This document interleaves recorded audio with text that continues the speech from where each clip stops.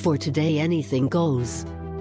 Warning. You are entering Open Lines Friday. For today anything goes. Thank you for your cooperation.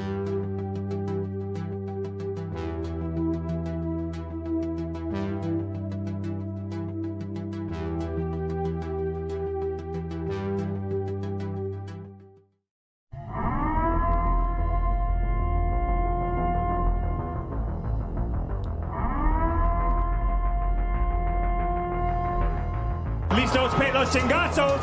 Listos pelos chingazos. I'm gonna bring the whole fucking diseased, corrupt temple down on your head. It's gotta be biblical.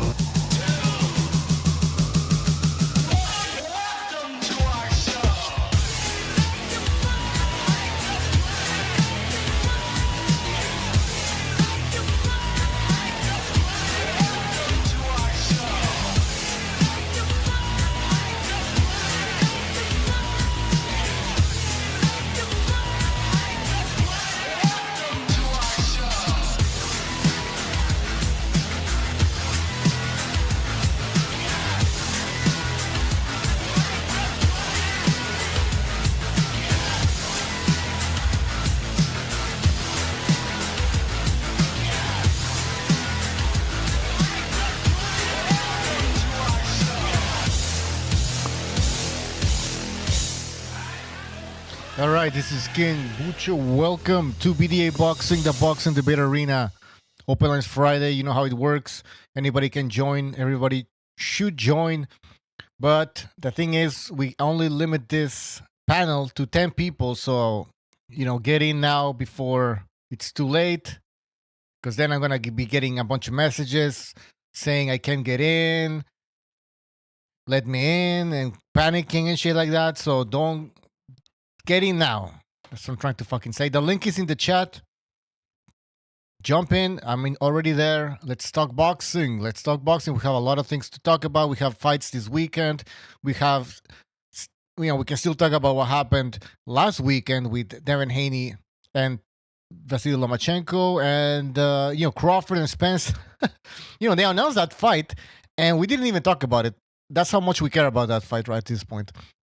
But if you disagree, if you think that this fight is still as big as it would have been a few years ago, then, let us know. Shout out to everybody in the chat. I see Mr. BDA is there. He says hit the like. Yeah, people, hit the like button, please. It's going to help the channel. It's going to help the video. So please hit the like. Jaden in the chat. SSC, HJ, Vince Vegas, Team Batman Boxing, Sokobu in the chat as well. Joe.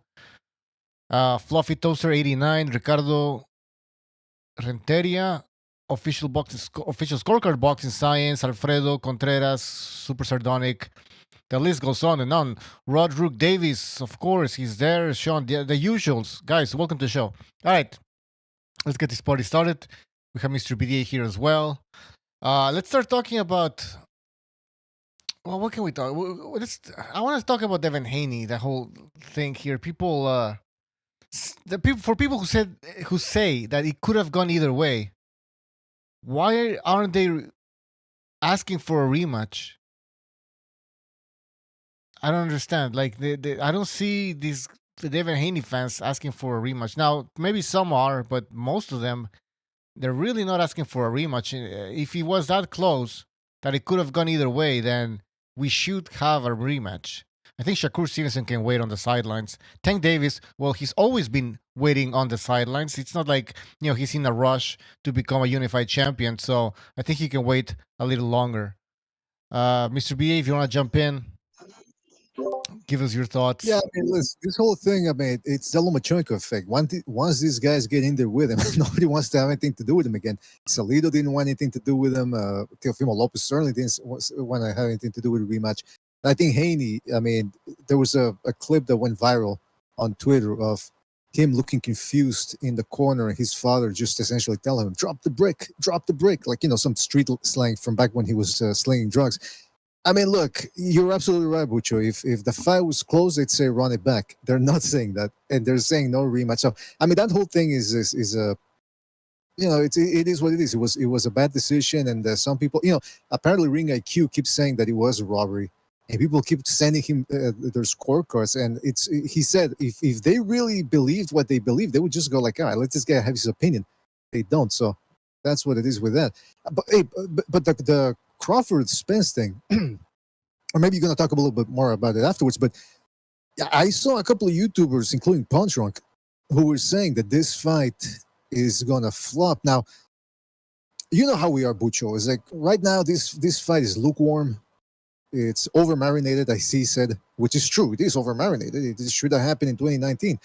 But when fight week comes, I'm gonna be looking forward to it. But that being said, we're the exceptions, right? I mean, we're a bunch of degenerate scumbags, boxing scumbags. Well, overall scumbags, but certainly more with the boxing, and we're boxing addicts. So we're gonna fucking probably watch it. I'm thinking now, though, with the way that they talked about the fans, the way they treated the fans during negotiations, the fact that this fight is past its due date, I don't even know if I'm going to pay for it. I don't even know about that. But I am curious, though, about what other people, because like I said, we're the exceptions. We're going to probably watch it. But what about the rest of the world? I think that's why you were asking the question, the title. Is it going to be a flop? Is there going to be some hype? I'm very, very curious to see what happens with that fight. Yeah, is it gonna be as big as it should be or it should have been? I don't see I don't see hype, in my opinion, that much. I don't know what you guys They're think. not even in their primes anymore. Go ahead. They're not even in their primes anymore. Let's really think about it. Like one guy's 36, the other guy has a detached retina and a car accident. Are they really in their primes? Somebody said, "Oh, it's Hagler Hearns." You know the type. Oh, it's Hagler Hearns. It's even De La Hoya Trinidad. Is it? De La Hoya Trinidad were really in their primes, 26, 27, everything on the line. Is this what it is? No. Let's keep it a buck. It's not. like- It's not Leonard Hagler. It's not De La Hoya Trinidad at all. When De La Hoya fought Trinidad, they were 26, 27, I believe, or 27, 28. They were in their peak, in their prime. Now you have Crawford, almost 36, I believe, or 37. I mean, this is embarrassing. This is how diluted they are. They're going to say, "Oh, it's Pacquiao Mayweather." It's closer to Pacquiao Mayweather in the sense that they both had these issues coming in. Somebody told me that online. I was telling them that this fight is nobody cares about this fight and it's past due. And some guy was telling me that this fight has carried the same hype as Pacquiao versus Mayweather did over these last couple years. People are saying that. I've heard some people say, and look. It's a good thing that the fight is happening, don't get me wrong. And like I said, probably on fight week, I'm probably going to change my mind like I always do, and I'm going to watch it. I'll pay for it, rather. But there are people that are going the other way, meaning they're overhyping this fight. They're acting like... Let's keep the same energy that they have for us. I said, if Canelo Benavidez gets made, it dwarfs this fight. It's not even close, and they have the nerve to say, "Oh, if this is bigger than Canelo Benavidez." I said, "Bullshit! Canelo Benavidez will dwarf this." Oh yeah, easy for sure. You know, another fight they told me this was bigger than too. They told me name a bigger fight in boxing right now than this one right now. I said Fury versus Usyk, easy, and the response was, "Yeah, that's kind of big, but not as big as this one." So they think that Crawford against Spence is the biggest fight in boxing. That's what they think. Yes. Are you kidding me? Oh my god! But look, the people that are saying that they're making out to be like this is one of the most significant fights out there, it's past its due date. Just as long as people admit that, I'm going to assume that they're not getting carried away. But the people that are making out to this to be Leonard Hearns, maybe Leonard Hearns, maybe you're right. It's Leonard Hearns too. 1989. It's a rematch. I mean, I think the same guys that are gonna hype this fight in that fashion are the same ones that were all over Haney's cock last week, saying, he telling us that he wanted a fair decision. Uncle Pete in the chat says, "Butcher, you see the Crawford and Spence on ESPN with Stephen A. Smith? It's gonna be one hell of a promotion." No, I didn't see that. Did they have a back and forth? I think he says it's gonna be boring. Oh, okay. Well, I mean, Crawford doesn't really talk shit. Spence is always whacked out of his mind on something. Yeah, it looks like it. So yeah, it's not. Don't expect Yeah, Don't but expect then again, anything. Mr. BDA, people are gonna, argue that it's not about what happens outside the ring. I mean, these guys are at the top of their game, undefeated, unified. It's Not a though. fight. They're not at So the so top you of their don't need to promote it, BDA. You don't need to promote it. You don't need an undercard. Listen, these guys are not well known outside of boxing. They need to really. It's not just enough to get us, the hardcores. They need, if they really want to do well, they need to get at least a fraction of the casuals. I mean, get it to, if they get it to 500,000, that's very good. But I don't even know if they can do that. So we'll see what happens. In the chat, Yazoo says every time I come here, it's racist vibes. What the fuck? Do you guys feel any? Do you guys? Do you I guys think he feel any wants us racism? to. Who said anything racist at all? Well, let's make it Nah, racial. nah, Let's man, make it racial. I'm black, and don't do that. I can say for free, I'm black, and I can say for free, Canelo versus Benavidez is a way better fight, man. Hey, let me ask you, how black are you though? Well, are I'm you from British? England, Are you from I'm England? I'm from Are you- London, yeah, but No, I'm that doesn't count. Jamaican. No, it doesn't count. Apparently, you're not the same. Wait, oh yeah. Well, I mean, tell him, Referee, you need Mo. Oh, Black enough, you need Mo. you're not black unless you're from America, right? Well, yeah, it's a Yeah. special kind. Well, you don't got Oh, soul man. from America. Yeah, But but what about Canelo Crawford? Benavidez is a way better fight, man. Rary, you Yeah, sound muffled as fuck, man. What's his name? Say so too. Big say so. You sound muffled too, man. I think it's yeah. If it doesn't work, jump out and then jump back in. Maybe that. By the way, super chat from Brown Mexican. He says, "I have zero interest in Crawford versus Hennessy Spence." I mean, that guy's always drunk for sure. But yeah, that's the what I'm getting. People are not interested in this fight. Go ahead, guys. It's not even really that interesting. Why? Do you think it's gonna be a boring fight, or why do you think it's It not was that meant to interesting? happen. It was meant to happen years ago. I don't know. Like, if a fight is meant to happen years ago, anytime the fight comes, it's not the same. Like, I don't know, man. It's not the same. People always say that shit. People were saying that shit with Pacquiao. Spence always been marinated too long, and it did great numbers. So, you're comparing it to Floyd Pacquiao. I mean, those two guys had transcended. Didn't I say that? People. I'm not saying it's going to do those type of numbers. And by the way, why do we care so much about the numbers? We just want to see the great fights. Well, I don't know. None of this money is going in our pockets. No, I agree. I don't understand that. All right, fair point. Let's move on. Let's move away from the popularity shit. Let's look at the actual fight. Are these guys in their prime? Are these guys in their prime? No. A better question is, have we seen a regression from both of them? Yeah.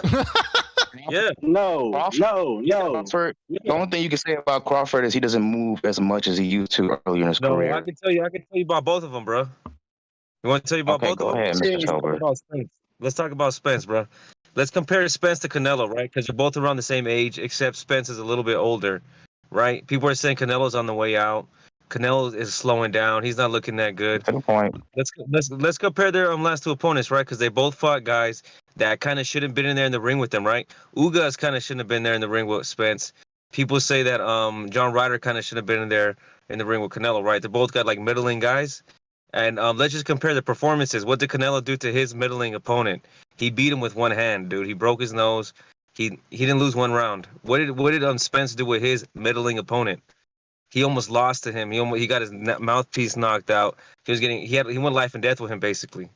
And people are shitting on Canelo. That's not the same thing. That's not the same thing. And by the way, you didn't answer. People are shitting on Canelo's performance, dude. And they're saying Spence was a champion. Ugas was a champion. John Ryder hasn't done shit in boxing. He beat up an old Pacquiao. Okay, but what has John Ryder done? Huh? He beat up some other. Look, okay, let me tell you. What John Ryder did is the same thing that Ugas did at Pacquiao. He took the opportunity for somebody else. Daniel Jacobs was trying to line up a rematch with Canelo. He couldn't do it because John Ryder beat his ass. All right, this dude's a clown. And John Ryder was a mandatory as well. Let's not forget that he was a mandatory. He had no choice. I'm sure Mr. UK here is not biased towards John Ryder. To get in that position, bro. That's what I'm saying. He fought his way to get that position. Let me jump in real quick and let's put something in perspective. Ugas got that belt because of political influence by Al Heyman. He didn't earn it. They took it away from Pacquiao outside of the ring and gave it to him. That's why he was the champion. So let's put that in perspective. He's nothing more than what. What's that? Earl Spence broke him down and made him quit. Well, he didn't quit, but his corner stopped it. Ugas was whooping his ass, bro. Errol Spence No, he has wasn't, one bro. eye. Stop exaggerating. He wasn't Errol whooping Spence shit. has one eye, bro. You gonna tell me he's in his prime? The nigga has one eye. Crawford is 37.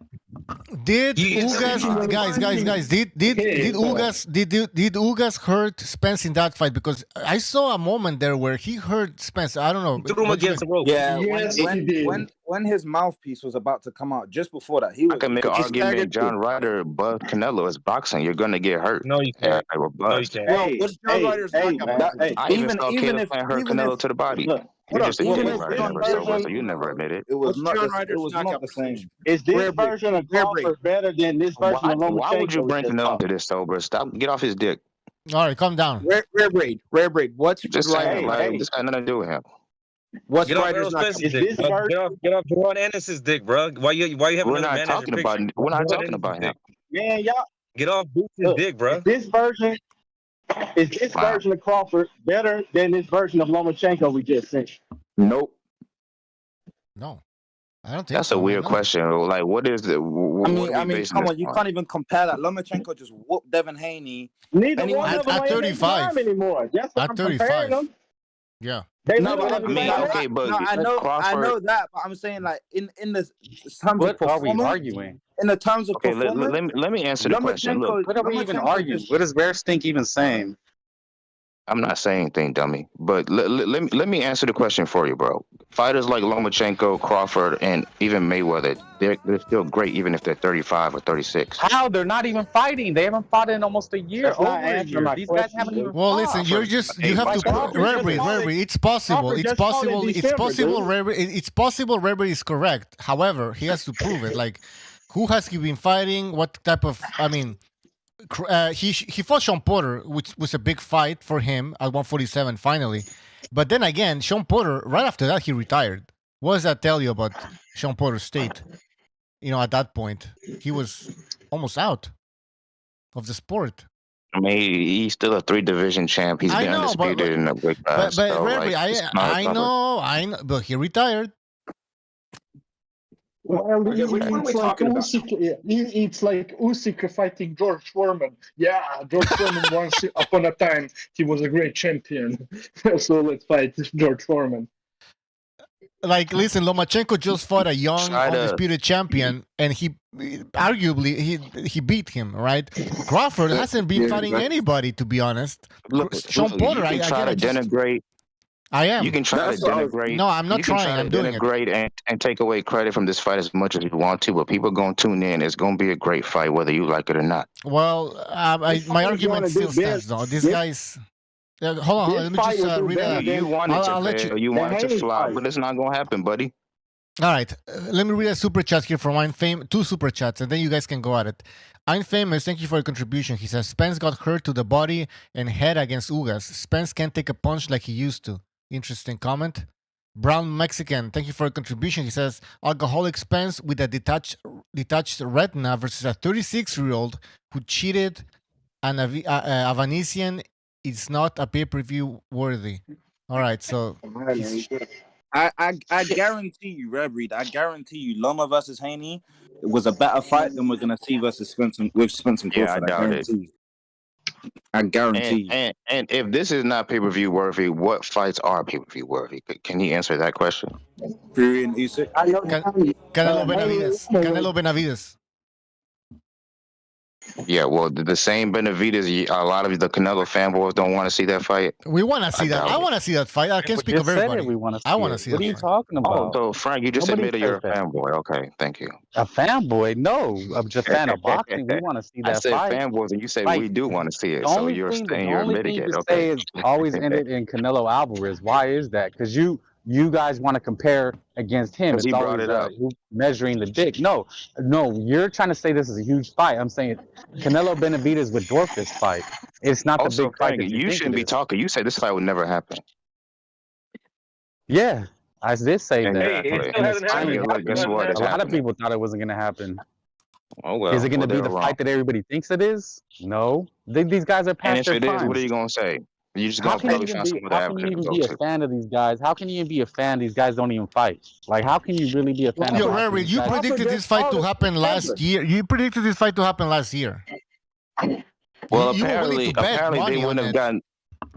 Look, since we care about numbers so much, and y'all care about people's pockets, they wouldn't have made this bag that they're getting, allegedly 8 figures. They wouldn't have gotten that last year. So if that's the case, it probably was worth it to wait this long for them personally. I don't care That about their can be money, argued, but for but them, I I can would say the understand. fact that I think one of the reasons why this is going to be successful, if in fact it is based off of what's been happening lately. It's stirring interest back into the sport. The supposed 1.4 million pay-per-view buys that I still don't know if it's been fully validated by Tank and Ryan. And then on top of that, with the buzz going around, even though it may not have been overly successful between Haney and Loma, and now with this fight happening also, a bunch of the people that are becoming prime and household names are facing each other. That's what's causing this. Like Rare Breed said, this time last year, because these guys have been posturing for so long and the bigger fights weren't happening, and these guys have not combined off their biggest pay-per-view sales, each have not broken 500,000 yet. There was reason to believe that it wouldn't do that.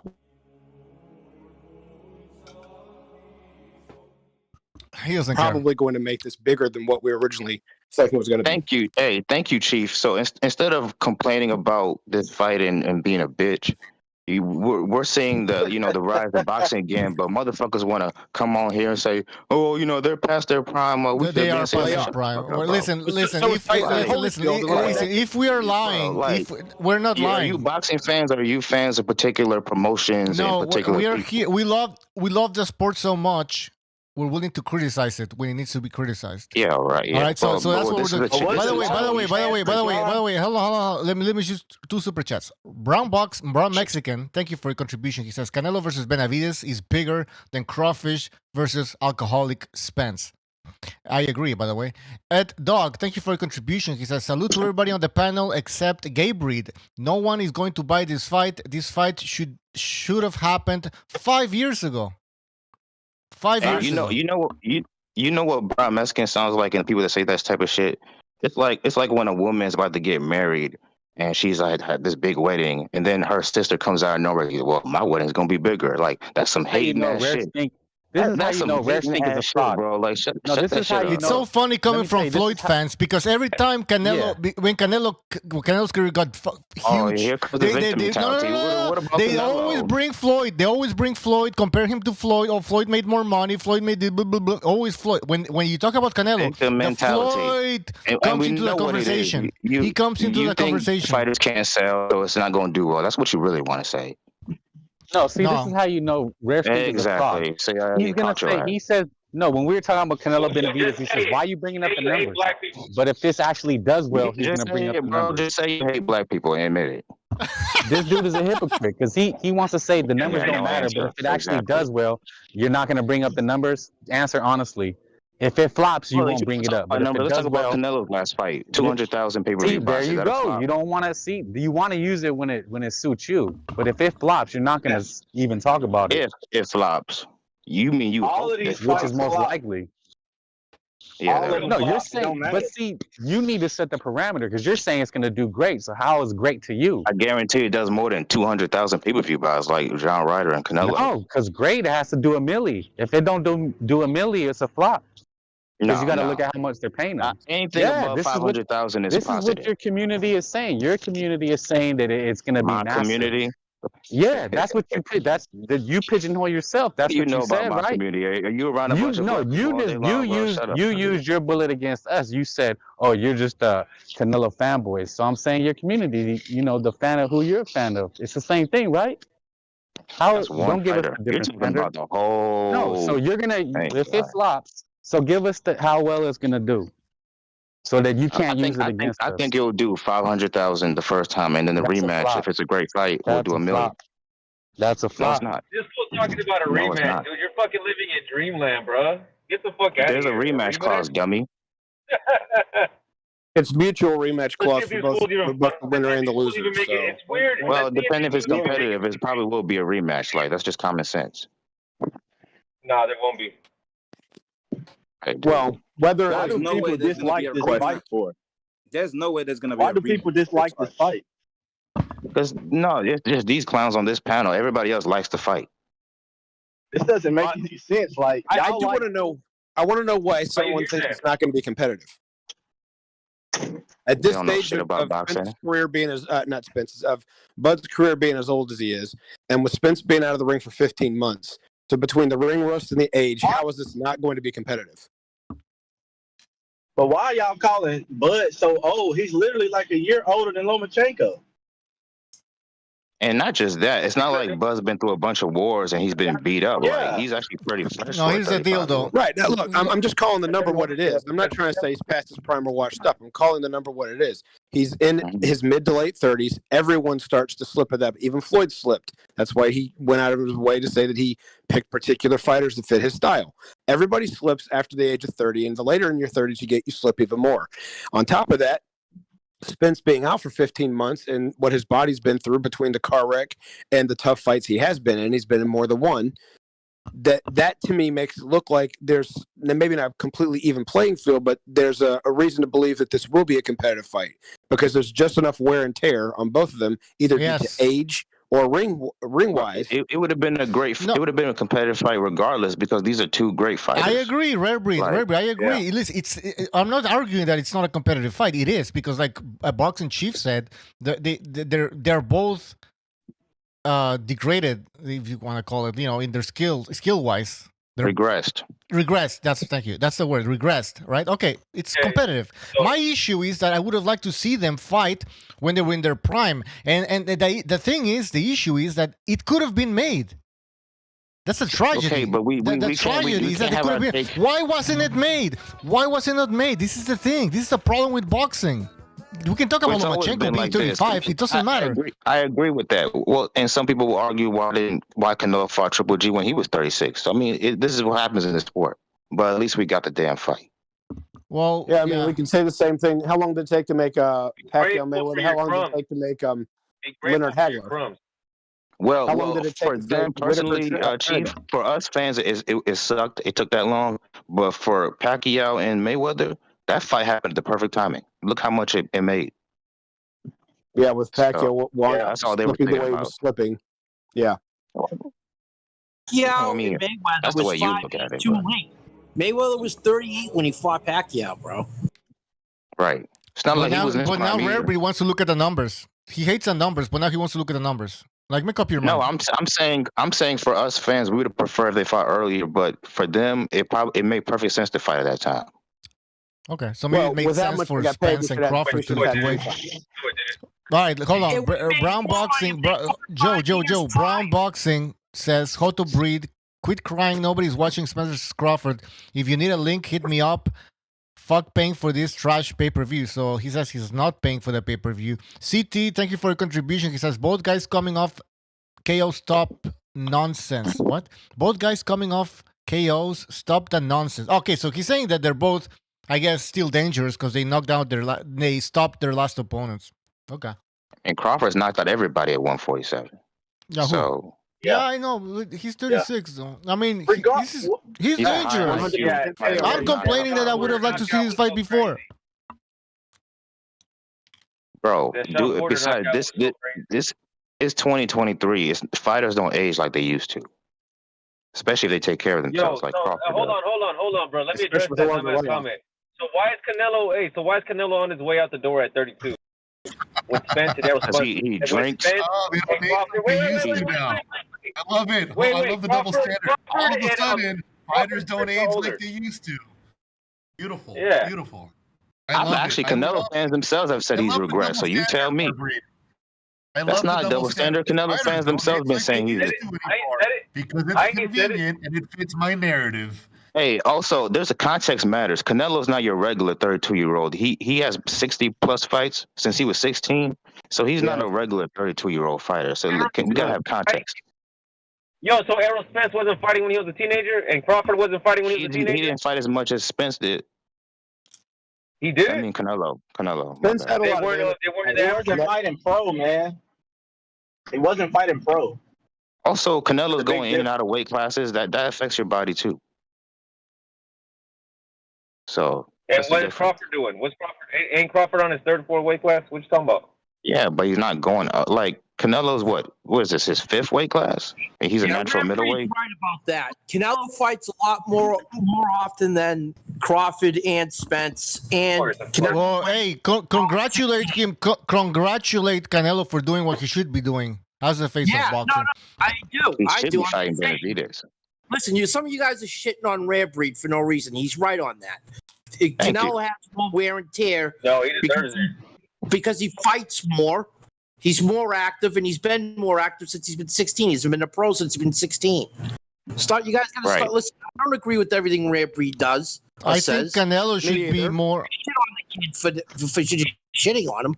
I'm surprised Canelo's still fighting at this level. JDA, they're haters. Yeah, we are haters. By the way, we have a super chat. I just asked Canelo's on his way out. I don't hate you. Just because you have an opinion doesn't mean you hate. Hate is a visceral thing. It's not like I don't know you. I hate Rare Breed. Like it's like I hate him. I hate you. Brown Mexican. Hold on, guys. Brown Mexican says Errol Spence doesn't drink. He drinks and drives. Interesting. Wow. Used to. So anyway, but here's the thing, though, guys. If let's say Spence looks like shit, and Crawford just like runs over him, are people gonna start claiming that? Well, this is the reason why he lost was because this is post-accident Spence. Like, no, his hardcore fans man. There's no excuse. He's been off no excuses in this sport. There's no excuses in this thing, man. They're both a little older, in my opinion. Should have happened. Everyone knows this should have happened 5 years ago. But if Spence loses, and I think he will, because I just think Crawford's that much better. I think that there should be no excuses. Nobody should be doubling down on any horse shit here. The guy's had a lot of time to recover. He's had a lot of time off. He's given his body a lot of break, and both guys. Objectively, they're both well preserved. Neither guy has had a busy career and an abundance of wars and horrible close decisions and fights. It's been a very easy road for both of these guys. I mean, Errol Spence has seen his best days during the Lamont Peterson days and the Cal Brook days. Those were his best days. That was his peak. Gone now. Those are gone. And I don't know about Crawford. Crawford's just getting older. I mean, Father Time. You can't beat Father Time. So we'll see what happens. But if Spence loses, there's no excuse. I think Crawford would be more active if people didn't avoid him so much. He's an avoided fighter. A lot of fighters do duck and stay away from Crawford. I agree. He's a high IQ boxer with power in both hands. You don't want to have to deal with that. He's gonna knock Spence out. That's what he's gonna do. Well, here's for hoping. But as far as like the preservatives of each one, or the preservation of each one, Spence has been through more, and I'm not just talking about the car wreck and the detached retina. Car wreck doesn't count. Okay. First of all, let's go back to the original part of the question. Is there going to be? We're talking about the measure of what you measure a fighter in the ring, like when he's in the ring and he's got that close fight. And I got to admit, the best fight I think Errol Spence had was with Sean Porter, because I still think that should have been a draw. If it wasn't for that drop, if it wasn't for that one fucking drop at the last minute, I think Sean Porter was winning. I had him winning that fight. The judge did. Well, now it's a draw because he brought it to him, and that was a war. I give Spence a lot of credit for that fight. Both guys put on a tremendous show, and that was a classic in my opinion. So finishing everything that I was about to say, one, that fight was, I actually agree with the judge that had it in Porter's favor. When I watched it on mute, I didn't listen to the thud of the shots or the commentary or anything else. I had it. It would have been 8-4 plus the knockdown against Porter, because every time he was against the ropes, he fought his way off and put Spence against the ropes, not by grabbing, turning him and spinning, but with his fists. And that happened more often than not. So even though the rounds were close, I gave the edge in more of those rounds to Porter based off of him fighting his way out of trouble and putting Spence in trouble, and Spence would have to hold to get out of that response. So that's why it all depends what you like. Do you like activity or do you like and clean Porter shots? wasn't playing with Spence's balls half the time. There were multiple parts in that fight where you saw Spence in trouble. Like you saw the look on Spence's face, and he was in trouble. He had that look of doubt on his face more often than I saw Sean Porter have that look on his face. Sean Porter was just a live dog throwing punches with volume, and you saw the look of concern in the corner. You saw the look of concern in Errol Spence's face during that fight. So going back to more about Spence, if Sean Porter has less than 50% knockout ratio, Ugas has less than 40%. And both of these guys staggered him multiple occasions, which is why I give a distinct edge to Crawford when it comes to this. Because if guys that don't have very hard punches or high knockout ratios, let me put it that way, high knockout ratios are stunning you as many times as those guys were, then what's going to happen to a guy when he faces a guy who has a legitimate punch at this stage of his career? If he was 27, like you said, during the Kell Brook phase, different story. He's not there anymore. So Bud's still showing the fact that one thing he's got is a punch. He's got boxing ability, but his punch has not faded coming up the ranks. And yes, it may have been second-tier opponents to some people's judgment, but he does exactly what you're supposed to do to second-tier opponents. They don't go the distance. So I give an edge here. Back to I just think that Bud's more preserved due to the fact that no one's been able to put it on him like opponents have been able to do to Spence. I agree, man. Yeah, I think Crawford's going to stop this guy. You can only fight who's in front of you, and if the guys aren't willing to get in front of you, I do agree with that. I mean, the guy didn't have the best opposition because who knows what the fuck they were. I mean, Keith Thurman should have fought him a long time ago. A lot of guys should have fought Crawford a long time ago, and they just never did. And they're never going to be remembered really in 20 years. I think we're already going to forget about guys like Keith Thurman and stuff. So it sucks. This is the era of boxing that we're in. We're going to remember this era. We're going to remember this era somewhat like we remember that of Simon Brown and Marlon Starling and those guys and the end of Donald Curry. And we're going to remember it as guys that were good for their time, but you're not going to rank them ever within the upper echelon era. The winner of this fight might. The winner of this fight might, but the rest of the welterweights were going to be like, yeah, they were good, but they weren't great. Boxing, Chief, I've always said that. I've always said this welterweight division, the 2015 class of 2015, it's not even that great. But go ahead, Rabbit. Hey, so I was going to say this fight has a lot on the line for both fighters. So for Crawford, all these people saying all these years that people are ducking you, that you haven't fought the best competition. If you lose this fight, those people are gonna have ammunition and say that you weren't really that guy. I agree. And then I agree. And then for Earl Spence, people have been accusing you of ducking Crawford all these years, and you basically confirm their beliefs if you lose to him. And there's a lot at stake. My last thought. Yeah. To wrap up my last thought about the excuses, we all say there's not going to be excuses, but they're hardcore fans regardless. Well, if he would have fought Bud when he was younger, if it weren't for the car wreck. But those are the people that are just fanboys that are going to, now, given they're the majority of people that are going to be on social media, they're going to do that. But the hardcore fans that really study the sport, most of the people on this panel and the people we associate with are going to know that the winner is the winner. And I'm right. There's nobody has an upper hand, or like they're both handicapped in a way. One's getting old, and the other one, he had a fucking car accident, and it's not like they've been looking terrible in their last fights, so there shouldn't be any excuses. They're both on the same level. Okay, and even though it's not going to do as much numbers as Pacquiao, Mayweather, or Triple G, Canelo, I think it's going to be a better fight than both of them, in my opinion. Oh, it has to be. It has to be. Yeah.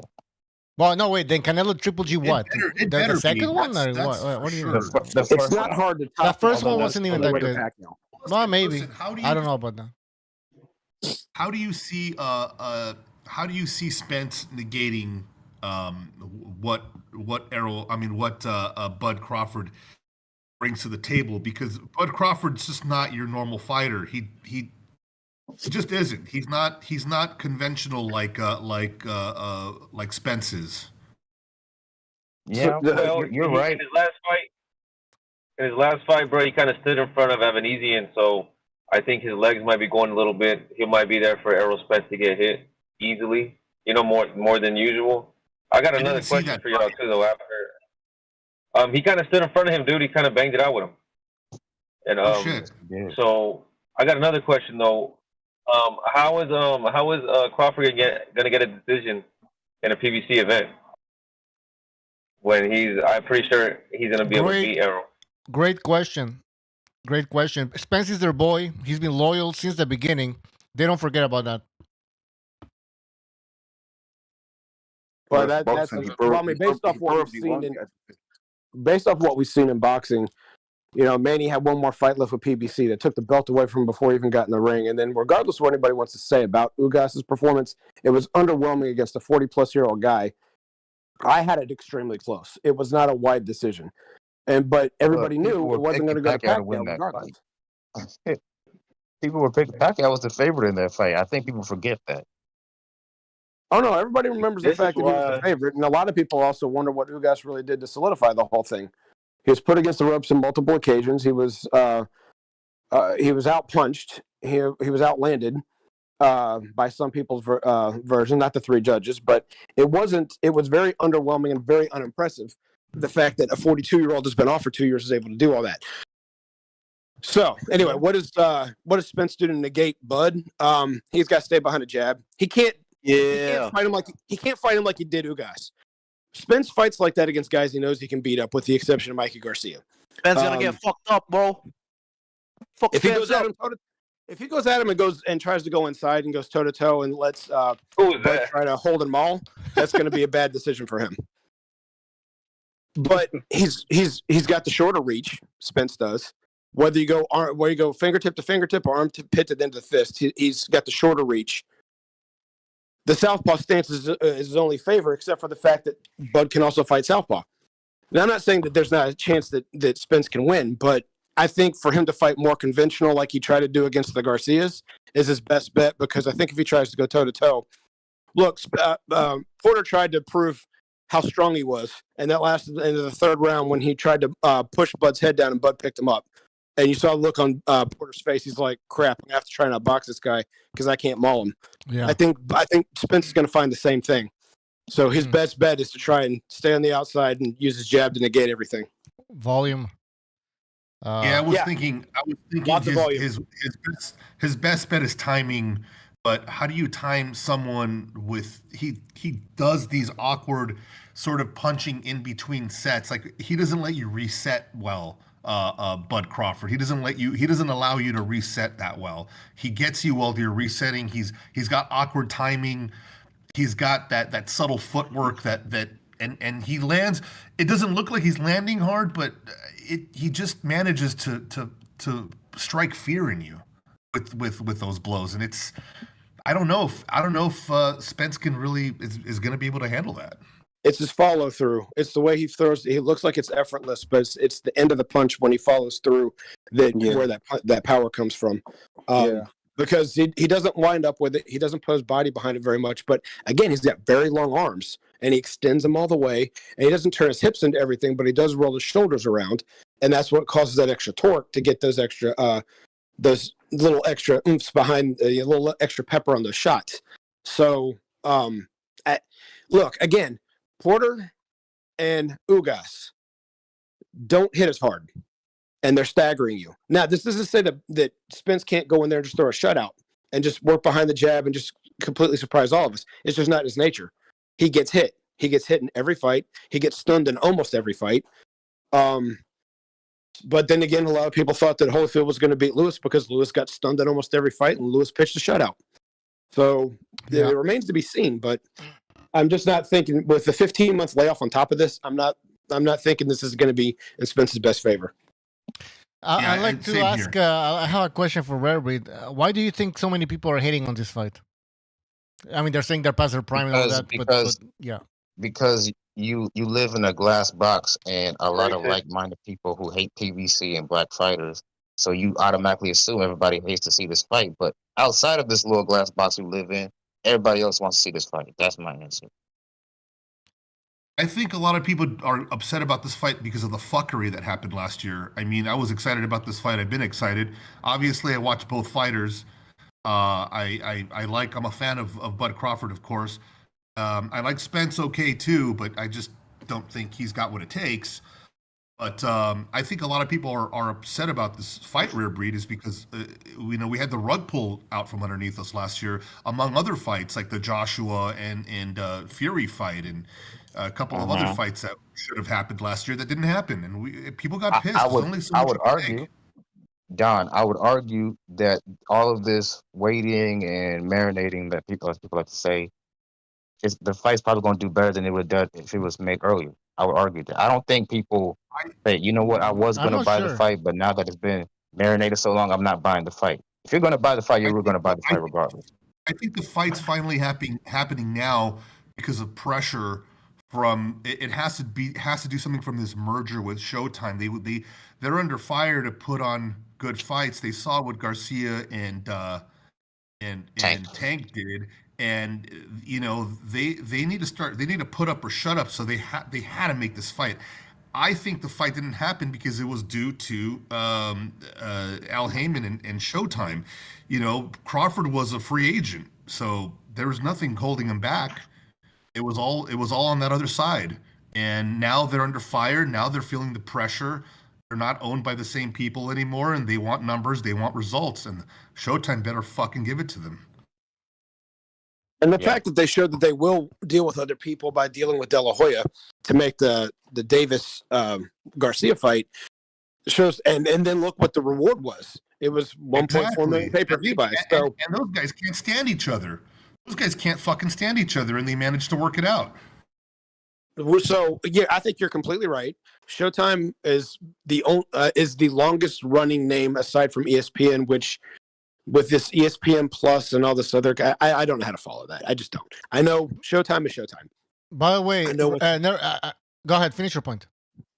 Well, no, go ahead, because I get long-winded and I'll probably get distracted by a point. No, I just have a question for Never Sober. Are you there? Yeah, I'm right here, bro. Yo, why is it that people are applauding this Crawford Spence fight that's finally taking place after 4 years or whatever? And there's so much hate on Canelo all the time. Like this guy, I don't know, like why they're complaining about him. He's fighting almost everybody. There's only this Benavidez boogeyman that's appearing after a few years now. But yeah, all this hate for Canelo, and let's applaud Spence and Crawford, heroes, American heroes. Yeah, here goes a perfect situation to compare again. So when Spence waits for Crawford to turn 36, he's marinating the fight and he's waiting for the perfect time for them to get the maximum amount of money they can make. And when Canelo fights Triple G when he's 36, he was waiting for him to get old and the fight doesn't count no more. And it's you know what I'm saying? Like it's a whole different thing now. But with these guys, they're marinated just right. That's the word. Yeah. But who's the one that came up with that theory? Those were Triple G fans. Are those the same fans? Oh, please. Reverend, you fucking said it anyways. Temporary fans. I don't know. No. Okay, it's Canelo. The only reason I brought it up is because you guys are saying that 36 is old. But who's the cheeseball? Who's the cheeseball that has it? God, I forget his name. Some fucking cheeseball has a channel, and he was saying the same thing when Canelo just waiting this guy out, and he was one of the LBC guys or something, and it was a common fucking narrative. Come on, there's a double standard here, you guys. We've got to address it, and some of the guys on the panel are addressing that when Canelo fought Triple G, it's like, oh, he just aged him out. And right now, of course, it's the perfect time for Spence, because this is the common thing I've been hearing among that community, is that Spence is, this is the perfect time for him to fight him. You don't think that it's I don't know. Listen, I kind of don't feel that way. I just feel that Showtime, I don't think it was entirely Spence's fault here. I really think that it's the failure to negotiate anything that is in both parties' favor by Showtime. Now, like I said, they have to do it. They've got to start making fights. And we just saw the stupidest robbery a couple of weeks ago. Now, you guys got a Rolly Romero as a fucking super champion? What is that setting up for? Like, what do you? If that's not a business move, then what is it? You know, if it's well, it's good for Ryan Garcia. No, but you're crazy to think that Earl Spence wanted this fight. He didn't want this fight. This fight didn't happen. So Al Heyman did whatever he had to do to make sure that this fight wasn't going to happen. They didn't want this fight, Al Heyman or Earl Spence. And then he got all the pressure from the fans. Bullshit. Does this show, Joe? Does this show how incompetent the PBC? Joe, does this show how incompetent the PBC is? They couldn't even get this fight done last year. The PBC is the worst promotion in the history of fucking boxing. You're so hyperbole. Outside of Top Rank, what other promotion is even doing good? Like Matchroom, do you want to watch Liam and Callum fight every single week? No, thank you. Matchroom does well. Golden Boy puts on fights. PBC Matchroom, what great fights is Matchroom put on? Actually, Rare Breed Matchroom is doing great. They're doing great numbers. And fucking Usyk, 90,000 people with AJ and fucking what's his name? Klitschko. Oh, Klitschko. That was a while ago. That was a long time ago. That was 10,000 years ago. That's a lot of fucking people. Yeah, and then AJ with Usyk. That was a successful fight. I mean, dude. Okay, none of that is more interesting than Spence Crawford. Canelo. That was fucking 70,000 fucking people. Listen. No. Aside from PBC is going to give us Benavidez plan. They gave us Ryan Garcia and Tank, and now they're going to give us Spence Crawford. That's better than anything Matchroom's put on this. Aside from the fights that you're mentioning, you're forgetting that the UK boxing market is pretty big too. So whenever they put these fights on, Ryan made that fight, bro. Great numbers at the gate. They're selling out people at the gate. They're doing really great numbers in the UK. It's a global sport. It's not just America, and they're making great. What about Canelo and BJ Saunders, Billy Joe Saunders in Texas? 70,000 fucking people. Has BBC even come close to putting on a fight like that? No, not even close. Good point. Listen, the you BBC. Forgot, JDA, you forgot JDA that Tank he broke records with like 12,000 or something and 20,000. What's that place called? Virginia, Washington, or some shit. Yeah. So all you're basically saying to me is that the UK is more crazy about boxing than America. Congratulations. Canelo and BJ Saunders. 70,000 fucking people. Hold on, JDA. Not to mention the fact that not to mention the fact that whenever Eddie Hearn throws on these promotions in the UK, they're doing them at big stadiums and they're filling the fucking places up. You know, it's not. Okay, but what about the quality of the fights? You keep talking about these numbers. What about the quality of the fights? The quality of the fights are pretty good because you're putting up. No, they're not, bro. It's UK level at best. What about the quality of the fight? Crawford's already past his prime and so is Spence. So many people have a bias against UK fighters, but they're doing pretty well, man. They're not doing bad. Let JDA cook, bro. They're doing all right. And they're actually, Eddie Hearn's making these fuckers fight. He's putting on top fighters against top fighters. And that's what you see a lot of. You don't see a lot of that in the PBC. You don't see top fighters against top fighters. We had to wait until a beaten Plant fought an unbeaten Benavidez. That fight happened, in my opinion, 2 years too late. They have the best welterweights in the fucking world, and they can't even get them to fight each other. It's a fucking joke. It's a fucking joke. That's why Fox didn't resign the PBC. Perfect. It's a fucking joke. Perfect. The PBC is a fucking joke. Perfect. It's a failure, Rare Breed. You have $500 million and you lose it all, and now you lose money. Come on, $500,000. No, $500 million. By the way, see, $500 million, and how many of their fighters are worth 8 figures? They fucked it up, man. They could have done so much, and I wouldn't have minded that, man, because I love boxing. I wanted the PBC to succeed. When they said they were gonna go back on network television, I was like, great, man. because this is gonna make boxing it's gonna come out of a niche sport. What's the other one? It's gonna become a popular sport again in the US, and this is what I wanted. Unfortunately, it didn't happen. By the way, CT, thank you for your contribution. He says, is PBC also doing Fulton versus Inoue? I believe they are. Who else is doing it then? No, wait, no, it's not PBC. No. Ryan made that fight happen. It's top rank. Yeah, exactly. By the way, another super chat. Tino Melendez, thank you for your contribution. He says BDA, the older fighter are getting robbed. Okay, so Crawford's getting robbed, of course, and he's not. And let me just say this too, yes. King Mucho, Reverie. Listen, if you don't think that we weren't rooting for BBC, we were, man. We want boxing to succeed. They had the best welterweights in the world, and they weren't fighting each other. They fucked up. They don't even they put on fights every other month. They got champions that even fought in fucking almost 2 years. Technically, they did fight each other. Disgrace, bro.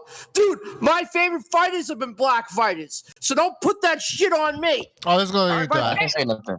But technically, they fight each other. Thurman fought Garcia, and Garcia fought Porter. Porter fought Spence, and now Spence is going to fight Crawford. But Reverie, it took so long, though. It took a long time for those fights. I mean, listen, the thing you're doing is you're stepping in with all these fights now because they're under pressure that should have already happened. Listen, PBC should have been putting these cards together a long time ago, man. The sport is fucking dying. It's dying. It's dying a slow and painful death. We could have had all these guys compete each other. We could have had, hold on. We could have had a new face of boxing a long time ago, and it could have been from the PBC if only these fuckers fought each other, and there would have been one number one guy to emerge out of the fucking pile of talent. And now all this talent just sitting by the wayside, just sitting there aging out, not making any money, waiting for the Canelo stimulus check, waiting until they get pressure from the network to start fighting. This is horseshit. We should already have 2 or 3 guys on the Forbes list. Instead, we only have Canelo and fucking AJ, and that's it. This should have happened years ago, bro, when these guys were like 26, 27. We should have already had these guys. We should have had Spence, Crawford. They should be on their 3rd rematch right now, like a Canelo and Triple G or something. And we're not getting any of this shit. Why? Because the TBC is dog shit. Because the PBC is managing this shit and thinking shit. Do you know why the Mayweather Pacquiao fight even happened? Do you know why it even happened? They were both at a fucking Lakers game, okay? On the big screen. Do you think that what it was? Manny Pacquiao's face came on the screen, and the whole crowd went fucking crazy. It went on Mayweather, the crowd booed. It went back on Pacquiao, the place went crazy. Then they booed Mayweather.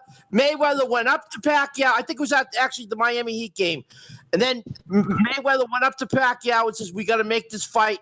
The fight was made like 4 months later. That's the reason why, because Mayweather knew that his fucking legacy was going to be destroyed if he didn't fuck it up already.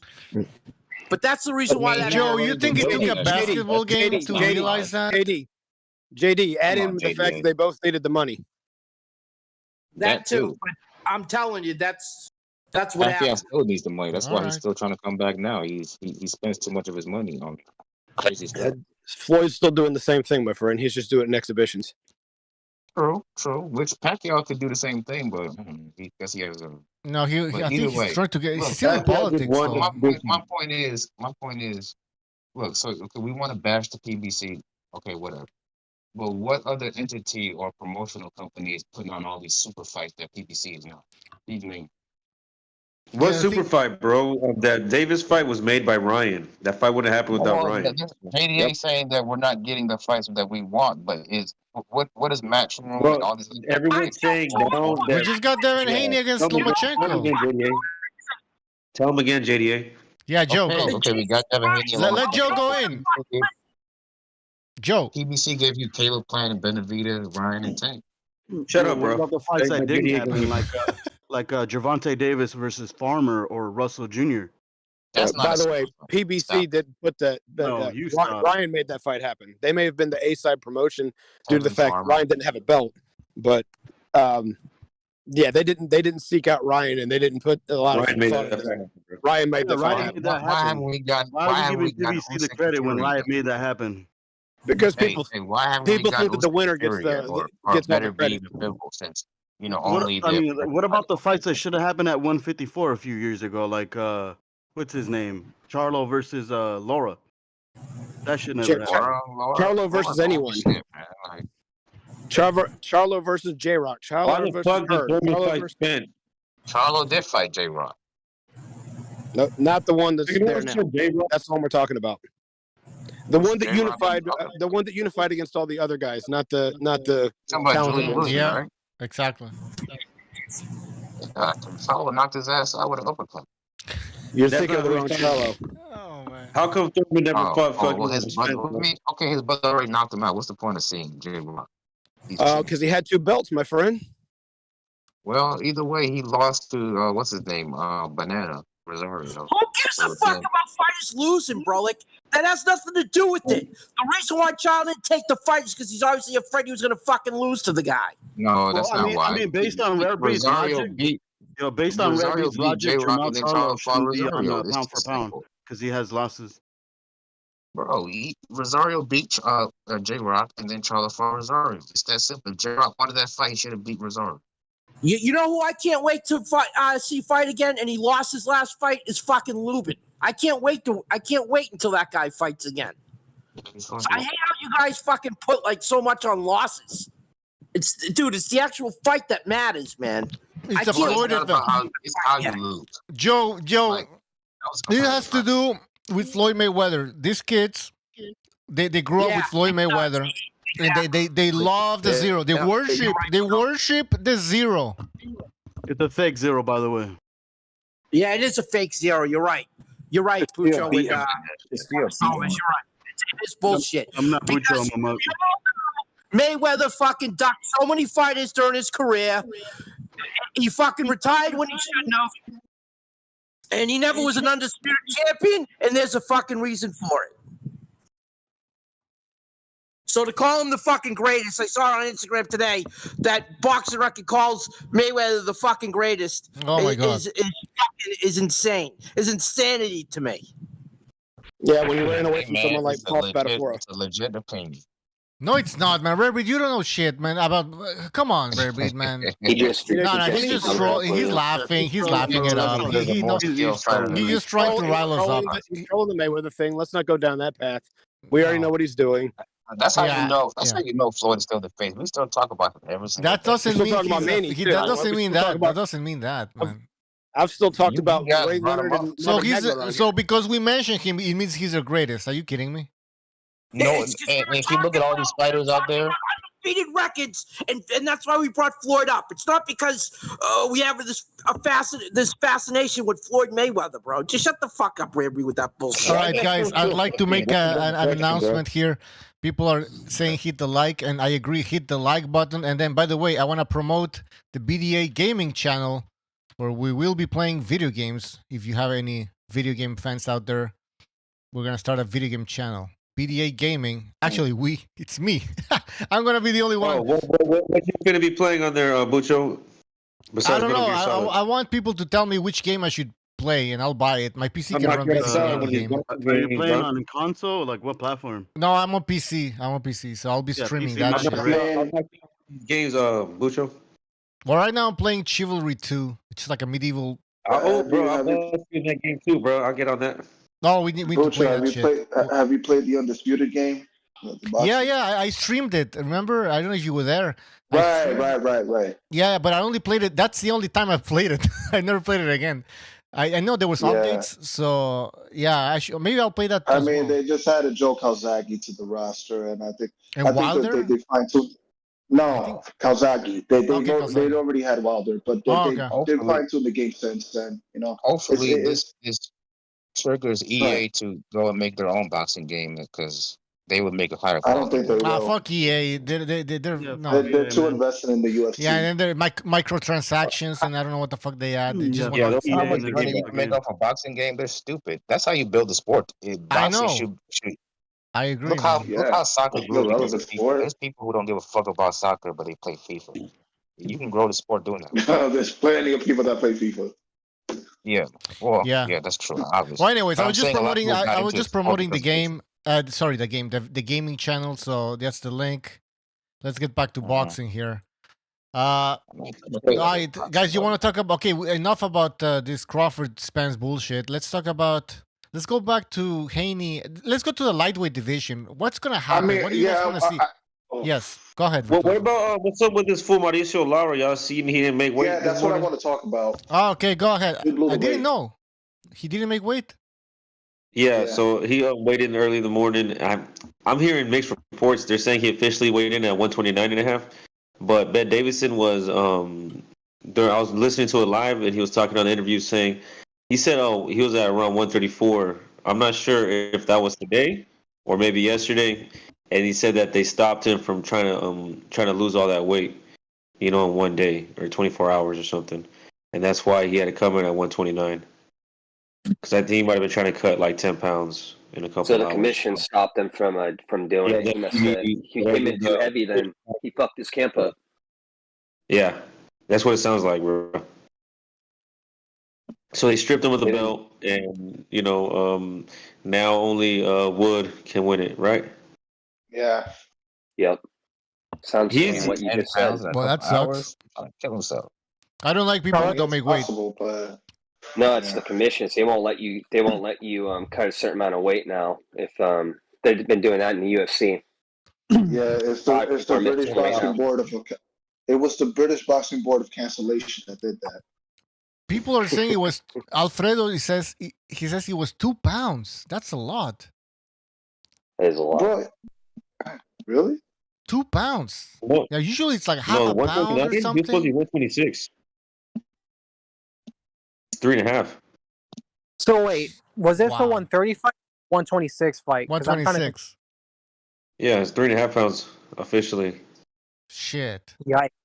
So since he's over the weight limit, he got No, he stripped. didn't even give a shit. Basically. Nah. Yeah, that's what it sounds like, bro. Like he kind of screwed the pooch on this one. And I don't like this. Like they were going to take the belt from him anyway, and he just made it easier. Wow. Too many tacos. What a Somebody weight said. bully. Terminator says too many tacos for sure. He goes, I don't like he was this. been eating the BDA tacos. You know what those are? The ones you dip in the in that Which one? consomme. Oh, The okay. BDA taco. Yeah. Man, yeah, Well, for sure.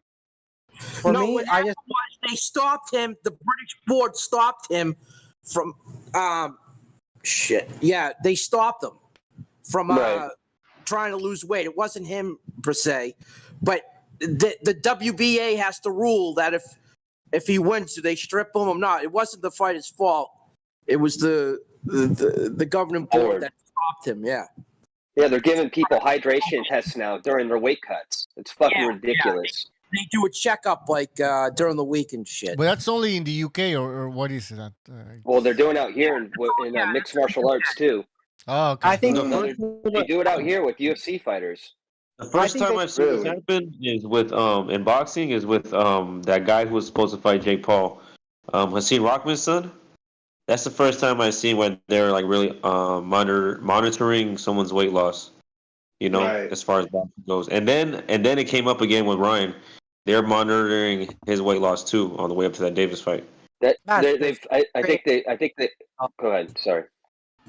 Sorry, but all I was gonna say was like that's just some straight up diva stuff. If you're gonna do it, do it to both fighters. Don't just do it to one. You know what I mean? Because we have so many weight bullies, but they're not being tested.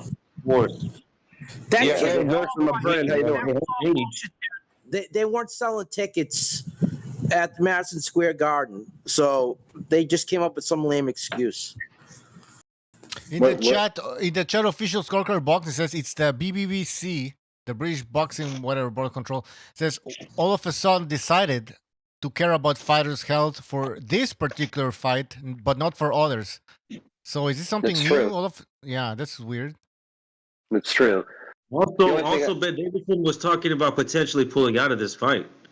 He said he might not even let Lee Wood get in there with him because of that weight, and because of Laura's such a heavy puncher. So that fight might not even happen tomorrow. Maybe he wants more money. I'm just choosing levels. Listen, all I hope for is both Mexicans either win or both lose tomorrow because I want to see those two fight afterwards. Well, I'm pretty sure. Venado, what's your opinion about Venado?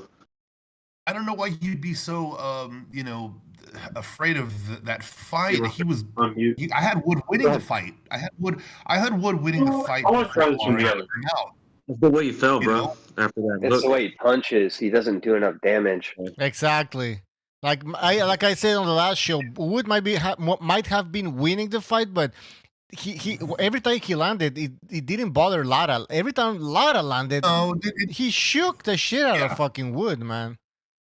Yeah, David has no business being a trainer, man. I like these guys that never fought that are trainers. It's bullshit. Like I don't know how a fighter can take on a trainer that's never fought. It's fucking the guy's an idiot.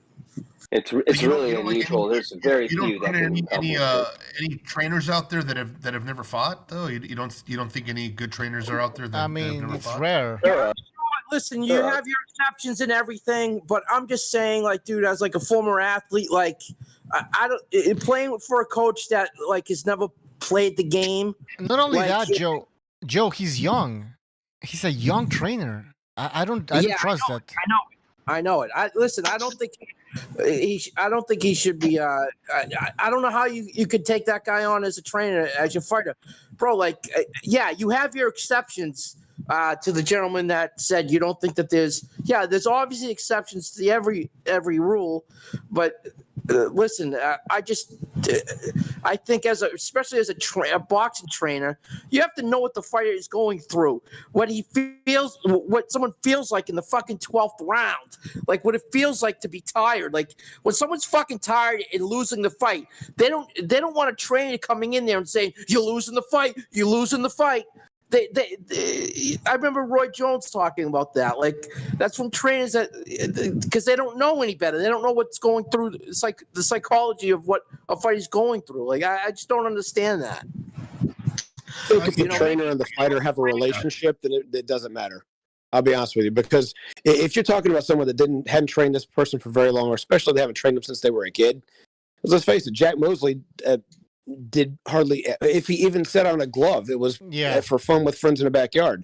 He was never a actual boxer. He put his son in and coached him, learned out of a book, and they had a relationship. It was father-son relationship, but that's not uncommon in boxing that the coach is like a father figure, whether it's their literal dad or somebody else. If you got a relationship with the person and you're on the same page, then I don't think it's quite the same thing as what you're getting at, JD. And not disagreeing with you completely, but I'm saying if you really know each other's thoughts very well because you've been together long enough, then you should be able to say, hey, you're losing the fight, even if you never took a punch in your life, because you guys know how to work with each other.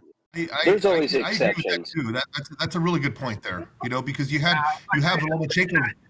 Floyd made the same thing. I've heard a bunch of fighters say the same thing. It's I don't care what the fighters say. It goes down to what is going on between the coach and the fighter. It really doesn't matter about anything else. In general, I don't think it's a good. With any sport, I don't understand how a guy could be a coach and he's never fucking played. I just don't understand that logic. I never have, and I never will. As a former athlete too, I played in high school and college. I remember our high school coach. He fucking never even played. He never even played. It was a fight. He should never even have the job. And it was like a fucking joke. Like, and it's the same thing. I've heard tons of fighters say the same thing. Like, they just don't have the same feel. Like, it's just, I don't know. Look, I could be wrong, but. There's a lot of logic to what you're saying, JD, and I'm not saying that you're wrong. What I am saying is that between the fighter and the coach, if the coach has never laced him up in his life, but he's been coaching boxing because he's apprenticed through some great trainers, and he's been around the sport, he's carried the spit bucket, and he's worked his way up to the whole thing, and he's got a mind for the sport, and he's working with this person to where they know how each other think, they know their limits. I know that both Buddy McGirt and Gotti were fighters, but they knew how each other thought. That's the relationship and bringing in there. They understood each other enough to where it didn't matter if Buddy McGirt had never fought before in his life. They both knew each other and how to react to each other and how to work with each other. And that's what I'm saying really needs to happen. And I can understand the mental block you've got with respect. I'm not trying to be a dick in what I'm saying, but at the same time, I just seen people that, at least at the amateur level, that didn't lace up the gloves, but they knew how to coach people. And the fighters trusted them because they had success with these people teaching them what to do. And so I think there's a level to where it can work. But again, you're also right. It's few and far between, and it's not going to happen that often. But I think it can happen so long as they both have a common understanding of each other. And the person that's coaching needs to be looking after the fighter's best interest. And now you said that eloquently, and I respect everything that you say. You obviously have a great mind in boxing, but like I remember Freddie Roach, I remember him criticizing Ben Davidson too. Like he said, he was given the same instructions to Fury as he was to the fighter before. Remember, he trained two fighters on the same card, and he called Davidson out. He's like, dude, what the fuck is this guy telling this guy? He's giving him the same instructions. Like I remember Freddie Roach calling him out, saying like, this guy doesn't know what the fuck he's talking about. And he was only has one game plan. Yeah, it was the first Fury fight. I'm just not a fan of that kid Davidson anyways. I think he's a fucking joke. No, I'm surprised he's even in. How did he get in there to that level? I don't know. It was probably one of the bigger mysteries in boxing. Yeah. It was Fury was friends with him. Thing is, it's clear that he's super new to the game. Like, it's very obvious to that. Maybe he'll get better, maybe not, but he mainly got a spotlight for that. And well, listen, a lot of fighters now they take him on because of the name recognition, which is kind of a smart thing. I mean, but how long is it to leave him? What's that? How long is it until they leave him? I don't know. A couple. He has a very quick turnover. I'm about to say he has a very quick turnover from what it looks like. And guys don't stay with him long. He's useless.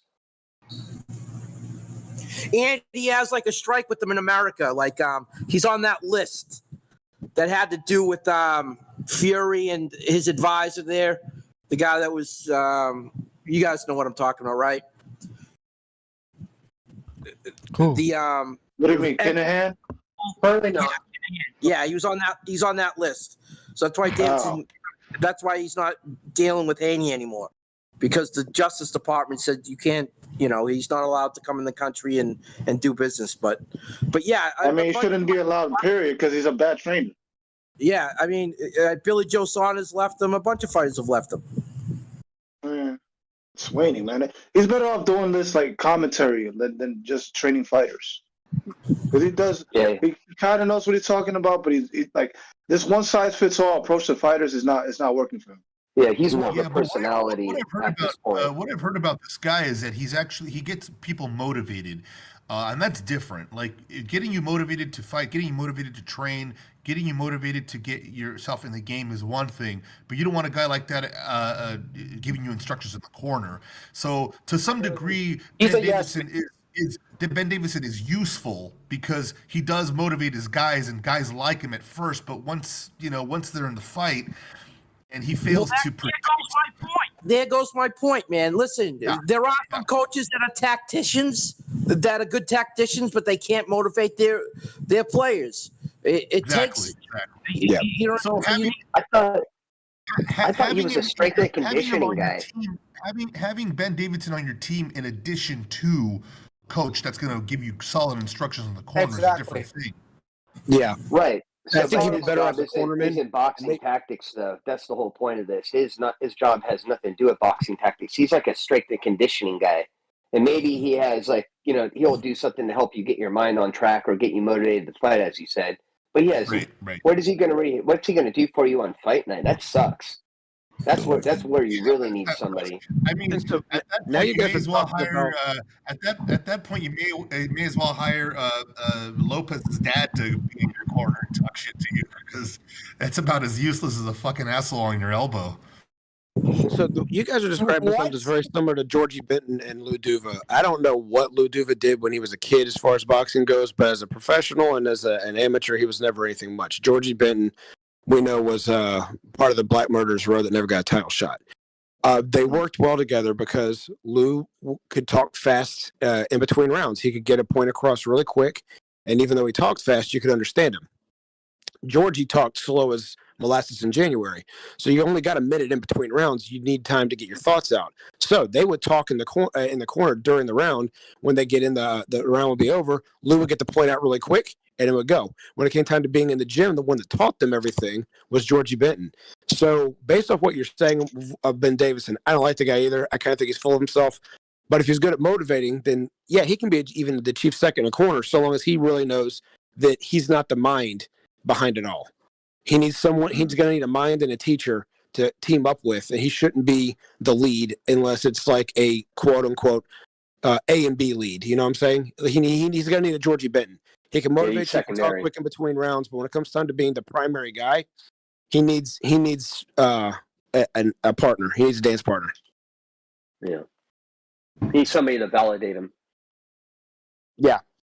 He needs someone to like teach him how to. It sounds mean, but to coach better. Because if he's gonna have this kind of spotlight, he needs to extend himself to other trainers that can teach him a thing or two, and then he can apply it to his style of training.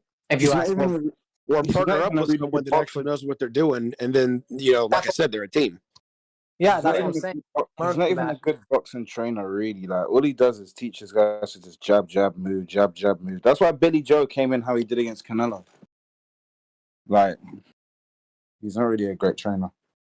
I mean, if Freddie Crouch would have been the one training Wilder the first fight against Wilder, it would have ended in a knockout for Fury.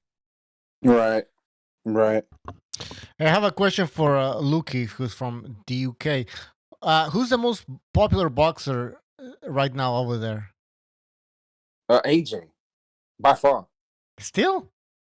AJ, by like maybe you could maybe like Fury's probably more liked, but AJ's got the most fame and he's the most known. He's the more marketable guy. I'd say AJ. But even after the losses. Yeah, like everyone knows who AJ is. Like I hear more people talk about AJ than Fury. It's I'll be honest, it's more white boxing fans that talk about Fury. But like I'm being honest, like, as a whole, AJ is the more marketable guy. Like he's been marketed the most. So obviously he got the gold medal as well in the Olympics. Right. So I'd say AJ personally. Interesting. I hope you guys have a good Memorial Day weekend. Thanks for letting me stop on, Bucho. Gershon, good to see you. Virtuoso, you too. Is Rare Breed gone? Oh, well, I'll talk to him later. My daughter's about to die, though, so JD, you too, man. And anybody that I didn't mention that I don't know, have a great Memorial Day. Have a nice long weekend. Enjoy yourselves, and I'll catch you on the next one. All right, take care. Later, buddy. I would also say though, Fury is probably amongst boxing fans. Fury is more respected for knocking out Wilder. How much is he respected now after he's ducking Usyk? Because he's getting mocked for that. I mean, I personally, am I right? Of course. No, he's definitely ducking Usyk. Like you can see it. Like it's easy to see. Like Usyk is personally, I think Usyk beats him. So he's admitted Steve Cunningham was a tough fight. I think Usyk beats him. I think Usyk beats him pretty easy. Right? I used to be a Earl Spence fan. I really did, dude. I used to be a big fan of his until he started ducking Crawford, and he became a ducking bitch. So when you become a ducker, that's behind us now, man. When it comes to Tyson Fury, I don't think he's afraid of Usyk. I think he just wants a lot of money, and I think that's his wife. Like undisputed fight. No, see, that's the thing. I think still dealing with this bullshit of heavyweight. What did you say? I said time, guys. I think Fury knows he loses to Usyk, and he's trying to get a payday out of it. Like I truly think he knows he loses, and he's trying to get a payday out of it. Bro, he was giving him 80-20. What the fuck else does he want? He wants more money. Joe. I think it's his wife. I think his wife. He's a gypsy, fucking bro. Overspending, man. I guarantee you, it's the wife. It's the wife. What? She doesn't want him fighting him? No, the wife wants him to ask for a fucking tons of. She's a spender. I can tell. I don't know. I have this feeling that she's the one spending a bunch of money, man. Well, then he should have taken the fucking Saudi money. For which But fight? the thing is, how much more money is he going to get for fight? I don't know. 70-30, Buccio. There's not much more you can give. Yeah, I mean, you can't give 3 belts. you can't give Usyk less than 30. To be honest with you. Yeah, Well, you you guys really think so? You guys really think Fury's afraid of Usyk, though? Yeah, I think he knows he can lose to Usyk. I do. Dude, his whole. Why would you stand there in a guy's face, being a 6'9" guy, like Usyk is 6'3", the real fucking deal. Look and he's standing there screaming in his face. He just looked like Devin Haney did when he pushed Loma. He looked like an idiot. Like, why are you screaming in a guy's face as silent? I can tell you why he might be weary of fighting Usyk. He's intimidated. I recall seeing him get his ass kicked by Otto Violin. I mean, bro,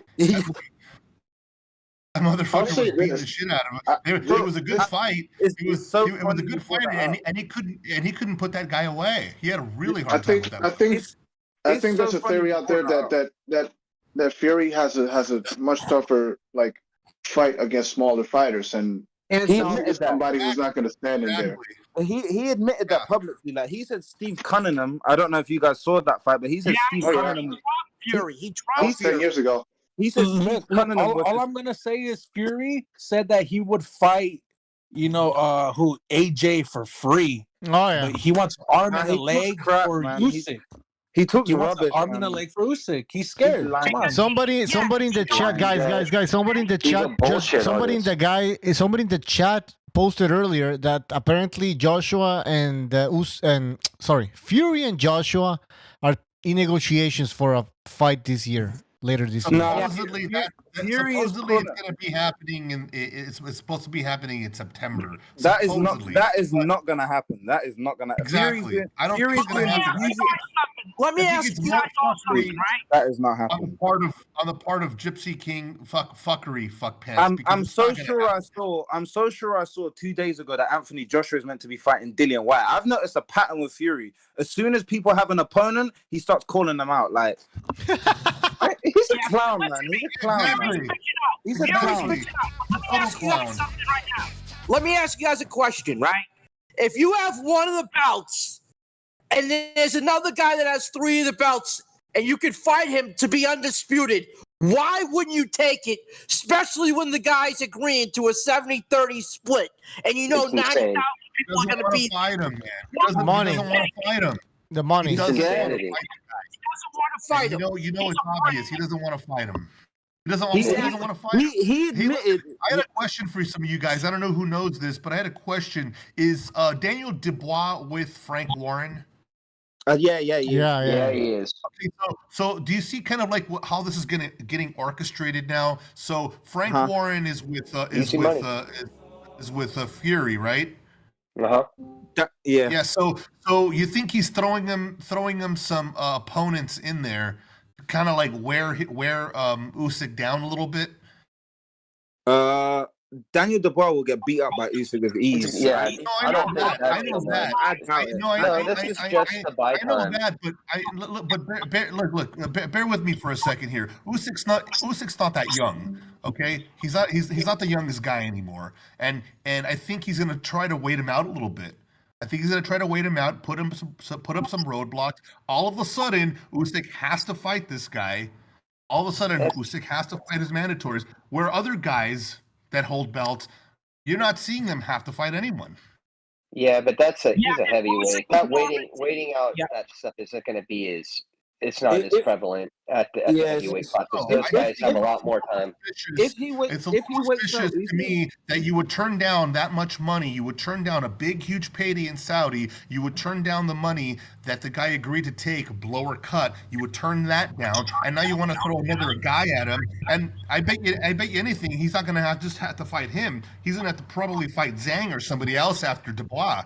And then Fury says, "Okay, now I'm ready to go. Now I'm ready to go." Then Fury will say he's going to retire. You guys need to stop doing this to yourselves. But I guarantee you, Usyk fights Dubois, beats him easy. Fury goes and does his waiting game, and it still backfires. Because one thing I'll say is, even though Usyk has had a lot more fights, Fury's got a lot of wear and tear on that body. He's the whole cocaine phase, going up and down in weight. He's always overweight anyway. Like he's not exactly a healthy guy, is he? He's fat all the time. He's been on and off. He hasn't had a real challenge in a while now. I mean, I wouldn't call Wilder the third fight a challenge or the second. I mean, Usyk would be a real challenge. You guys are probably right. By the way, I want to read the 2 super chats here from Eugene. Eugene, thank you for your contribution. He says, I got Crawford, much better all-around fighter. Spence, a little overrated. Oh, he says Spence is overrated. I think he's damaged goods. But anyways, thank you for your contribution, man. Tune, thank you for your contribution. He says, Frank Sanchez beats them all. Betting anyone? All betting anyone. I mean, he says Frank Sanchez is the shit, basically. I mean, a lot of people are not talking about Frank Sanchez, in my opinion. He's all right. He's not that good. We haven't seen him. We can't say he's the shit yet. I mean, he's good, but yeah. I've seen him in the amateurs. He's all right. Yeah. I'll say this, though, in regards to the Spence Crawford fight. Quags knows my prediction, but I'm not too confident in my prediction. I got Crawford late. Stoppage, KO, whatever it is. But I'm not too confident because as of recently, Crawford's been behind on the cards for most of his recent fights, and then he gets the knockout. Obviously, Spence isn't the biggest puncher, but he's got a high output. And if Crawford does that with Spence, that could be trouble for him. But Spence is, both are, a little suspect with the chin. But either way, I think they're going to drop each other. I think there's going to be a knockout. And I got Crawford, but it could go either way.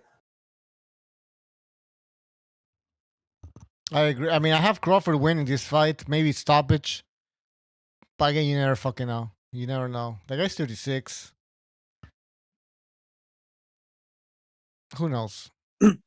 Well, anyways, I don't want to talk about Spence and Crawford anymore. Let's talk about something else. Guys, in the chat, if you want us to discuss something, let us know. Also, if you want to jump in, the link is in the description of this video, and I'm going to be posting also the link right now in the chat.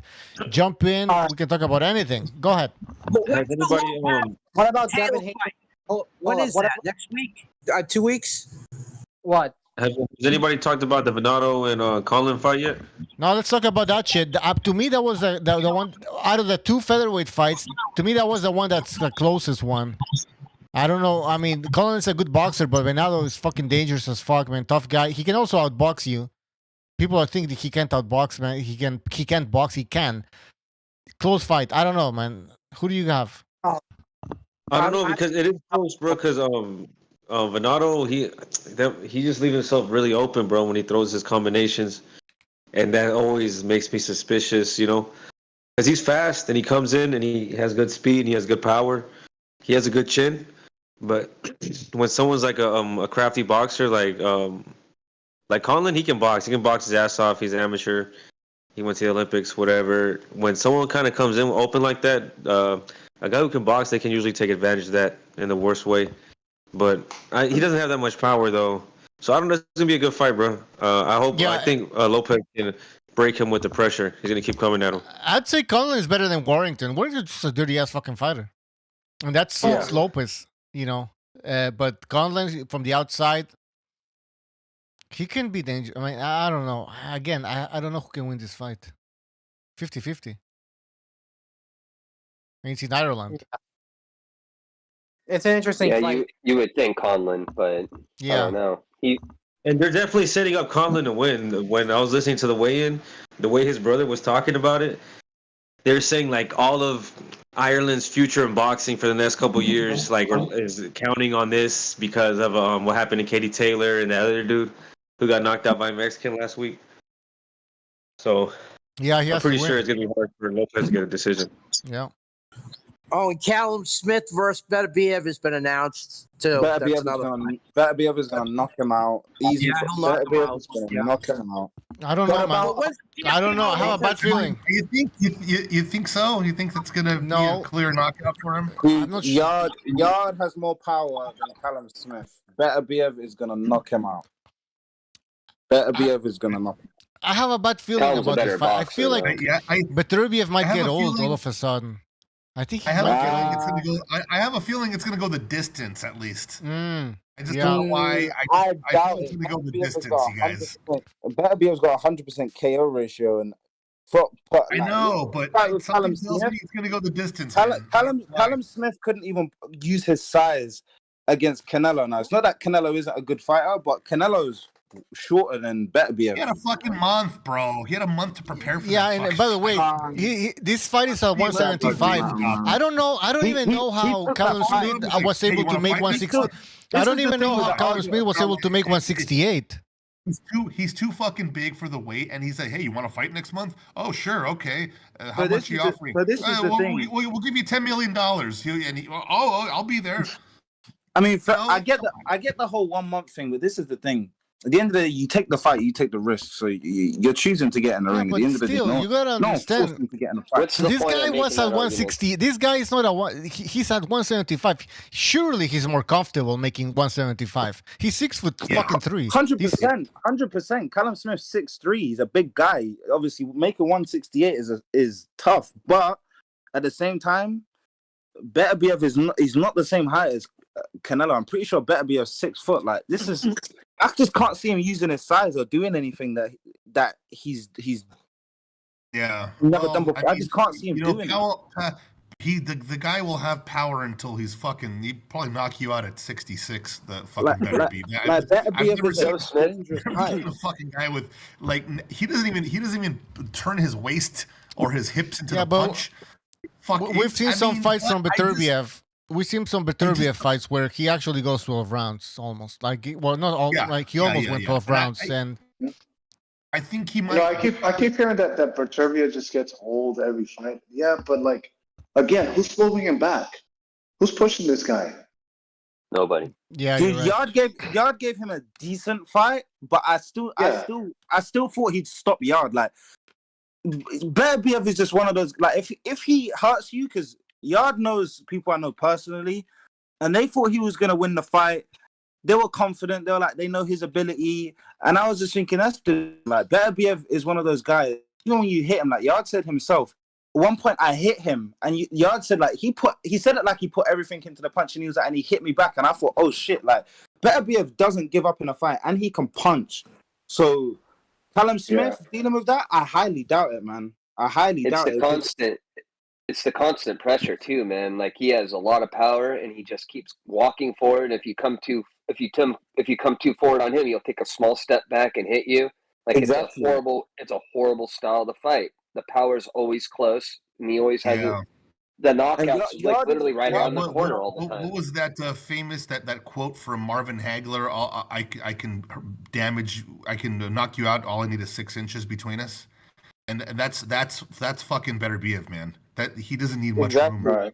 He will hurt you really bad. Fighting, he can land short, quick punches. Yeah, I agree. Yeah, it's devastating. However, if you do put him with someone that's defensively minded and controls the distance, that's a whole other game right there. And I agree with whoever said Callum Smith couldn't keep Canelo away from him and didn't use his reach.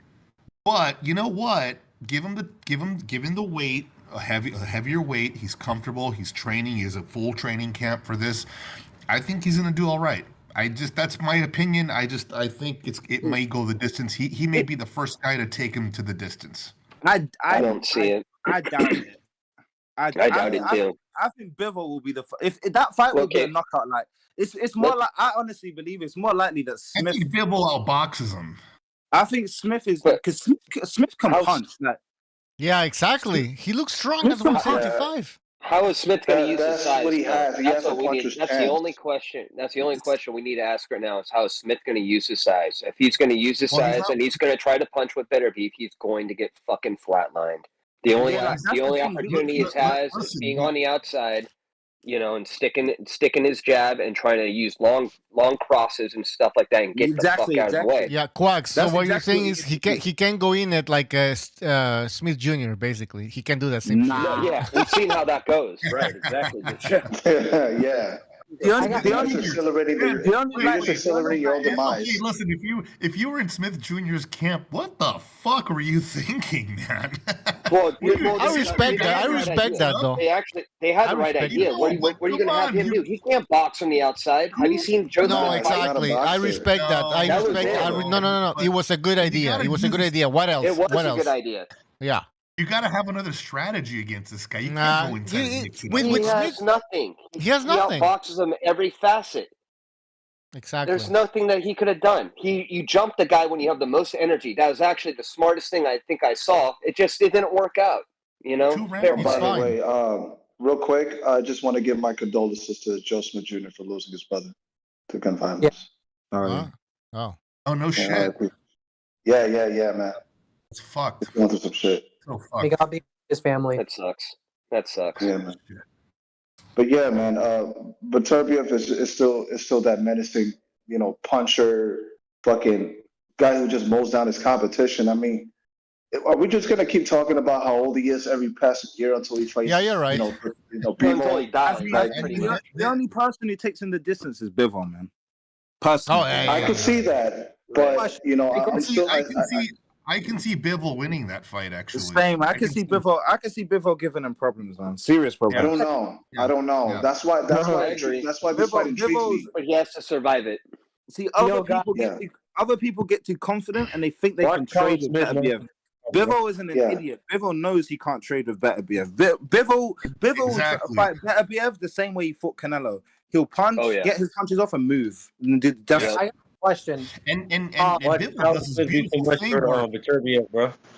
where Bivol doesn't move back in a straight line. He moves back in an angle, and it's beautiful because when you move back against a guy like that in the straight line, he's got your number. But when you move back at an angle and you manage to throw a 2 or a 1 on your way out or on your way, it's great. It's just great watching that footwork. I had to rewatch that fight again just to see how he moved his feet because that footwork is subtle and it's not overly dramatic like Loma's footwork. It's just the subtle footwork where you think he's moving back in a straight line, but he just takes a slight angle back out, and his head is offline. I got a question. Well, that's the brains of it, though. Think about it logically. If you go straight back and the guy's giving you pressure, he's cutting the ring off and he's taking space from you. If you take a small step back and you step to the side, all that work he did going forward just got negated. So yeah, he understands that. He understands all of that. He's a guy that knows. He's a guy that knows how to gauge distance and knows how to use the ring.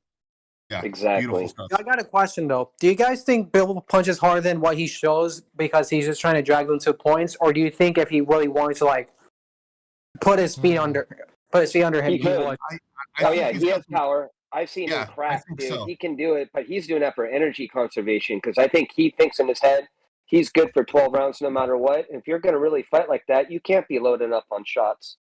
Yeah, that's true. I don't see him pivot so hard into his shots. He's shooting from the shoulders. He's doing arm shots mostly. With Canelo, I felt like there was a moment in the 10th round where I thought he was going to knock him out because he started putting some real swing into his punches, and that just and he started landing some really clean flush shots on Canelo's chin, on his chest, the side of his head.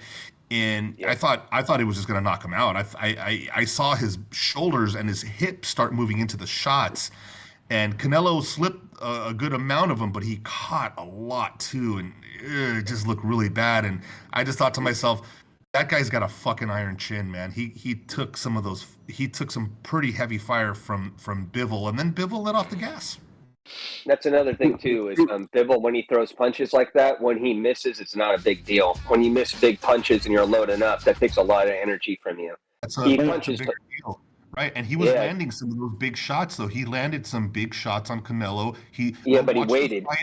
He waited till he wore him out. He waited till he wore him out. That was my point. Exactly. He had him against the ropes, and he had him against the ropes, and he was landing some pretty vicious shots, and he put his weight behind it. And Canelo I mean, it was incredible, man. I thought to myself, he should never fight this guy again. Like, just don't do it. You hit your ceiling already at 168. Going to 175 is stupid. You know, it's stupidity for your size and your frame. And that's the thing. Bivol Bivol isn't a big light heavyweight. Like Bivol can actually make 168. Like that's the thing. Bivol can make 168 and comfortably as well. Like I don't know, man. If they fought at 168 and for some reason Canelo has it over him, they're never going to live it down. They're always going to say he fought a weight drained. He was weight drained. The rehydration and they're going to make up all kinds of shit. So I don't think it matters because like if they were to have that fight again, he lost for all the belts. Why would Canelo get to challenge him for all of his status? He should have the ability to challenge Canelo for his. It only makes sense for him to go down 168, regardless of the outcome. Exactly. Yeah, well, hold on, guys. Let me read a super chat quickly here. Matla Zinca, thank you for your contribution. He says, Bucho, talk about Claressa Shields saying she wants to walk out with the Mexican colors. They don't know what it's like to fight for their own land. I didn't know about that shit. She wants to wear a sombrero like Floyd. They can do whatever the fuck they want. I don't care. She said that. I mean, why? Can you imagine if anybody walked out with, I don't know, with African Dashiki? No, but I don't really care. To be honest, I don't care because I remember. I'm making an arbitrary point, right? In a way, it's like. Can you imagine the backlash of that shit? Yeah, but let me tell you something. I remember Ricky Hatton walking out with a Mexican sombrero who cares? when he fought I forgot his name. Shit, that lightweight guy, super lightweight. Anyway, whatever. I didn't care because he was like showing respect to Mexican boxing. Basically, he's like, "Oh, I respect Mexican boxing." But when it comes to Claressa Shields, it's more of a show off. She's not doing it out of respect. You know, she's not doing it out of respect. She's for monetary reasons. Yeah, she wants money. She's cocky, man. She's just cocky, man. She can't sell shit. Now she has to go invade fucking Mexican spaces. If you want to use that kind of shit, right, and use that kind of dialogue, she wants to go into Mexican areas and use Mexican, gimmicks and not gimmicks, but pretty much part of her culture. Yeah, it's a gimmick. It's a sales gimmick. Yeah, you're right. Yeah. It's a gimmick. It's a total gimmick. I know, but I don't want to. But it's not a gimmick to Mexicans. It's a gimmick to her. Yeah, exactly. To her. That's what I'm saying. I don't think it's like I could see her tactic as a gimmick, of course, and I'm like, what the fuck are you doing? Like, who are you trying to fool here? Like, can we get back to real boxing? None of this women's crap. It's like when I'm a fan of one of my favorite fighters has always been Hagler, and he never did that shit, and I don't care if he ever did or didn't, but he never had to do anything like that, And it's just one of those things. David. Hey, I heard David you ain't fighting anytime soon. Why you hear Mirage? Yeah, I heard you guys talking about Callum Smith. Hold on. When Mirage says let's get back to boxing, when Mirage says let's get back to boxing, let's get back to what he's interested in only. Wait. Did you get David Beterbiev? I'm interested in what you were saying. I'm interested in the nonsense you guys are talking about Callum Smith. What a load of crap. What a load of crap I was listening to. I was laying down in bed listening. I had to get up and fucking sort you guys out. Were you laying in bed with Benavidez' dick in your ass? Is that what was going on? No. So anyway, you were saying I'm sorry, you were gargling his balls. Hey, can you shut up? Can you shut up? Can you shut up? That's what you were doing, Mirage. You're triggered. Hey, I'm just warming up and you're already emotional. You're already emotional. You're damn right. I'll take every one of you. Sorry. Put the trash on. I didn't even mention David. Calm down. It's a matter of time. I'll give you 5 minutes. You'll mention David. So you're talking about Callum Smith making excuses for how he looked like garbage against Canelo. Oh, weight drained. Oh, 1 month. Did you forget the Ryder fight when John Ryder worked him over? This 1 month thing doesn't matter. The weight drain doesn't matter. The guy's a pussy. The guy's a typical UK pussy. Mediocre fighter. And that's all he is. None of his excuses. He's fucking garbage. Beterbiev's going to fold him in half in like maybe 6 rounds at best. and you're talking about how he's got some power. Oh, he's got big power. He beat up a couple bums at 175. Suddenly he's a power puncher. You know, Man, get the fuck I outta think here. Callum Smith's record is better than Get outta Benavidez. here. He called you like a chair, Mirage. Don't call the guy a pussy. He couldn't even hold back the great John Ryder. John Bum Ryder walked him down, and he's got power. I mean, do you guys even like use logic when you watch fights? Is there any logic, or you just make Hey, shit what up? about George Holy Groves? fuck. What about stopping George Groves? George Groves is fucking a domestic UK fighter. That's all he was, and he was on his way out. He had coming back from a shoulder injury. Yeah, that was his last fight. Nobody ever I think saw him George again. Groves is actually underrated. When he He was fought not. George He wasn't a Groves, bad fighter. that was George Groves' retirement fight too. So I gotta agree with him. I gotta agree with him on that. That was all these UK fighters. That was an they're awful. all- That's a good name on your resume, but it matters when you fight the guy that's on your resume. You know, that's one. By of the those way, things. before I go to take guys, before I go take a leak, Plutonium Lomachenko for your contribution. He says Canelo should walk out with the Wakanda flag. I didn't know they had a Wakanda flag, but yeah, it makes sense. So vibranium, whatever that shit is, the metal. So forget about Callum Smith. You need to stop overrating that dude. Well, we're just making, points here that might be, we're interested in talking about the fight. We're interested in talking about what may happen in the fight, and it's just about Beterbiev's age, man. I mean, this is what will happen. I'm keeping Beterbiev's age in mind here. It could happen any minute now. It could happen. He can age out any minute. You just don't know. But it's not going to be Callum Smith, man. He's too soft. As soon as you walk him down, he puts his hands up. No, we know how he fights. We know how he fights. What are you talking about? Yeah, Yard would beat Callum Smith. Yard agree. Yard's got dogs. Yard would annihilate Callum Smith. Actually, I can tell you this for free. Yard has dropped some of my guys that back here. Like I told you, they know him personally with body shots. Like the guy can punch. He's a strong guy. He's a big guy as well. Like he rocked Beterbiev a couple times. Callum Smith bad. Listen, the only reason I thought Yard didn't have a good chance with Beterbiev was because he had already gotten knocked out by if Callum Smith knocks out Beterbiev, he's taking peds. If he knocks out Beterbiev, he's taking peds. That's the only answer, bro. That's the only answer. He's taking peds. I have a feeling that Callum Smith. I have a feeling Callum Smith might knock Beterbiev off his stoop, bro. He's getting up there in age. What has Callum Smith got that Beterbiev hasn't seen? Hold on, let me tell you. So he's getting a little bit older. Obviously, he's almost 39. That's what I'm going on. I'm going on the age. Good work. I think Yard was giving good work.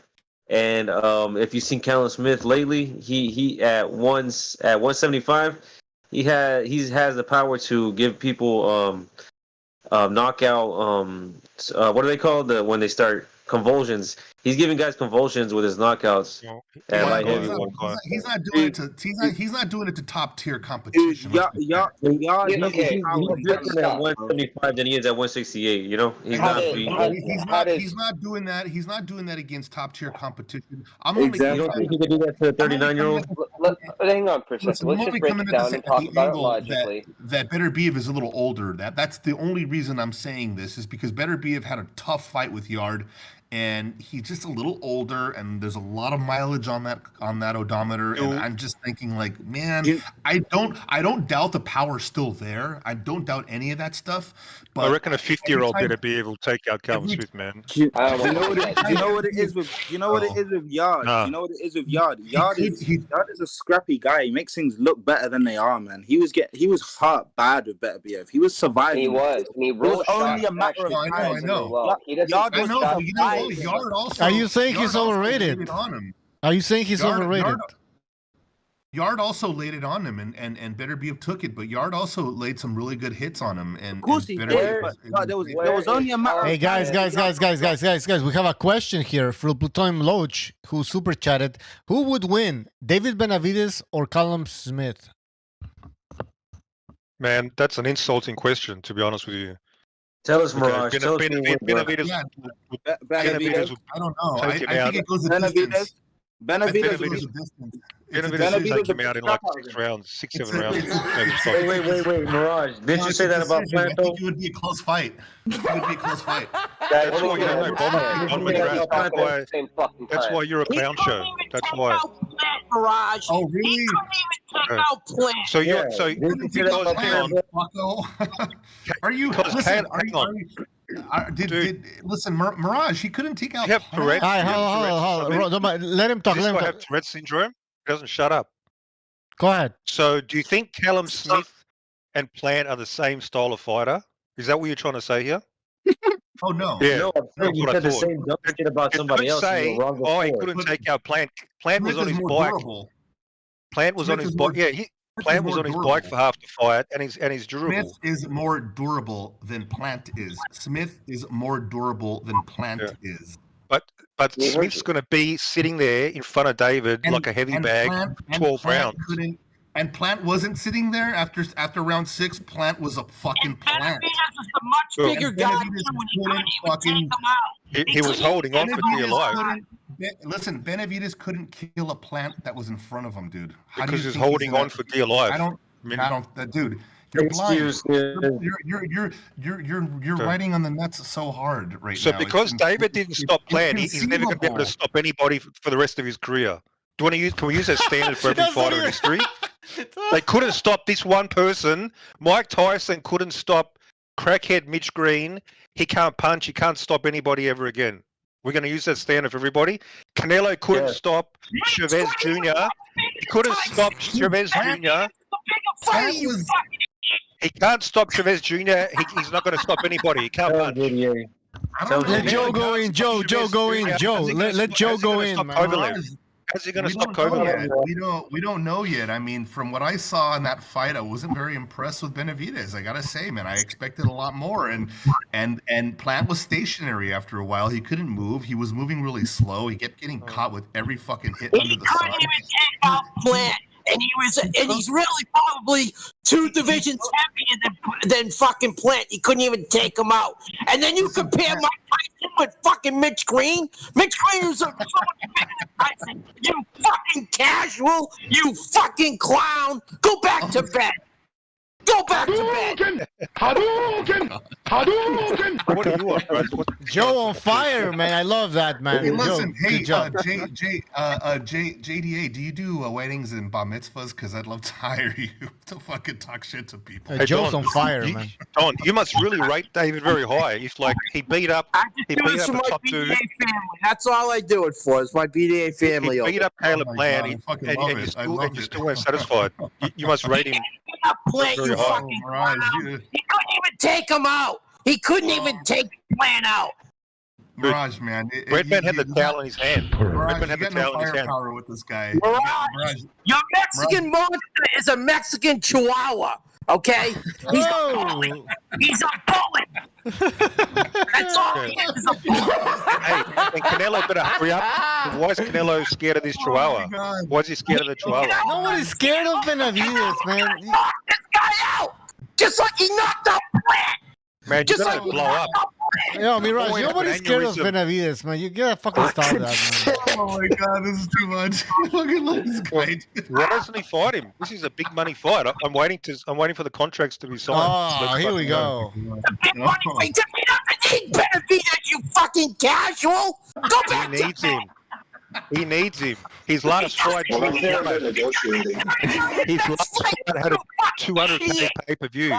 200,000 pay-per-view. Hey, JD, were you a cab driver? If he wants to stay the face of boxing and get big pay-per-view, he needs David Benavidez. Canelo needs him. That's official now. It does. You're in Mexico. It does. You fucking idiot! He doesn't. It's true though. Yeah. You don't think it's undeniable? Did you have fetal syndrome? You fucking moron! Did your mother drink during her pregnancy with you? You fucking moron! Perfect.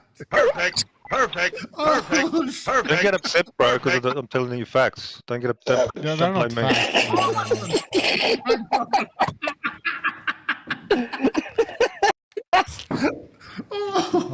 man, this is great.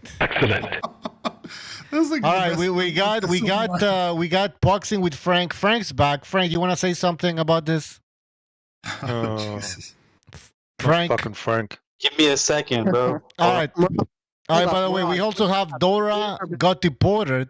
Yeah. You got So, go ahead. Go in. Yeah. I was kind of interested what your takes were on the Teo Taylor fight because I think a lot of people are completely writing off Teofimo Lopez.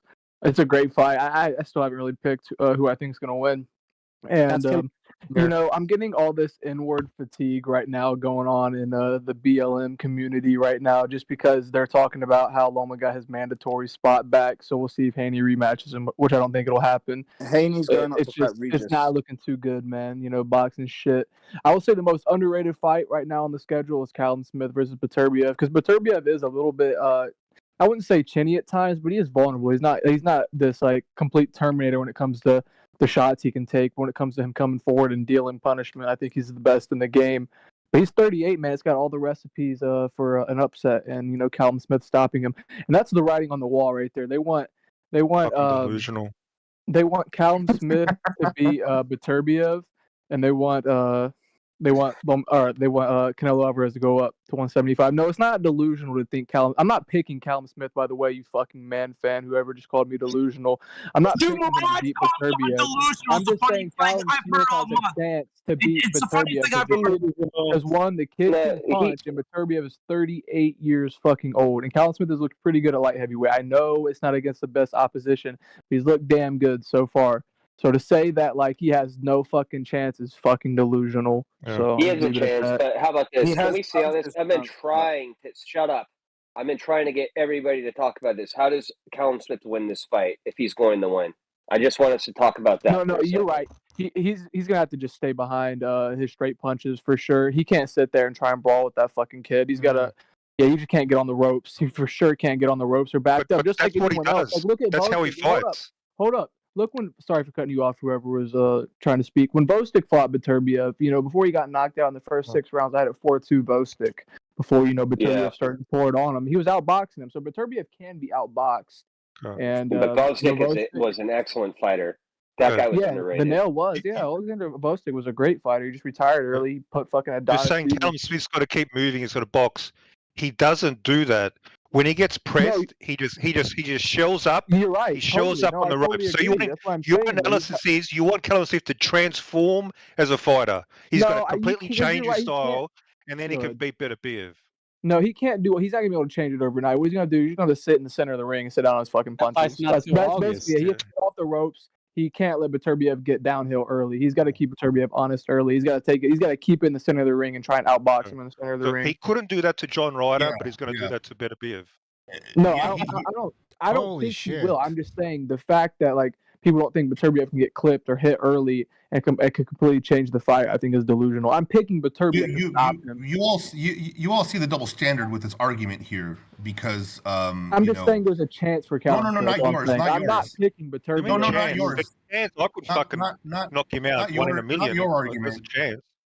Not your argument, sir. Okay, well, it's not 1 in a million, but Mirage's argument that this guy's going to change it up and he's not going to be able to outbox him. It's like, well, to that, sir, I will say, Benavidez couldn't knock out Plant, so I don't know who else is going to be able to knock out. But that's so dumb. That argument. Thank you very. Oh, it's so dumb. Now it's dumb, right? But what you're saying is so brilliant. You fucking you're idiot. totally misrepresenting the point. You're a fucking idiot. That's what I'm saying. Yo, Mirage, You're a fucking I got a peanut. question. You're a peanut. Mirage, who do you got? Beterbiev or Benavidez? What the fuck is a peanut? Do you want to start talking about Benavidez now? I thought you want to start talking that about fight probably wouldn't happen for years, anyways, or at least Well, they're not going to fight. talk about it. Yeah, David's too fast, too big. He'll stop Beterbiev. Yeah, I think it's chance for you to get Beterbiev a real He'll light him up for sure. Love the double standard. I don't know if he'll stop Beterbiev, but he'll definitely hurt him. I actually would pick Benavidez to win. A lot of people don't like that, but I think stylistically that's a good fight for Beterbiev. All right, Mirage. Bivol I got Beterbiev in my top 5 pound for pound, by the way. So I'm not saying Benavidez is above Beterbiev in the pound for pound list, but he has the potential to be. I think Someone mentioned Teo and Josh though. That fight's not that getting, was me. like, We'll get to that now. I'm excited for that fight. I wanted to say this, right? Josh Taylor's last fight, he looked against Catterall. He got a lucky decision, just like Haney. Okay, He lost that fight, bro. He lost the fight. Yeah, we all agree on that. Just Shit like happens. Haney lost. Okay. So- Now I'm gonna say this: if Teofimo's focused and he's got past his baby mama issues, all of that problems, he's out of that whole headspace he was in pre-Cambosos to post Sandor Martin, then yeah, Teo wins that fight. Especially if he goes toe to toe like he did with Jack Catterall, he's getting knocked the fuck out. But what if we get hold up? But what if we get the Taylor? What if we get the Taylor that fought Ramirez and Progrand? because he's gonna cut him. And I think the only thing we have to look at is how Taylor's gonna cut this weight. That's if if Taylor cuts the weight right. I don't count Taylor out, man. You can't. Hold up. You can't count. But the Teofimo thing is a big if too. It is. But the difference is he just went like that with Jack Catterall. Like Jack Catterall he's nowhere near as big as Teo, and he definitely can't punish. Jack Catterall's huge. Yeah, but hold up. Josh Taylor's a tall, super lightweight. Dude, Josh Taylor's like 5'10". Teofimo's 5'8", like Catterall. By that standard. Hold on, one at a time. Guys, we can't fucking understand this shit. Listen, whoever said, hold up, sorry, let me go first. Whoever said fucking Teofimo is a lot bigger than Catterall is fucking retarded. They're like the same fucking height. They have like the same frame. I would actually argue Catterall has a bigger frame. That dude looks like Catterall has a bigger frame, but the style is different. A bigger I know frame. that. I'm just saying, Josh Taylor's I don't know about a bigger weight, frame. Paula, I don't know about a bigger frame. I don't know about that. Hold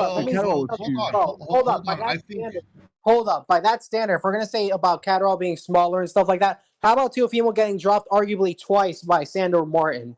He did. Who could fight at lightweight? I'll let him answer. Is Sandor Martin a shit fighter though? He's not though, is he? No, not at all. I don't think so. Okay then, so is Sandor Martin is Teofimo's kryptonite. Slick fighters are Teofimo's kryptonite. Teofimo barely dealt with an injured Loma. Let's not forget that. Man. I don't think that's his kryptonite. I think his kryptonite is his fucking dad, his fucking amant. Man. Okay, he well, got his ass kicked by. That's his ass kicked by Cambosos. And Cambosos isn't a slick fighter. Cambosos is not a slick fighter by no stretch of the imagination. And Cambosos fight. Cambosos did not beat the crap. That was a close fight. That was not. Teo's kryptonite is his stamina. It's obvious. That was not a far apart fight. And number two, he's not that good, bro. And the only reason why he was successful is because he was bigger than all the fucking lightweights that he was fighting. Let's face it. All right, Joe.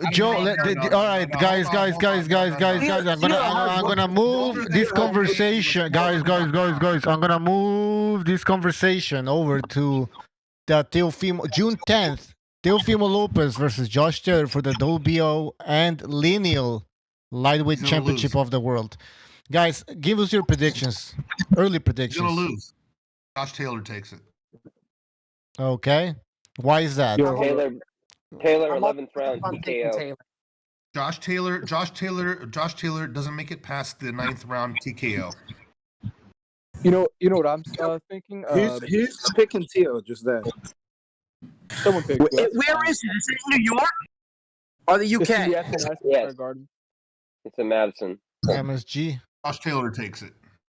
I think Taylor's gonna stop him. Does it even matter? I'm picking Teo. No, not at this point.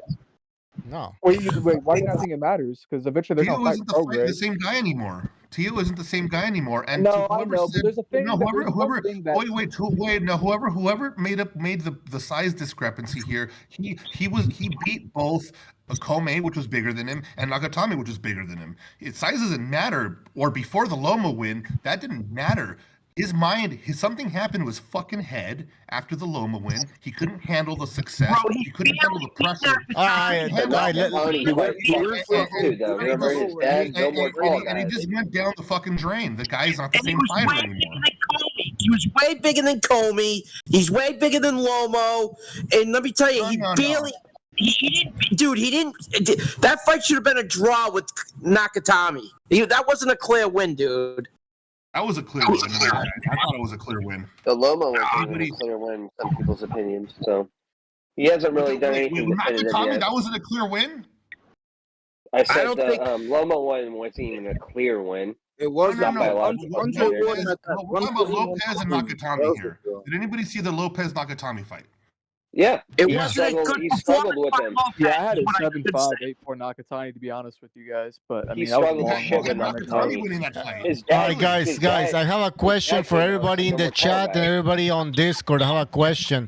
If Teofimo Lopez loses this fight, does he go into like is he goes on suicide watch?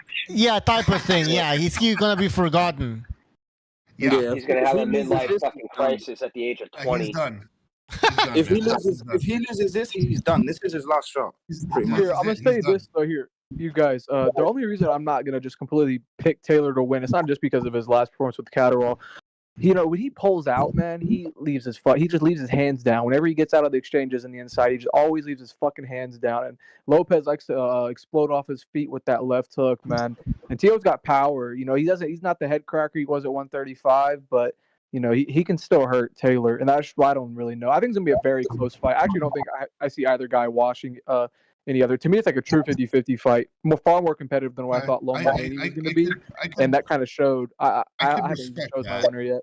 I could respect that, but the only reason I can't do it a 50-50 fight is just because of Teofimo's mental state. It's just but we don't know. At the end of the day, you don't really know. I understand, like he looks compromised, but it's a new fight. It's a new fight. You don't think do you think his dad's doing him any favors, bro? I mean, does anyone here think that Teofimo's dad's doing him any favors? No, it's still a new fight. And Teo's going to come to knock out Josh Taylor. We just talked about that earlier, about having an experienced coach that we used to fight in your corner, giving you really good advice here earlier. We were having that whole discussion. Well, he's not. We all agree he's not that. His father shouldn't be the head trainer. But his father, listen, dude, he has a good relationship with his dad. His father's a fucking idiot and shouldn't be the head trainer. No, but, I agree. Dude, he has a good relationship with his dad. I don't think it's just negative. He's like a Ben Davidson of the team. He's like a Ben Davidson. Yeah. He encourages him and he motivates him. Yeah. But yeah, his father's a fucking idiot, but he has a good relationship with them, dude. That's a positive. But yeah, this thing with this girl.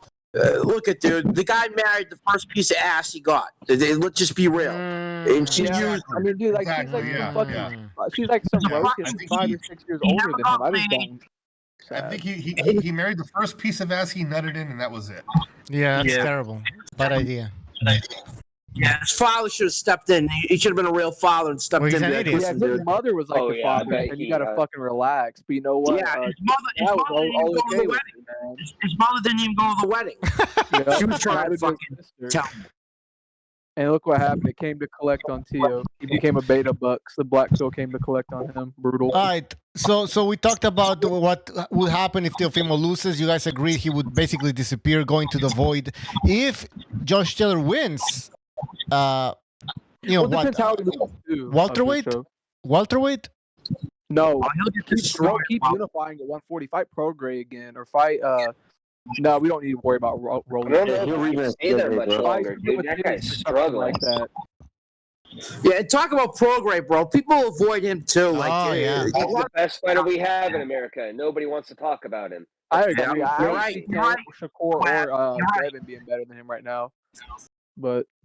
I mean, we got Bud and Bud and Spence fighting time. That fight's kind of oversaturated, man. You know, all this clickbaiting and shit for years from the. What did you say though? Did you just say like who's better in pro grade right now? No. Maybe Bud or Spence, the winner of that fight, might be better than a pro grade, but that's it. And it depends how they win that fight against each other too. Dude, pro grade's damn fucking good, man.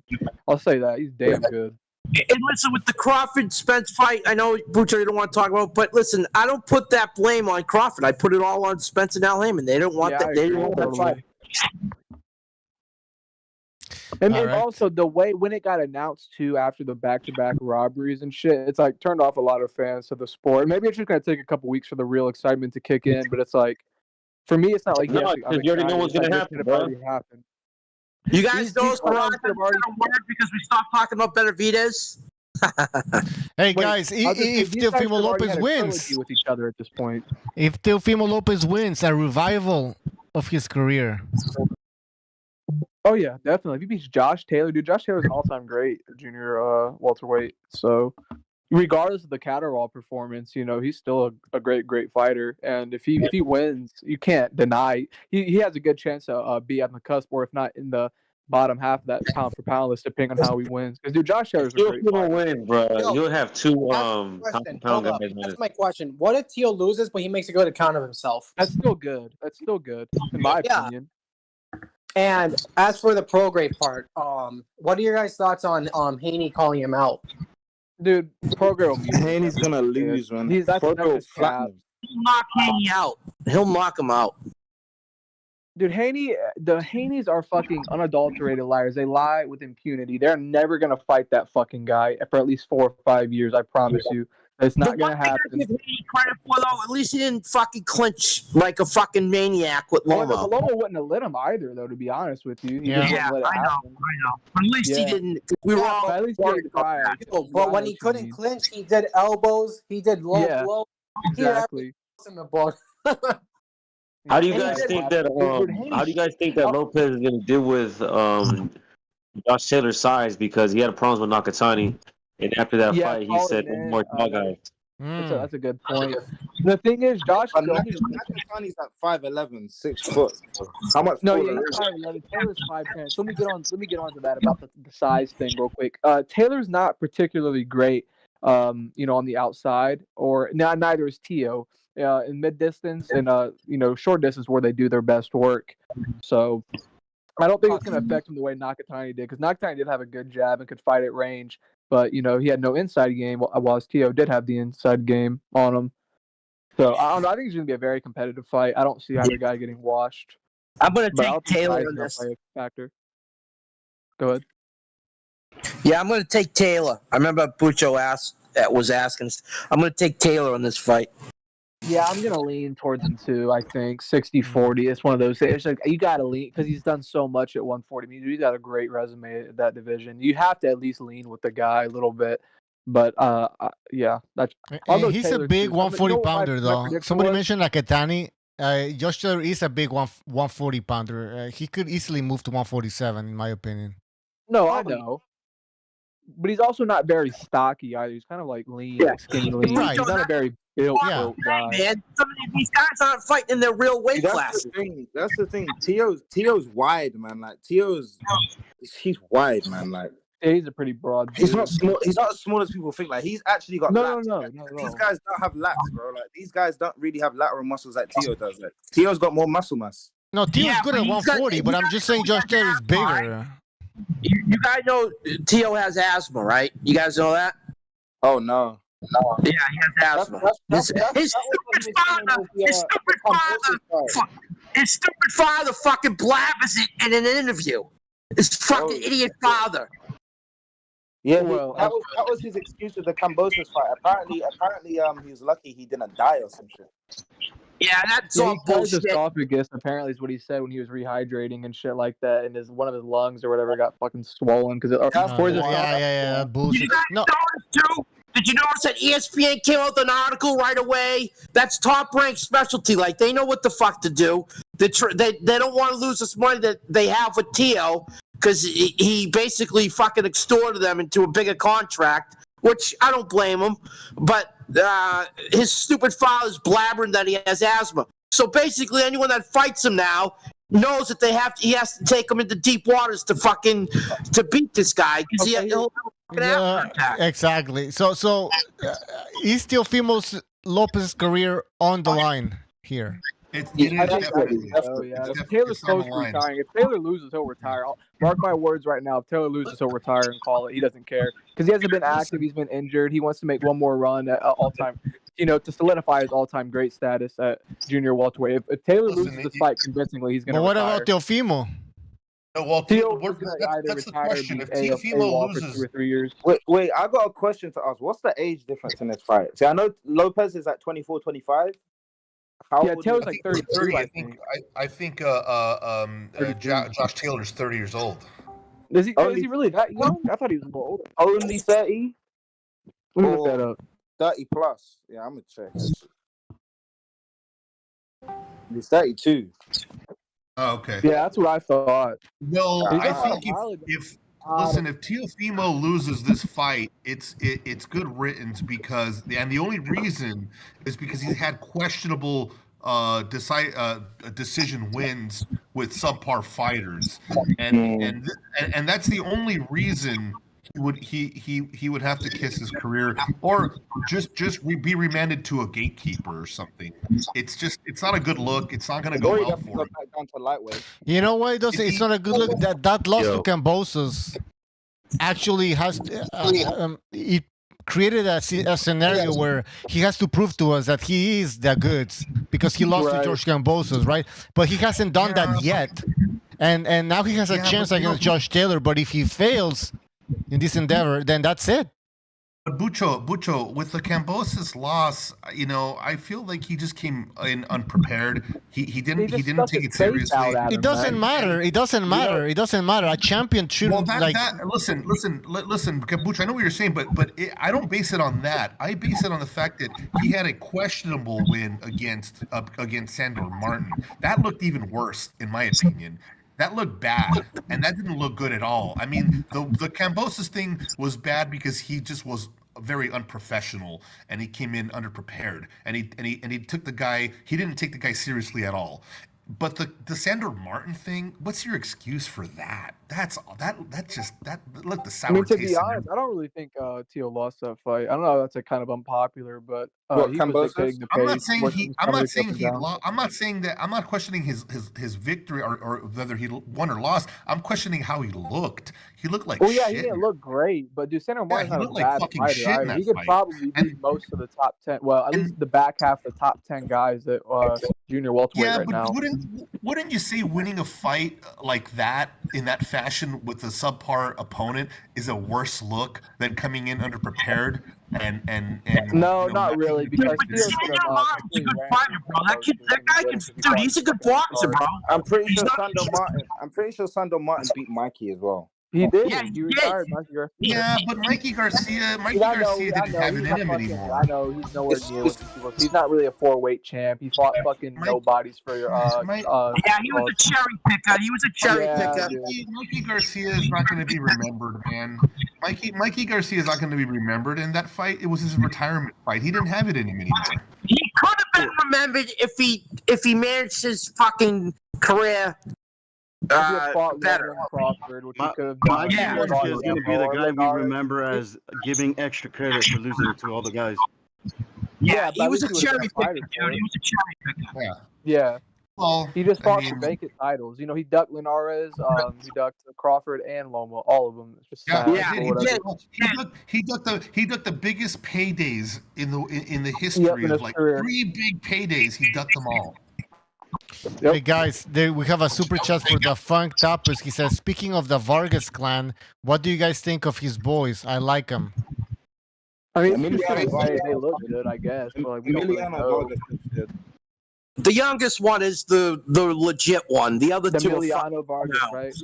Yeah, Emiliano Vargas he was a decent amateur as well, from what I know. So yeah, dude, one of the Vargas kids.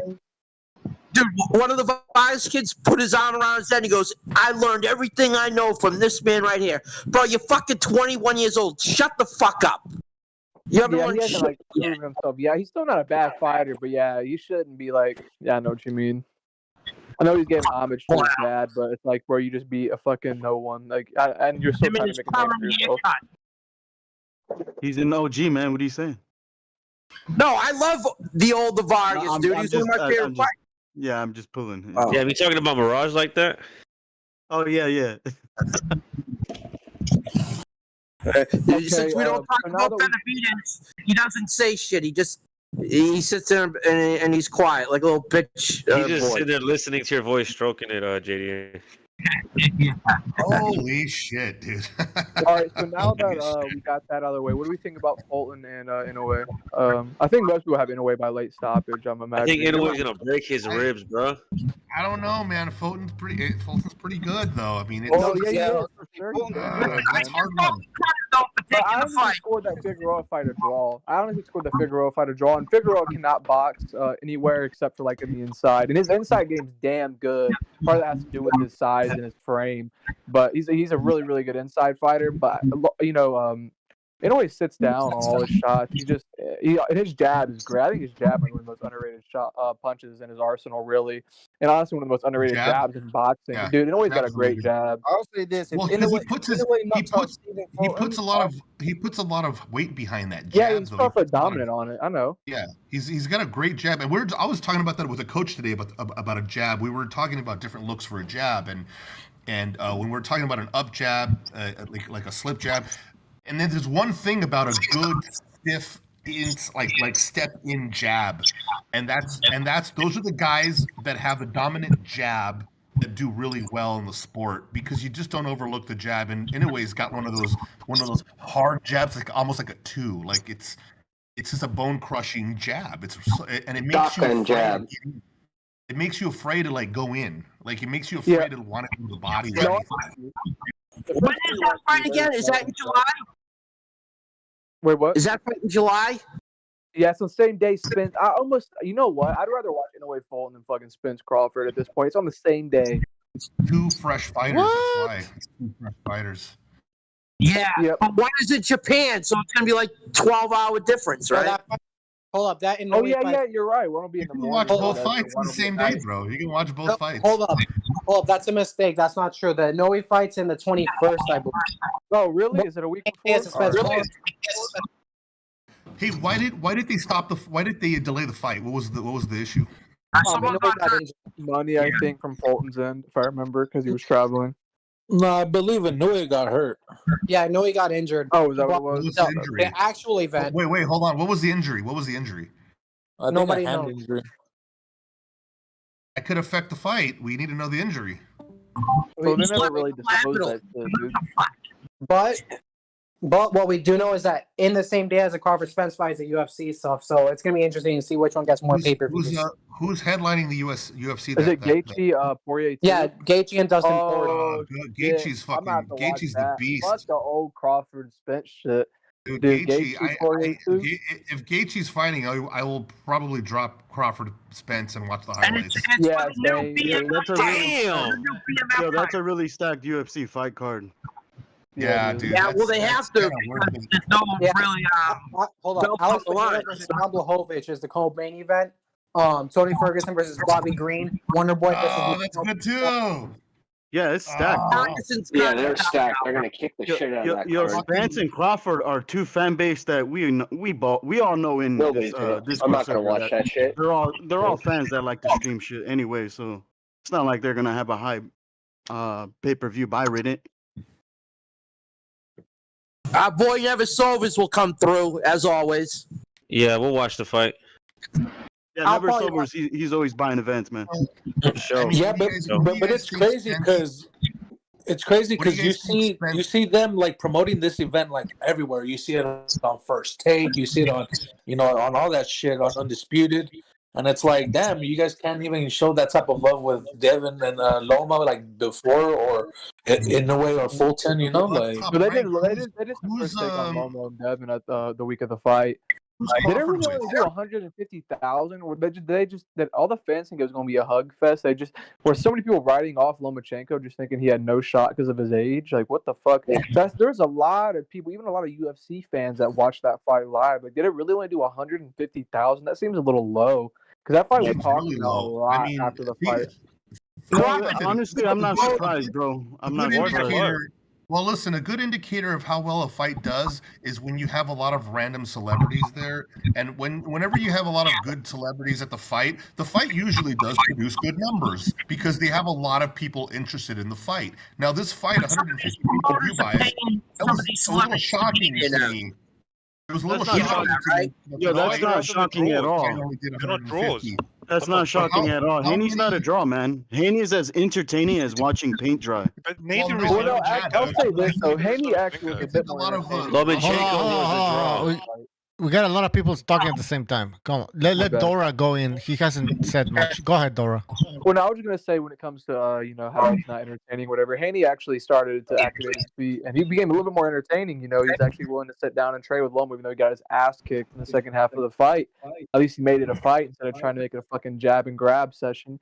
Not that he would have been able to, anyways. But you know, he started throwing these dirty ass elbows and shit. It was gross. But and no, I'm got not gifted watching a Haney fight until he loses those belts because like he's not really the undisputed champ. Like Shakur Stevenson and Haney is gonna fucking bomb totally if that's on pay-per-view because no one gives a fuck about that fight. You know, Shakur's a good fighter. But he low blows a lot. He doesn't have a lot of power. You know, at an elite level, and neither does Haney. That's gonna be a boring ass fucking You guys fight. are confusing like the hardcore draw and like in general appeal. Lomachenko is a little Eastern European midget who barely speaks English. So barely anybody outside of like hardcore. They sort of know him a little bit, but he's not a draw. Haney obviously not Not a in the draw. American public as So much. I No, picked it'll yeah. probably be around 200k, between 1 and 200k. So it's no surprise, especially pay-per-views these days are down anyway. I think it was 100. Rumors are true. I don't know. Carlos It's last kind of a fight was weird. 200k. I don't think a whole lot of people came there to see Haney. It was You not definitely didn't hear that in the crowd. Everyone showed up for Loma. most Fucking weird. people went for Loma. Most people went for Loma.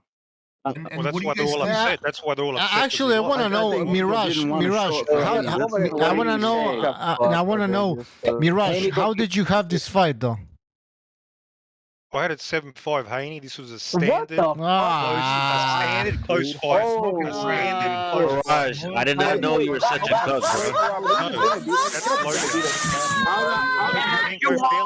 He's a Beterbiev fanboy that thinks he's gonna. I know you're triggered. Calm down. Hold on. Apart from rounds 10 and 11, Loma didn't win a single clear round. Okay. So this is the thing. Close rounds. This is a fact. You can go and look at how professional judges are meant to score a fight. Effective aggression. That's one of the biggest determining factors in close rounds or swing rounds. So let me ask you this question: who was pushing the pace and who was forcing the action? I dare you say it was Devin Haney. Okay, there was going in between both of them. Sometimes Haney was, and then there's clean punches and ring general. Sometimes Haney, to me overall, I think Haney held the center of the ring more on balance, but it went back and forth. This idea of Haney was running. Look, Lomachenko was dancing around, trying to steer around with little flurries. Flurries, and that tricks the casuals like you. You get flogged by the flurries. You're the casual. Loma cut the distance in the first round. Now I know why everybody says you're a retard, Mirage. Yeah, you're a retard. Loma was tripping in the first round. Let's be real. I guess because Stevenson's a casual as well, because he had an 8-4. Pity patter punches that don't count, bro. Pity patter. But they won. What about Haney? He was snapping his head back. What do you mean pity patty punches? What's the pity patty punches? Linares came out on Twitter tirade. He went on a Twitter tirade about how Loma was privileged because he was so fucking insecure with what his face looked like the morning after the fight.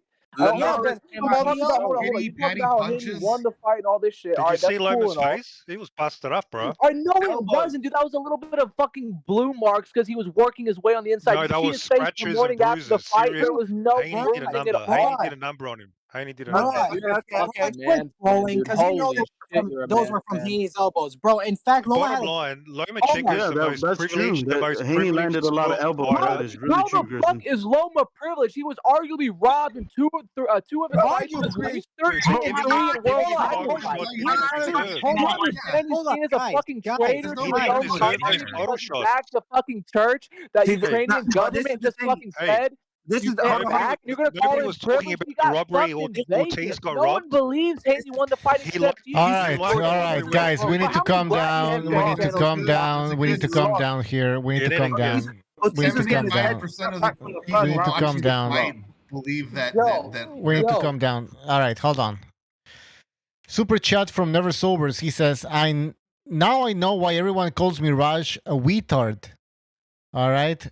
Thank you for the super chat. I appreciate it, Never Sober, and you have a great point because he's showing that he's a weetard. All right, everybody has to calm down, all right? I know everybody wants to go after Mirage, but, you know, we can't do it at the same time here. So, let me finish my point. All right, go ahead. Yes. So, fuck, I forgot my point now. Yeah, you got none. You got no fucking points. lost. Go ahead. Mirage, somebody said in the chat that you're a contrarian. you like to just contradict people. No, it comes naturally. It's just a natural position.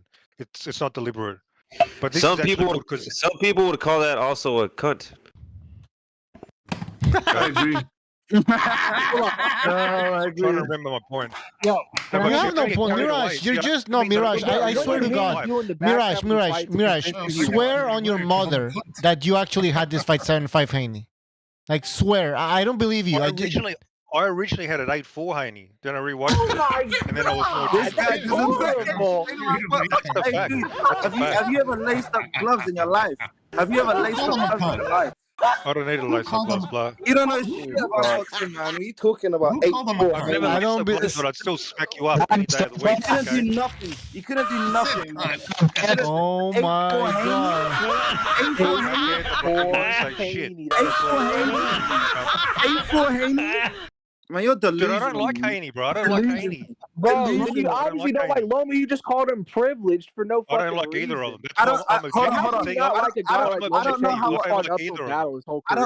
fighter is privileged for having to put in 300 plus amateur fights to even get recognized, winning 2 gold medals. Pro is different. How is he a privileged pro fighter? He's a I don't know how a guy is privileged when he has to give up part of his. On paper, he should be 15-1. He's a first ballot Hall of Famer. Hey Mirage, how come they're saying you're in Ring IQ's chat saying it was a robbery, Mirage? You out here being a double agent, faking the funk? Okay, listen. If you had it that wide for Haney, what did Haney do in the back half of the fight to solidify himself that wide for you? What did he do? You notice a lot of people. You notice a lot of people, fighters, Shakur. No, Mirage. Why were you on Ring IQ's post? I'm trying to tell you. No. Why did you say it was a robbery then? It's not a robbery now. I'm trying to tell you, don't ask an interrupt. Win after rewatching the fight. He said at best. When people rewatch the fight, they change their opinion. And when I was watching it live, when I watched it live, I was having some drinks and I was getting carried away with what Loma was doing. He was getting carried away. How much have you drank tonight? Yo, just let him talk. Let him talk.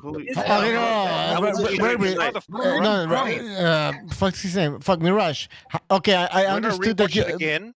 How many drinks have you had tonight, Mirage? Hey, hold on, let him say that. No, Mirage, how many drinks did you have the day after? That's the question. Because you were drinking the day of the fight and you were drinking when you rewatched it. No, now I've been sober. And like a lot of people, I changed my opinion. A lot of the rounds were fucking close. Super close. They don't immediately go to Haney either, though. You're right. Loma clearly won more rounds than Haney. When I watched it live, I underestimated Haney's body work. He was doing a lot of body work. You're just half the fight. Why was Haney's face looking like a swollen? You just got exposed. What are you talking? I don't even understand what you're saying. How can body work with headshots? First of all, I'll tell you why. Clean, heavy. Body shots, All right. Too many people going after Mirage. Too many people going after Mirage. It's no. I'm gonna. Joe. Come on, hold on. Too many people going after Mirage. We're gonna do this. First, it's gonna be Lucky. He's gonna go after Mirage, and then it's gonna be Joe, Don Madrazos, and so on. So let's start with Joe. Joe, go ahead. So sorry, no. Look, Lucky. Go ahead. Lucky. It's good. Anyway, this is my point, right? So this guy said 7-5 Haney, 8-4 Haney, whatever retarded stuff he said. Anyway, this is what doesn't make sense. So Lomachenko's playing ping pong with this guy's head all night, and you want to rate some half-ass body work when he was hitting elbows? Do you cut arm shots or something? Because half those shots weren't even landing clean. If you go replay, watch it in half the motion, 0.5, watch it in half the speed of normal speed, and you're going to go and see that half those body shots weren't even landing clean, firstly. Secondly, Lomachenko outlanded him nearly every single round of the fight. Any single punch count you go and watch, I don't care what channel you go to, any punch count you watch, Lomachenko outlanded him most of the fight. He had more effective aggression, ring generalship. He was pushing the pace, as Shakur Stevenson said himself, and he had better defense. 20 points. And hold on. Yeah, I am, because you made multiple points about how Haney won the fight. How? He didn't. Even the people that went there rooting for him, the black people went there rooting for him. Jared Anderson, Keyshawn Davis, Shakur, all of these people. Every single one of the pros, trainers, Eddie Reynoso, Robert Garcia, All of these people had it. 7-5 Loma, 8-4 Loma. So you need to. You said he was playing pinball with his head. You need to ask yourself how often in a round was he doing that? The answer is not enough. Not enough. Doing that for like 5 seconds at the end of a round doesn't win you the round. And that's how, because you're a casual, you got carried away. Oh, he hit him, he punched his head. Oh, yeah, he won that round. No. Dude, and you are delusional. So why does he sound like an look like LDBC that? channel right now. One You punch sound to like the head a where shitty TV. You sound like a shitty TV, bro. That's what you sound like. Okay. And one clean, heavy body shot is not the same as like touching him to the head. The body blow was more effective. Then why So did they're the not the dude's same. head All right. So now Oh, we, his no, head all was right, bad. Mirage. All right, you said now it's up to Dora to go after Mirage. Okay, Dora, yeah, so go ahead, Mirage, Dora. If these little pity pat headshots weren't effective, one, why did Haney's bitch ass go on a Twitter tirade talking about how Loma's privileged? Yeah, he didn't drop his face or show his face the morning after the fight. Why are there multiple pictures of Haney's getting his face battered? These shots are pushing this man back. It's allowing Loma to be front foot dominant and dictate the pace. If these body shots were so debilitating, so powerful, why was Loma the stronger, more aggressive, and more accurate fighter in the second half of the fight for you to have 8-4-7-5 Haney? That is completely deluded. Please tell me how those shots that Loma landed to the head were not effective, because that's my question for you. I feel like those body shots. I feel like the body shots took more to Haney than they did Loma, bro. Haney was unmarked. Loma was all busted up. Dude, so you're a all these fucking shots that were man busting him fan, up. dude. I don't know. Dude, they didn't seem to do much to his face. You are a man fan, dude. White people are going to mark up a little bit easier. He had a little bit of blue and redness. He didn't have a fucking swollen eyeball. They were putting Insuel on Haney since round 5.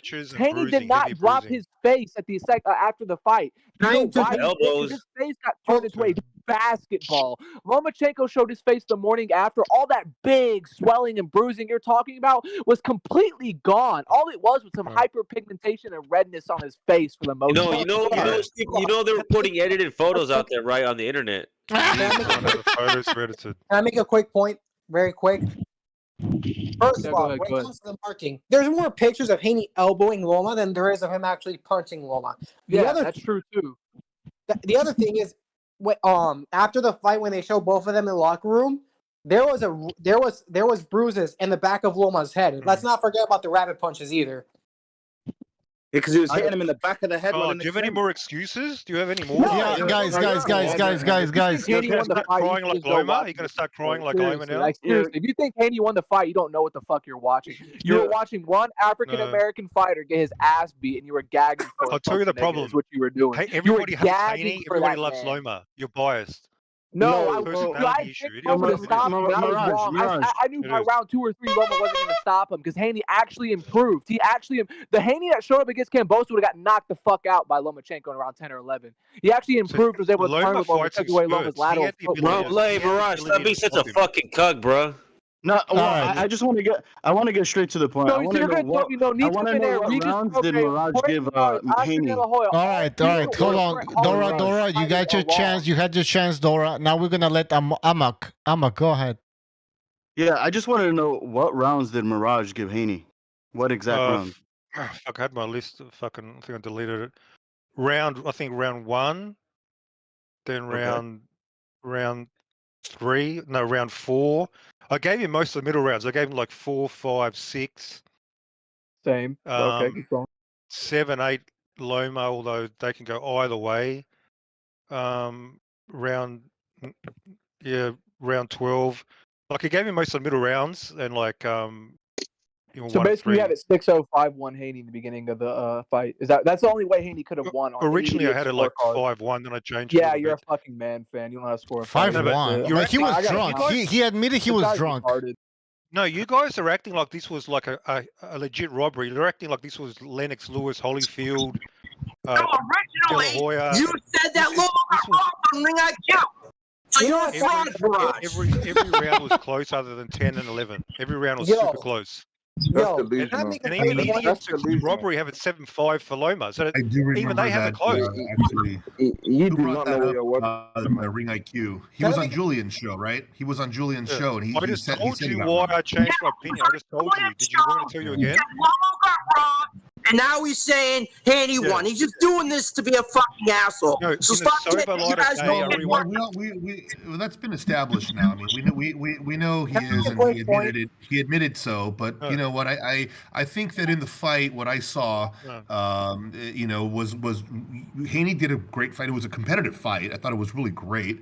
But there were those, you know, one or two great solid body shots, followed by a nice, well put together combination. Plus, Loma was able to cut the distance in a short amount of time. Within round one, he was already able to cut the distance and land those combinations on Haney's head. Now you know. All right. Here, we're not gonna break down the fight. Listen, Mirage doesn't give a shit. So fuck you. You're gonna convince him. Can I make one point? Yeah. You're not gonna convince Mirage. He has his fucking crazy ass card. He had it 8-4 at the beginning. Hold on. He got it 8-4 at the first time. He's not gonna. I mean, then he says he wasn't drunk, and he had it still 7-5 for Devin Haney. So whatever. That's his card. I wanna just. I wanna just say something. No. I'm not upset about it at all. No. Who cares? Oh, yes. Can I make a quick point? No. I gotta say something. All right. I don't know why people are talking over me. I want to tell this guy in the chat, Greg Terrible. He wants to call in. We're not taking phone calls today, guys. Everybody, if you wanna talk, you gotta jump on the panel. So I posted the link, and also the link is in the description. If you wanna jump in on Discord, that's the only way you can get your message across, or a super chat, I guess. Secondly, I gotta go for another drink, but I want to leave you guys with this question. What do you guys want to see happen next in the lightweight division? Go ahead, guys. I want to see Tank Davis step up. Tank Davis needs to step up and fight Haney. That's what I want to see. You know that's not going to happen. That's not going to happen. Why is it not going to happen? You already know how these guys go. No, it's just saying, why would I be scared? No, I'm not fancy that they're just not going to fight each other. I already know. No, is Tank Davis scared of the smoke? No, Tank Davis will put a rehydrate on Haney. Yeah. Haney's not the real deal. Then we can all say he's not the real deal. Haney will never take that fight. It's Haney who's afraid of Davis. Well, has Davis said he wants it? We have to wait. He has to say he wants to fight. He already said, Haney's flipping scared of. I mean, obviously, Haney doesn't want to fight anyone at that level because he ran into the ring when Shakur was. He just fought Lomachenko. What are you talking about? Lomachenko was a good Lomachenko the man. Because Lomachenko pound for pound and all-time great. He had to rise. He signed a contract, a 3-fight contract at top rank, and the condition was that you have to fight Lomo on the third fight after you fight with the that means he's not scared. And it was wasn't it a one-way? Wait. Wasn't it a one-way rematch clause? It was a one-way rematch. Do you really think Haney would fight a 29-year-old Lomachenko? I don't fucking think so. Well, that's pure speculation. He fought this Lomachenko. What do you mean pure speculation? He doesn't even want to fight Tank Davis or fucking Shakur Stevens or anyone else. Yeah, but he didn't want to fight Devontae Davis is a bad example. He could have fought Teofimo Lopez. Hold on. He could have fought Teofimo Lopez when Teofimo Lopez had a belt and he didn't want to fight him. No, and he was sitting there jumping didn't want to fight Devin. He was Get that shit right. joy when Kambosos won. Haney's credit. He did try to fight Lomo before Teofimo Lopez. He did right into the WBC because he had the belt. Listen, dude, I don't like Haney either, but the reality is you got to give him credit where credit's due. He tried to get the Lomo fight, but Lomo took the Teofimo fight first. So Joe, we have a question here from the chat. We have a question from the chat here. We have a question from the chat that says, Tank would give Lomachenko a better fight than Tank. Sorry, what? I guess it's Haney. Haney. Tank would give a better fight to Loma than Devin Haney. What do you guys think? Of course he would. He would stop Lomachenko. I don't think the fight. How come he didn't fight him? How come he didn't fight him when Lomachenko was calling him out 5 years ago? You can blame Floyd for that shit. But No. Fuck that. Because when Tank wanted to fight Ryan, he made it happen, right? Yeah, and guess what? So how Floyd's come you no didn't have longer that running same his energy? career, is he? How come you didn't have the same energy? I think Tank's defensively too suspect to fight Lomachenko. I don't think his defense is good enough. When have you ever seen Tank hurt? I'm waiting for your answer, Rare Breed. How come you didn't have that same energy when it came to Lomachenko, bro? Yeah, Tank has said all these years that Floyd and Ellerby are the ones that run his career. Yeah, he using them as a scapegoat, but he Not a made that scapegoat. Ryan when he wanted to put his Not a foot down and scapegoat. make that Ryan fight happen. You want to give him credit for that? You Yeah, honestly he think? How come he You didn't put his honestly foot no. down for? How Hey, come he No, didn't put let his me ask foot you a down for question. Loma? You honestly think Devin Haney is a better fighter than Tank Davis? Huh? I would like to You see it, honestly dude, because think? I can't gauge it. Well, name me one. Haney's fought better guys. No. Haney's fought better Of course guys. you can't gauge it. Even though a lot of people think Haney lost against Lomachenko, name one better win on Tank's resume than Lomachenko. Get his Or ass even a whooped by That's Lomachenko's true, but better you than all guys don't Tank's even think wins. Devin won that fight. So is it No, but technically? even if you think he lost, he still gave up a good performance compared to what people thought he was going to do. So, you know what I mean? Yeah, So look, I agree with you that. can't discount the Devin guy. has the best resume out of all three guys, but I still think that he's the third least talented. He's the least talented of the Did three. someone just say Devin has the best resume? Then who? Of those three, Shakur, Devin, and Tank. Wait, hold on. Let's answer that question. Who has a better resume between guys? I'm not gonna ask you a question. Who has a better resume between Devin Haney, Shakur Stevenson, and Tank Davis? Yeah, Shakur. Sorry, Devin. You said it, Devin Haney. Haney, he has all the belts. Devin Haney Who now, is after Haney fighting for? Loma. Excluding Loma, who is he for? Devin- Jojo Diaz and Linares. Linares got knocked the fuck out by Pablo Cano in 1 round before he fought Devin Haney. Who the fuck is Devin Haney for? Well, listen. Bro, I would Devin Haney's argue. for nobody. I would argue that even before Devin Tank fought, has a better resume than Devin Loma, Haney. Fuck. Bro, I you would want to argue get off that the Haney. I don't like Devin Haney that much either, but let's not try to take away from his accomplishments. Bro, Tank has a better resume than Devin Haney before the Loma fight, man. That's a fact. No way. No way. Yes, he does. Yes, he does. Yes, he does. Isaac Some people on this panel thought Ryan Garcia would beat him, so I don't know why they want to give him credit for that. Isaac Cruz. I don't give Tank credit for Ryan Cruz Garcia. was an icon at the time. Hang on. Garcia's an Instagrammer. That's Hey, winning you 6 should be years singing ago Tank's against praises. He Pedraza. beat your boy Ryan. You No, said Ryan would win that fight. hold on. Tank's best win is 6 years ago against Pedraza. What's he done since? Like, for real? Nothing. Exactly. Hey, Hector Garcia was an underrated Zero. win. He was a champion. He's done zero.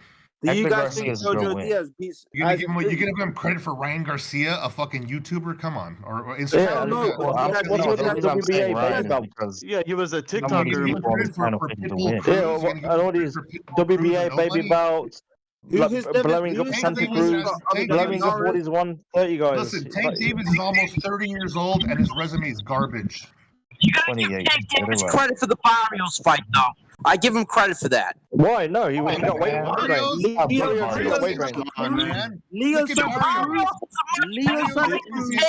is not Cruz was moving up. Barrios is not an elite. You know what? They cherry picked Barrios because Barrios almost got knocked out by some Russian kid right before that fight. The only reason he won is he got lucky. He was on. Do you think Loma could fight Barrios at 140? Hell no. Dude, Barrios 2 or 3 weight classes bigger than Tank Davis. Loma would destroy and Keith Thurman couldn't even No, knock he him out. wouldn't. He's too And little. Tank Davis did. You gotta give him credit for that. Barrios was put on a rehydration clause. Keith Thurman Even was on he the shelf for confirmed 2 it. years. Keith Thurman Hank was on the shelf for 2 years. Stop Barrios. Keith Thurman couldn't. Keith Thurman was on the shelf. For 2 years. Nah, He's I also don't a care, welterweight. dude.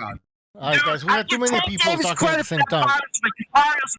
All right, come on, hold on. We got too many people talking at the same time, and you gotta. If you guys are talking more than other people, then realize that and let other people speak. All right, some people don't have a chance. Yeah, you're right. And what's with this triangle theory? What's with the triangle theory bullshit? I mean, Andy Lee knocked out Korobov, but Charlo didn't. That doesn't mean that Andy Lee's better than Korobov. I mean, forget this triangle theory bullshit. That makes no fucking sense. Saying a lightweight knocked out a guy who Yeah. Korobov got knocked out by Andy Lee. Impressive. And Andy Lee's trash. Bigger than fucking Tank Davis. You gotta give him Tell him, credit for JDA. that. Yeah, but Barrios was Tell him, dehydration. JDA. But Barrios was put on a rehydration clause. So what's that worth when you're putting a welterweight on rehydration clause? Bro, that's a good point. I don't remember That's a good point. rehydration clause in that fight. Well, guys, we have in the chat we have Bentley Sports who says Barrios beats Ryan Garcia. Y'all clowns. Take that. He would. Bro, Barrios is like a C- level fighter. He's a domestic American fighter. I think Barrios beats You Ryan can only be Garcia. domestic when you're from the UK because that's a low level over there. Yeah, I think Exactly. Barrios beats What's your Ryan thing, Garcia domestic level too. I said it before Davis knocked out Garcia. I said that I don't think Garcia beats Barrios. I don't think so. Joe, I wanna understand, Rareid, why do you think British boxers are bums, or most of them? They're not bums, but it's a lower level of talent over there compared to That doesn't even make sense, bro. Because a lot of Americans, a lot of top Americans meet their first loss by British guys. Sugar Ray Robinson lost to a British dude. Okay, let me give you the facts instead of your No, feelings. hold on. No, Let's look at lightweight. I'm about to tell you something. Look at all the divisions. Joe Kawasaki conquered America. We're talking about currently, not all time, dude. Let Never Sober Lennox go. Lewis. Go in, Never Sober. I said Lennox Lewis did work on a bunch of American heavyweights. Tyson Fury's putting in work on a bunch of American heavyweights. Like, what are you talking about, bro? Since the 90s. There's a lot of good UK fighters, dude. And Are you have done? to look at it. You have to look it up logically. Who's the best? Who's the best? Kawasaki shut down a lot of American guys too. No, JDA, you don't understand what I'm saying. I'm not saying all the time. I'm saying right now. Tyson Fury from the UK. Bro, how many Olympians are coming out of the UK compared to America right now? Bro, really? Luke Campbell, that's the best you can come up with? Luke Campbell? What? Come on, bro. Why not drop Taylor? Why not AJ? Why, I don't know. It seems like there's good fighters out there. You're being ridiculous. Bias. I'll tell you this, Rabbit. There's no black American light heavyweights, no American heavyweight champ, no American super middleweight champ. You know, when it comes to the middleweight division, it's fragmented. I mean, Charlo, you would think he's the African American that would take over. He can't even do that. I mean, so it's not as dominant as he was in the past. We can agree on that. Who's the last American gold medalist in the Olympics? Tell me that. Who? Go on, Rebby. The Olympics are rigged. Answer We the all question. know that. So that's Hold on. Rebby, answer the question, please. Outside of those two divisions, UK's irrelevant, bro. That's the fact. Wasn't it? It was probably Andre Ward, wasn't it? Dude, it took a fat Tyson Fury after his coke spree to come and beat. All you can say is Deontay Wilder, but what have you done outside of that? Be quiet. Yo, Rebby, I just told you, super middleweight, light heavyweight, super middleweight, like heavyweight, cruiserweight. He's not British. Even featherweight. There's no African Americans. It's Scottish. What are you talking about? There's We're talking about America. Why you keep bringing up African Americans? You trying to make this shit racial? No, it is because Rabbit. Let's be honest, Rabbit. We're having an honest conversation here. No, but Rabbit. We're having an honest conversation here. There's not a lot of white Americans. No, hold on. Let me talk. Please. I'm trying to have a. No, hold on, Rabbit. When we talk about American boxers, we're talking about Afro-American boxers because we're not. Because Virgil Ortiz is not African American. No. Hold on. There's no white American boxers at this point. There hasn't been any in a long time, right? Is David Benavidez African American? And the reason why you became a boxing fan, I'm sure, is because of Floyd Mayweather. And African American dominance and Roy Jones. See, there we go. So now that it's dwindling, you're having like a crisis. Basically, you're having a meltdown. Is it dwindling?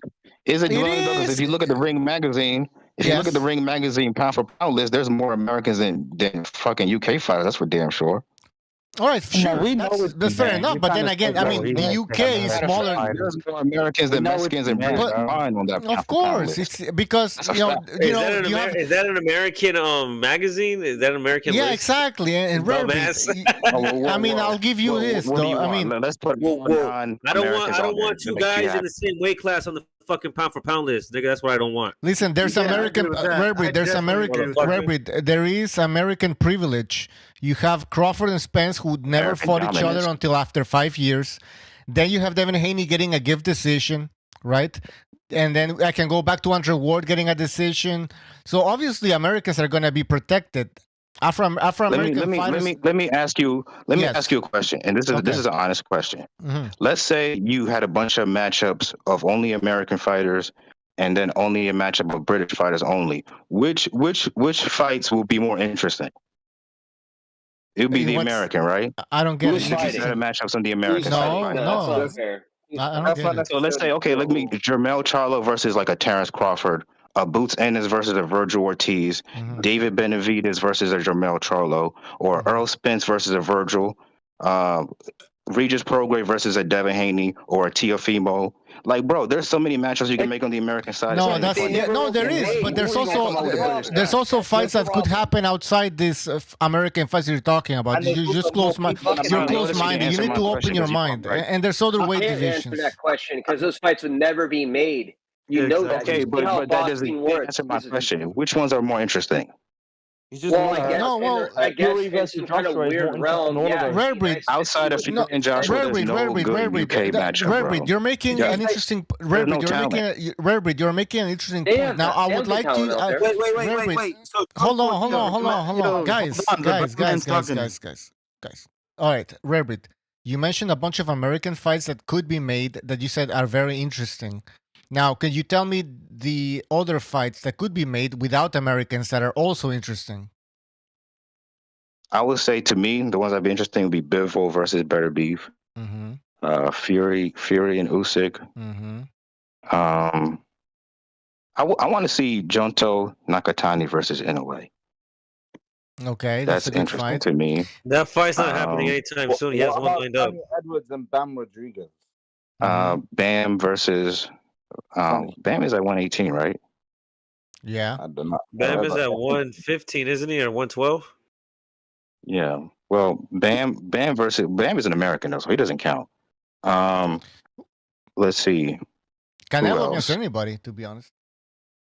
Yeah, all those sound better. Well, you said non-Americans. So if you include non-American, Canelo versus Beterbiev or Bivol, obviously. Well, not Bivol. That's boring. It's a global All those matchups are better than all the. So, Rarebreed, you've mentioned a few fights that are also interesting. So it's 50-50.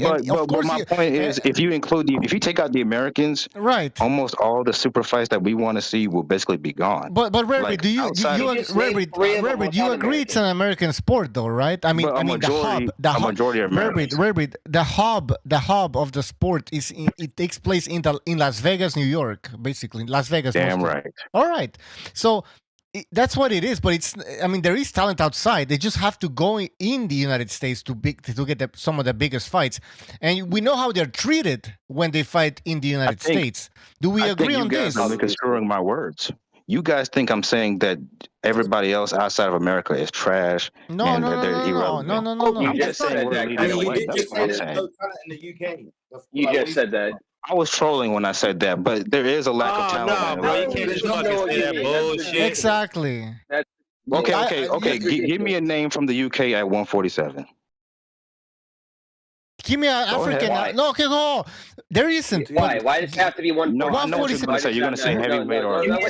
Why does 147? 175. Give me a black American at 168. Give me a world contender that's Afro-Anglo at 168 right now. Exactly. Right now. What about Benavidez? He's American. Right now, Afro-Anglo. See, you're making it a racial thing. I'm talking about America. Okay, so you don't got an answer. Now it's all about America. Now it's all about America. We've been talking about America. Now it's all about America. That's what I said from the beginning.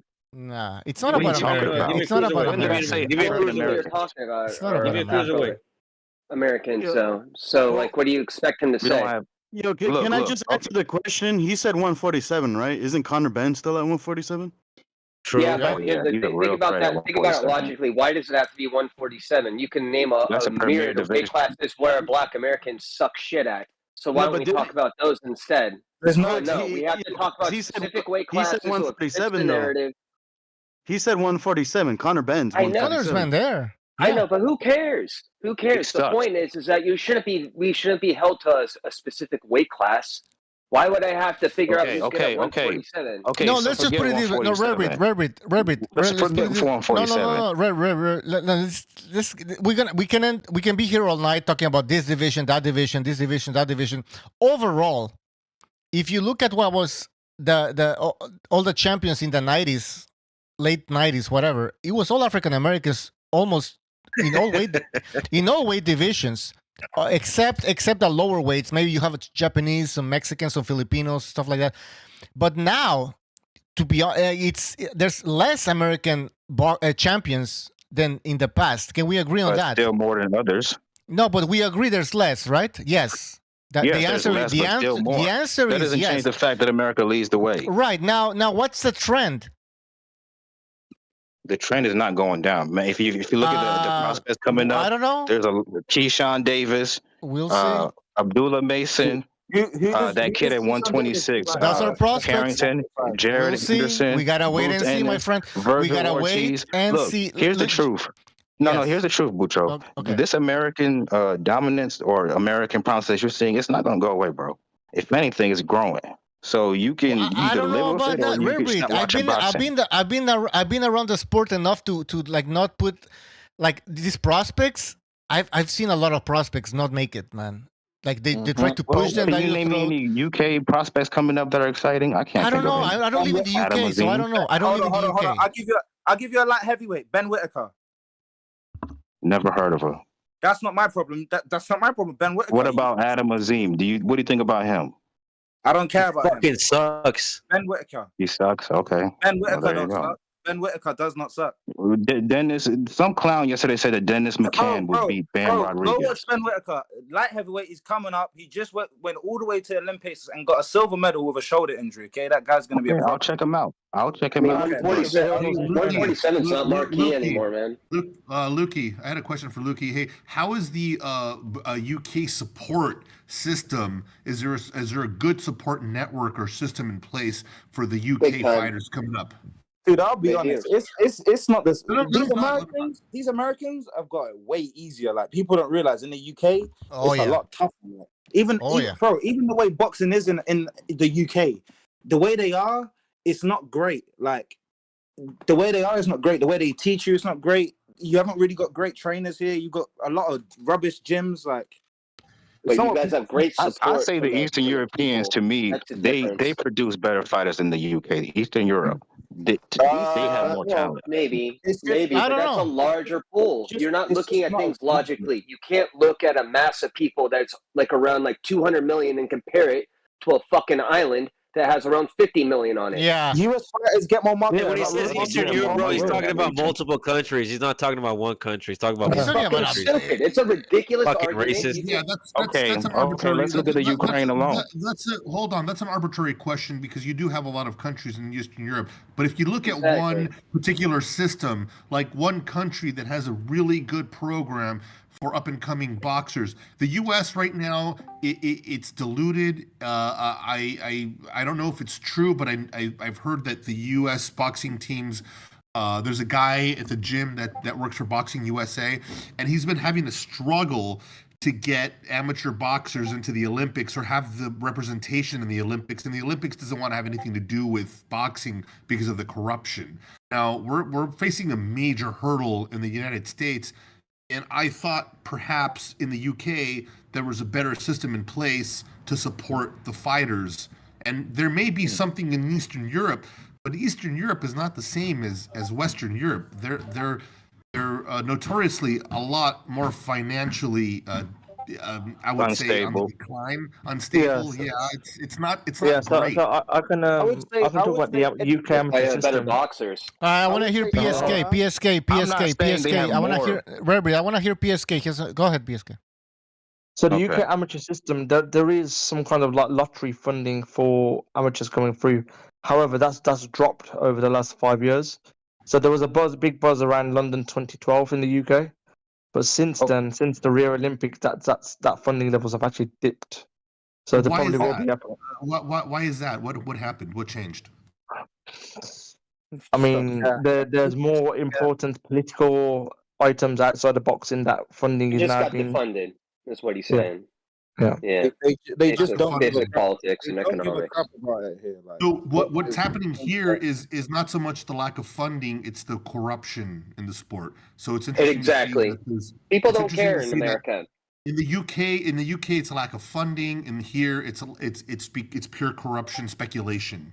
I would say this: if a fight is doing well and they're coming up, I'll be honest. Eddie Hearn has been a good thing to happen to UK boxing because he I gets was a going to lot. say that. I was actually going to mention that, and that's one thing I like about Matchroom is that they do put on good shows. They put on good fights. They put on competitive fights with the fighters they have in the UK, and that's a really big deal because you have these belts in the UK, the continental belts, and they mean something because it means that you're at the top of the heap. So once you're at the top of the heap, then you start competing against the rest of the you world. guys used to have that, right? You guys used to have the We still have NABA, it. NABF. We still have the NABA. It's not the same anymore. No, We still exactly, have and it. that's a big loss for you guys, I think, because I remember have like the was it NABA. like Foreman fought for that after he lost the world title to Ali. You know what I mean? So like you used to have former world champions fighting for the NABA or NABF titles, but that's completely disappeared in the Americas now. Because It hasn't. It hasn't. We still have, dude. I'm telling you right now, my boxing coach was an American champion for the WBC, and then the other belt he had, I think it was an NABA. He was an NBA champ, and that was probably around like the mid 2000s. I think it's still around. They still do it. The original NABA became the WBA, right? Or am I You're tripping? right. Yeah. But they kept it. They kept it 40 as in the American title. I think it still exists. I could be wrong, but I'm pretty sure it's still around. They just give it to they give it to people that make sense. That you know what I'm saying. They're not raking every weight class anymore. Yeah, and this is the problem. Like Boots versus Ortiz, that would have been 30 years ago. That would have been an NABA title fight. Great, before they even got to world level. Great point. And now they're waiting until Crawford and Spence gets marinated over to the death. Then the belts all split when these guys are way too old. That's American boxing. That's American boxing. And then Ortiz can't now make weight. You know, it's crazy. Like that's what's happening with you guys. It's insane. Can you imagine? This fight should have happened 3 years ago. They made Danny Garcia run the gauntlet. They made Sean Porter run the gauntlet. But what the fuck did Spence and Crawford doing this whole time? They're fighting people that nobody fucking asked for. It was insane. It was crazy. Yeah, listen, the passing of the torch, traditionally in boxing, even in the 80s, you had more passing of the torch kind of fights or just really competitive fights. Now, if this were the 80s today, we would have already seen Boots Ennis and Virgil Ortiz fight already. I mean, that would have already been done. Hey, here's the truth. It's easy. Hold up, Don. It's easy to attack saying American fighters don't fight each other and we don't see these matchups. That's because you guys actually care. No, hold up. It's because you guys actually care about seeing American fighters fight each other. You know why? Because they're great fighters. You don't care about watching Liam from Manchester fight fucking Callum from fucking Liverpool. That's not true. Instead of assuming, hold on. Instead of assuming what I like to watch, why don't you ask what I like to watch? And that is what I like to watch. Because I do like to watch. I like to watch. I already know what type of time you're on, Don. You're on. And just to add, all right, no Madrasos, you gotta let somebody else talk because we gotta. And just to add, in the last 10 years in the UK, we had Saunders versus Eubank before the world champions. We also had DeGale versus Groves. No, but for you that's boring, but not in you're just an American fan. It's a hype job. But what the point I'm making is we had there's two fights with four top prospects where they fought each other when they were lower level fighters. They didn't even get to world level. But where's that in America right now? Where is AJ and White and AJ and White? AJ and White, there's another example. Why did Deontay fight Andy Ruiz like 7-8 years ago? Why didn't that ever happen? No, they won't do it. They won't do it. American system is a protection class. It's like the FBI. You put all the fucking guys that you like in witness protection, and they don't fight each other, and you sit there and they talk shit over the internet for the better part of a fucking decade. This is insane. But to be honest, I'll be honest. I feel like a lot of people don't really know about a lot of UK fighters because PSK. we know about them, dude. I watched it. Bro, that's like watching the NBA versus the Turkish basketball league, bro. It's not, That's the truth. Yeah, but I think what happens in the U.S. is that they like. That's because. Go ahead, Don. Go I'm ahead, just saying, Don. rare breed. That's because you don't care. If you watch boxing, if you care about the sport, I watched every fight on the undercard of Katie Taylor this last Saturday before I watched the Loma fight. And that's because why? Because I like Don. to see who's. Yeah. What's that kid's name that fought Virgil Ortiz recently? Mickinson. He said. Yeah. No, Mickinson. Yeah. Oh no, Mickinson. No, the guy, the British guy. Yeah, no, he's right. Mickinson, yeah. I just saw an interview with him today. He said that I believe I'm higher than British level. I believe I'm world level. You will never hear an American fighter say I'm higher than American level because that is Rare breed. It doesn't matter what they. Rare breed. We're not gonna debate. Hold on. Rare breed. We're not gonna debate what the they. truth, man. You don't want to hear it, but it is what it is. Rare breed. No, he's talking. No, but you're fucking being goofy because he's talking about domestic level. Yeah, and Americans will say that. They'll say domestic level. Idiot. It doesn't matter what they say. That's just stupid. Like it just means he believes in himself. That's Bucho, espera. Oye, un momento, por favor. Oye, porque they're talking about whoever said the point about domestic level is completely right on the nose. I like to see what up-and-comers they got in the UK, and they got to ballot it out. They have to fight who is going to be the next guy up there, and once that guy makes it, then he starts competing on the world level. Once you get one of those guys that is a standout talent in the UK, that guy steps up and that guy starts fighting in the world level. And what the UK guys on the panel are saying is that we don't have that here. We assume Calzaghe, yeah. Calzaghe, Fury, Josh Taylor, none of these guys got credit until they fought Americans or outside their country. Exactly. But that's what you're missing the point, dude. Is that you have to watching the up and comers to see who's going to emerge the star and who's going to emerge the guy that's going to bring it to America, and that's what I like to see. So when a UK fighter comes, Hold on. So when a UK fighter comes to America, I go, hey, that guy actually is badass. I know you haven't heard of him before because you don't follow the UK fighters, but I do, and I know that guy is a formidable opponent, and this is going to be a good fight. This is what I'm talking about. I follow the sport. I just don't follow one demographic of the sport. Yeah, another example is Fury versus Chisora. They had 2 fights before Fury even went to world level. Exactly. And so many examples. And that's the problem why American champions are dwindling over time, because you got they're being protected by the promoters to a certain point where they'll get a world title. Obviously. Like Rolando Romero, when they have more than you guys. I'll put it this way, Rare Breed. I'll put it this way. I'll put it because Rare Breed. How come American boxing? Because I asked this earlier. Well, I actually made the statement that there's less American champions now that there were in the late 90s. Why is that, Rare Breed? Okay. Why is that? You say why is that? Yes, why? So I mean, let's take a look at it. There's champions at 122. There was a champion at 126. Actually, there is a champion at 126. Why is there less? My question is, why are there less champs? 40, 47, 54, 60. Why? Why is that? Yes. This is one because America. No, I can answer that question easily. Yes. One is because America just doesn't care about boxing like it used to. And you can't go around the corner of every street and see a boxing gym like in the old days. That's one of them. And then 2. Other countries have started getting into boxing.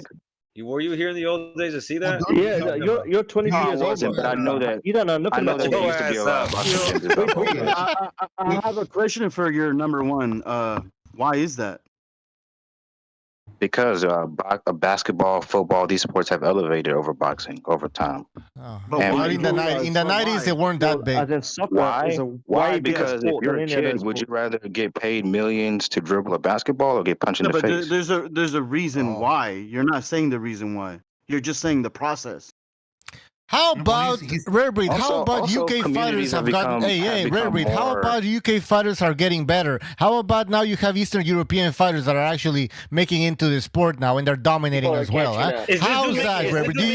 Do you accept that answer, Rare Breed? Do you accept that or deny it? I don't see Lennox Lewis. Excuses to why Black Americans aren't as good at boxing anymore? Is that what you're doing? You're making excuses. He's bringing up the race thing. Is that what you're doing though? Well, Because you're bringing up basketball and football. What you talking about? Is that what you're saying right now? Listen, he didn't answer the question. He didn't even answer my question. Rare breed. Yeah, you want to make it a ratio, and then they say I'm asking you, bro. You didn't answer my question. Nobody knows what we're asking. Let me bring us another topic. Yeah, nobody knows what we're asking. What's the goddamn question? Real quick. This IQ individual never sobers. Hold on. Hey, bro, you're bringing up basketball. You're bringing up football. You're saying Americans don't like boxing no more. Let me bring up some truths about the UK sport. Boxing is not even top 3 in the UK. Why Afro-Anglos aren't good at boxing no more? Well, speaking of the UK, your favorite sport, you're not even good at that shit. When's the last time you won a World Cup? One at a time. What's that got to do with top 3 sports? The top 3 sports in the UK is not all these sports, but you suck at it. He said rugby and cricket are way bigger sports than boxing in the UK. So cricket, like soccer, as you call football, doesn't India that is the biggest sport in the world.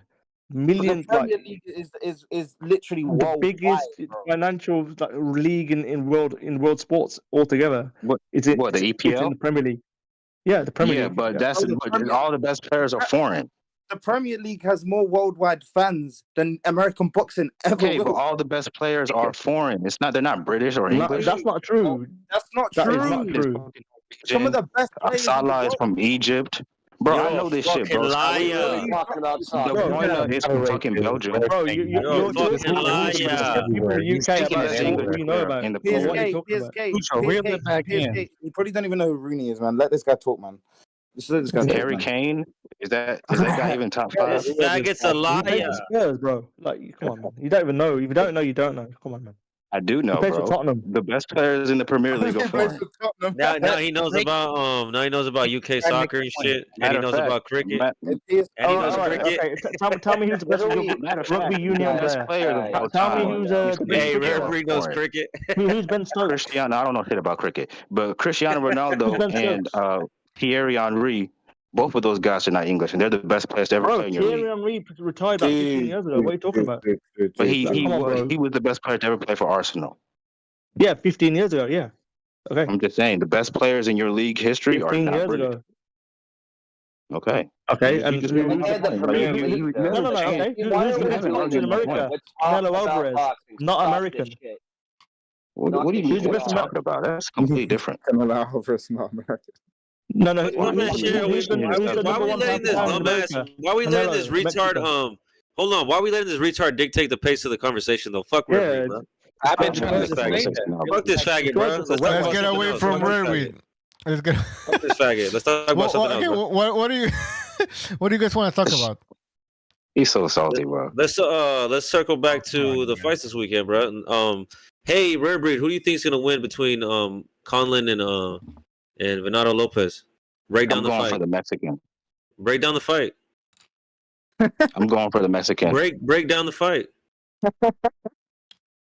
Why would I don't care. Break down the fight. I watched Conlan. Hey, break down the fight, Rare Breed. I've watched Conlan fight one time. He's not a fan of the sport. Break down the fight. I don't watch You guys are Rare Breed. Hold on. Here's the deal. These people who like. Do you watch every single fighter that comes out? No, that's fine. But Rare Breed, let's be honest. No. Nobody watches. Nobody watches. Hold on, guys. Nobody watches every fight. But then again, Rare Breed only watches no. But then Rare Breed focuses a lot. Someone has a high profile on the African American fights. Why don't you know about you have no opinion on that? You've never seen him fight. I think Venado Lopez beats Conlan because he's a better inside fighter. All right, there you go. Just say that. There you go. Just say it. Also, Mexicans are on the run. So who do you think is gonna fight? Who do you think is gonna win between Lee Wood and Mauricio Lara? I thought Lara won the first time. At least he was hitting his ass with better shots. Okay. No, So- Lara knocked his ass out. He didn't win. Yeah. You don't think he did? He did. Yeah, Okay. exactly. So do you even know what you're talking about right now, Red Breed? He I don't know why I thought that ended in a draw or something. But I'm going with Lara. This fool just said he thought the fight ended in a draw. Gentlemen, you may as well be asking you may as well be asking a stuffed animal what he thinks, because Rare Breed is not a fan of the sport. I'm sorry. Well, yeah, I just wanted him to answer that. They are looking only at fights that are for black excellence. That's it. No, and I'm being serious.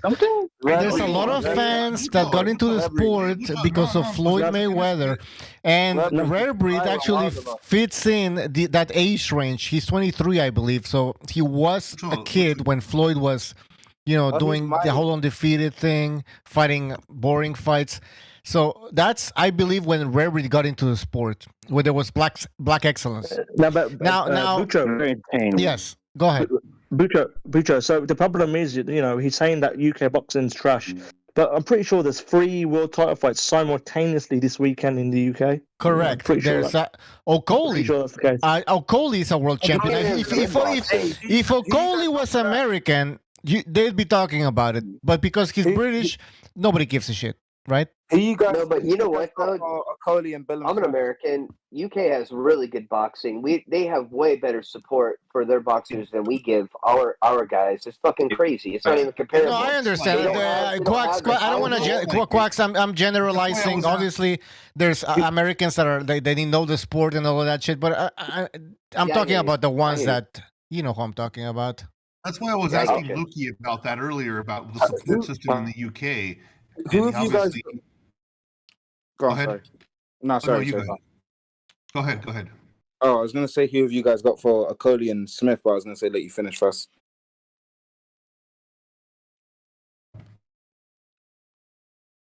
Well, I think Okoli will win, but I think he looked bad on the scales. Look, you don't think Billum can pull it off? I think he's too basic, personally, in terms of. I'll be honest. I've never rated Okoli. His style was neither do I. I think he's a spoiler, but I think he does that well enough to get away with, because the talent pool's not there anymore since Usyk and Gassiev moved off. A little bit. I don't know, man. I just think he's too basic. I think he's just 1-2, 1-2, 1-2. And the problem with Okoli, I think he can't make cruiserweight no more. Fair enough. I think Vidal Riley will probably have a better chance of beating him. But does he have a good basic 1-2-1-2?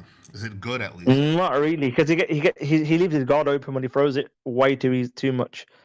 He nearly got knocked out by some random French, 7th-ranked French contender with 2-3 fights ago. I just think if he gets hit by Okoli, he's done.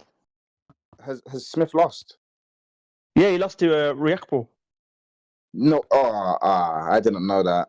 I didn't know that. Yeah, but I actually think Riakpo will probably beat Okoli, to be fair. But I think Riakpo, he's 34, 35 now. But he's fighting Gulamarian next, so it'll be interesting to see if there'll be a unification after this fight. I mean, Riakpo's undefeated though, so no one's beat him. So he's fighting the WBA champion next, right? Gulamarian. So we'll see what happens with that fight. It's a fight. If Okoli wins, it's a fight that should be made. Oh yeah. They're roadman. They both fight each other in the streets, let alone in the boxing ring. So it'll be interesting. Oh, fair enough. Hey, sorry guys, I think somebody else is asking a question. Go ahead.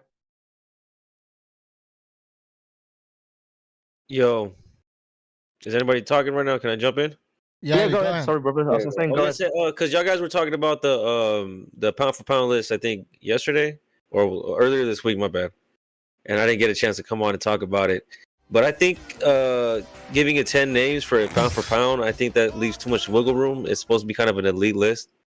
So I think when people start, they start haggling with themselves about who they want to put in there. I think that's like when you already have too much people. I think that the top 3 pound for pound guys. And it's more styles in a way, right? Because I have I got a bit of confliction with this. Because right at number 3, I'd say Inoue, right? Because he's moving up. He's a little guy. He's breaking ribs. He's knocking out everybody he needs to knock out, and he's challenging himself going up to 122, right? And then I got Canelo at number 2 because he's lost recently, but he's still by far and large above everybody else when it comes to challenging himself and moving up weights and making his style as a smaller guy work against bigger guys.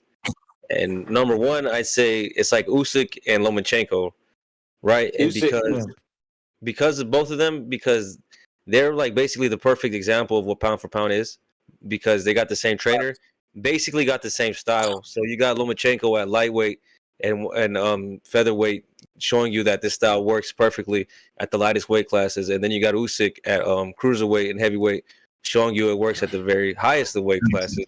And the only difference between them, I agreed with the Usyk at number 1 because I had him on there just because he was a cruiserweight, and I don't want to put a heavyweight on. But he moved up to heavyweight. Exactly. Yeah, that's why it works for him. And I think Usyk's style is the only thing he actually has something over Loma is the fact that his work rate, bro. He will not stop throwing. Right. Yeah. That's true, and he has to against these heavyweights and bigger guys. Well, no, he also did it at cruiserweight. By the way, I want to just the same age. Yeah, good point. I want to read a super chat here from Matlasinka. He says, Terence Crawford versus Spence for King of the Chitlin circuit. Now, I didn't know what the fuck that was until I had to Google it. So, Chitlin circuit is like a... Let's see. It's a buffet. It's a buffet that happened in the southern to mid-American states in the 1940s to 1960s. So, getting some historical knowledge here, people. All right. Thank you for that super chat, Matlasinka. Yeah, for pound for pound, for me, I think it's Usyk and Inoue 1, 2, and then I think everybody else is way below the rest of them two. I mean, those two are one far and ahead of everybody else. I think Canelo has a good honorable mention, but I think the other two have done it like they've done it in dominant fashion. In my opinion, I feel the pound for pound list is. I feel the pound for pound list is volatile. I don't like making these kind of lists. I don't like rating fighters on this kind of list because there's so many variables to why they're on the list, and right now you could argue clearly that Usyk and Inoue are the two guys that are like clear contenders for 1 and 2. Canelo, I put him at 3. Your criteria, right? So this is the problem. I was actually trying to suggest this. If you guys really want to do a list like this, we should all talk about what is the criteria to make the list, and then we could see what fighters make it. But everybody coming up with their own criteria, shouting out what they want, doesn't mean anything. Quacks is 100% correct, because when we had that show about the pound for pound list, everybody was coming up with different criteria. Rerbrit came up with a crazy ass criteria where he had Haney, Shakur, and who else? Say Haney. Don't put words in my mouth. What was your list? Give us your criteria again, because it was interesting. Rerbrit, go ahead. He said my criteria was talent, and if you can move around in and around your weight classes.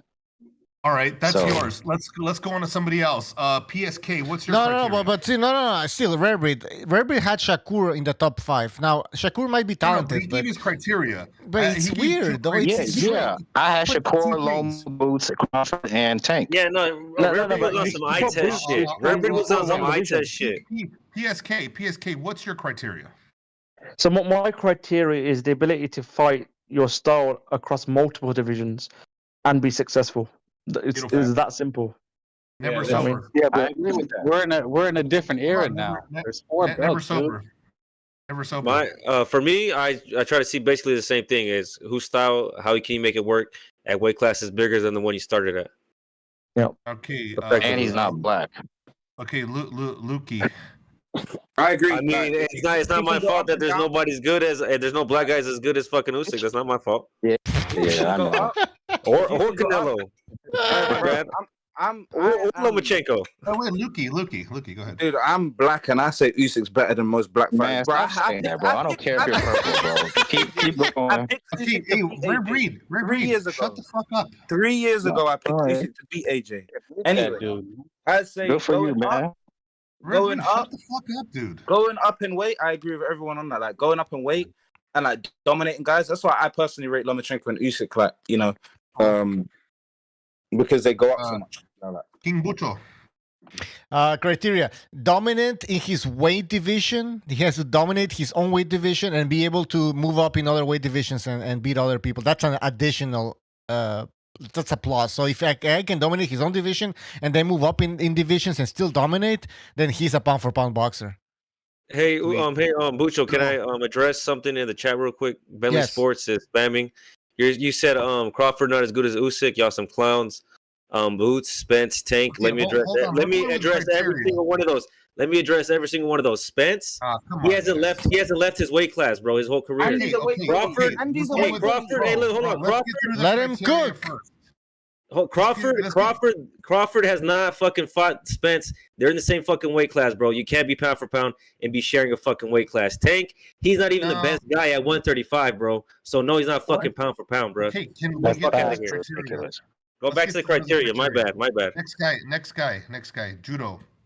Next. I would say what Bucho said, but the only thing I would add to it is the level of competition fought, and Great. that's what levels it up for me. I like to see them fight the right people at the right time, and that's it. You know, there's not. I don't think it's too complicated, but we make it because everybody has like little things they like and shit like that. But for me, it's just moving up in weight and fighting the right guys.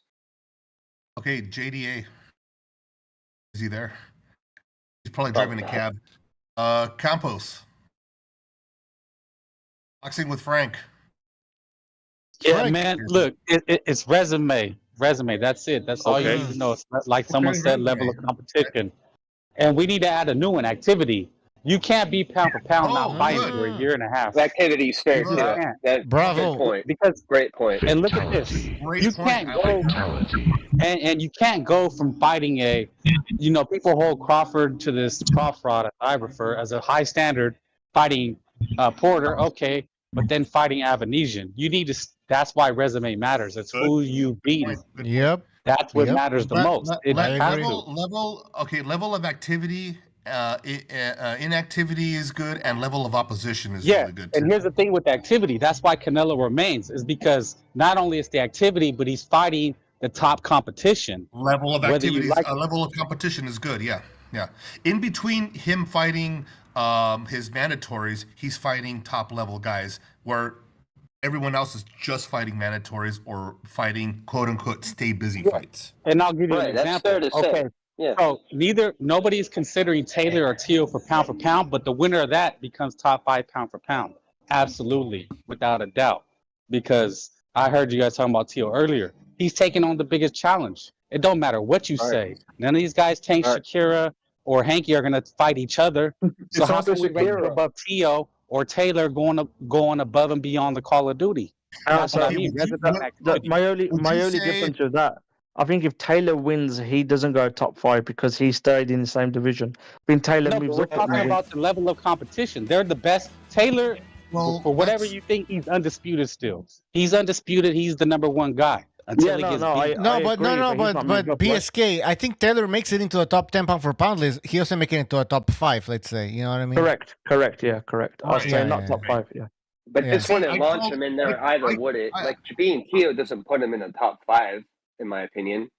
But Bucho, where was Bivol before he beat Canelo? Right. Like, think about it. Exactly, Okay, because he so hasn't because Bivol hasn't dominated that light heavyweight division. No, if you think about he it, was nobody even considered a pound for pound until he beat Canelo.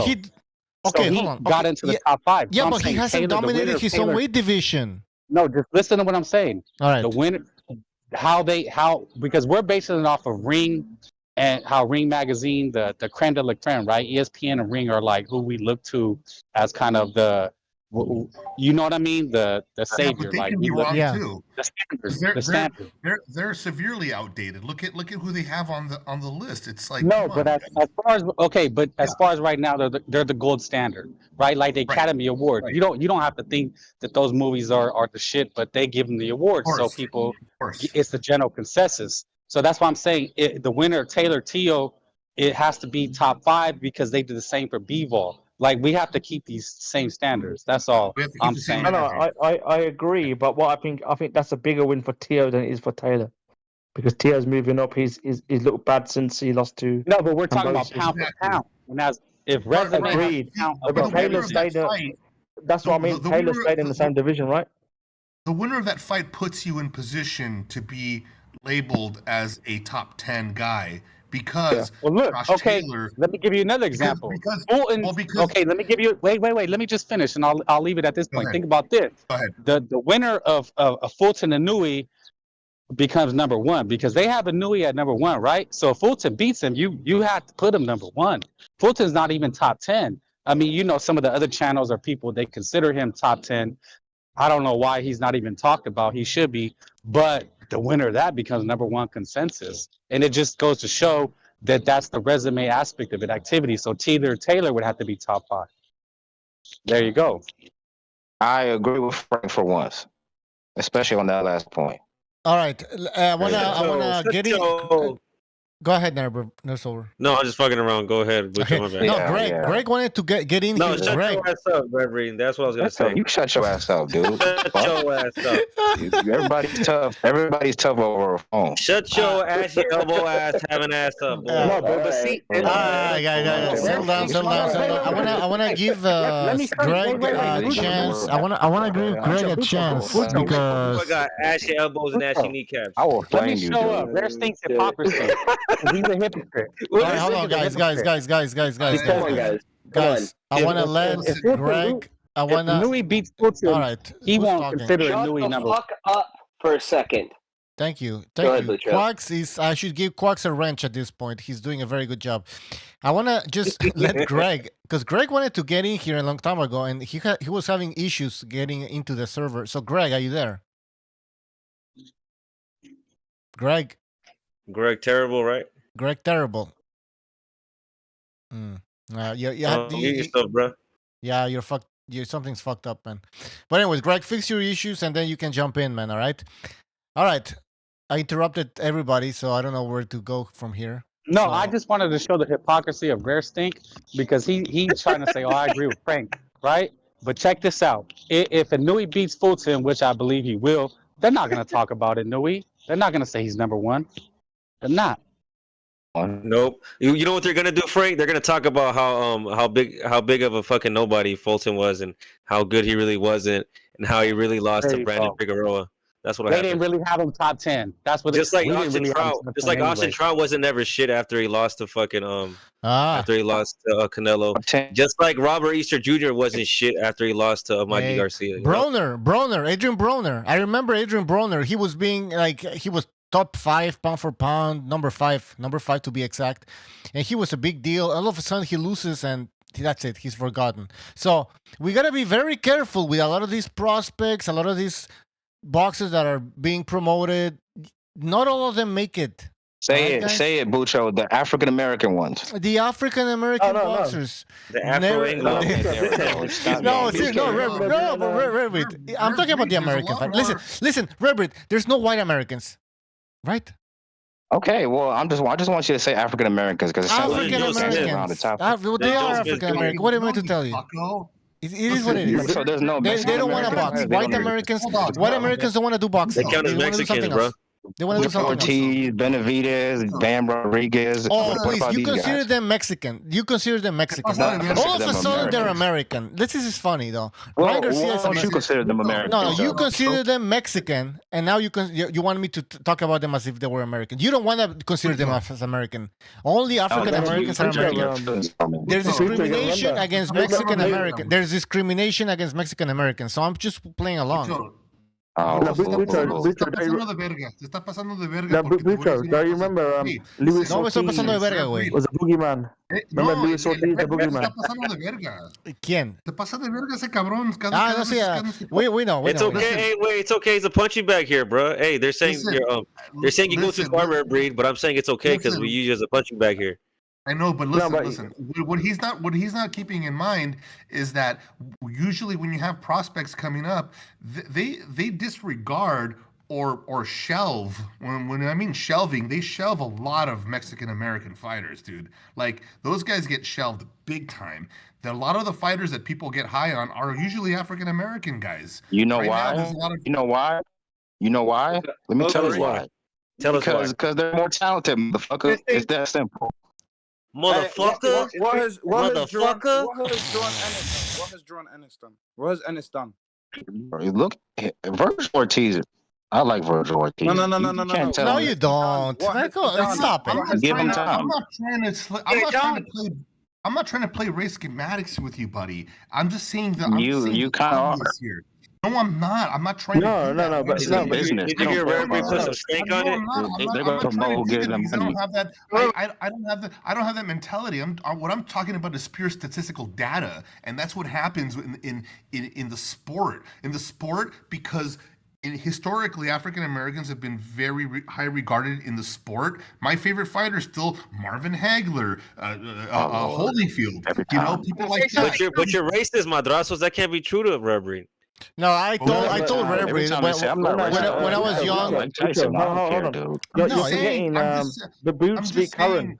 Remember, guys, boobs beat Karen, right? Boobs beat Karen. Saying that people will put more stock into African American fighters in the American market.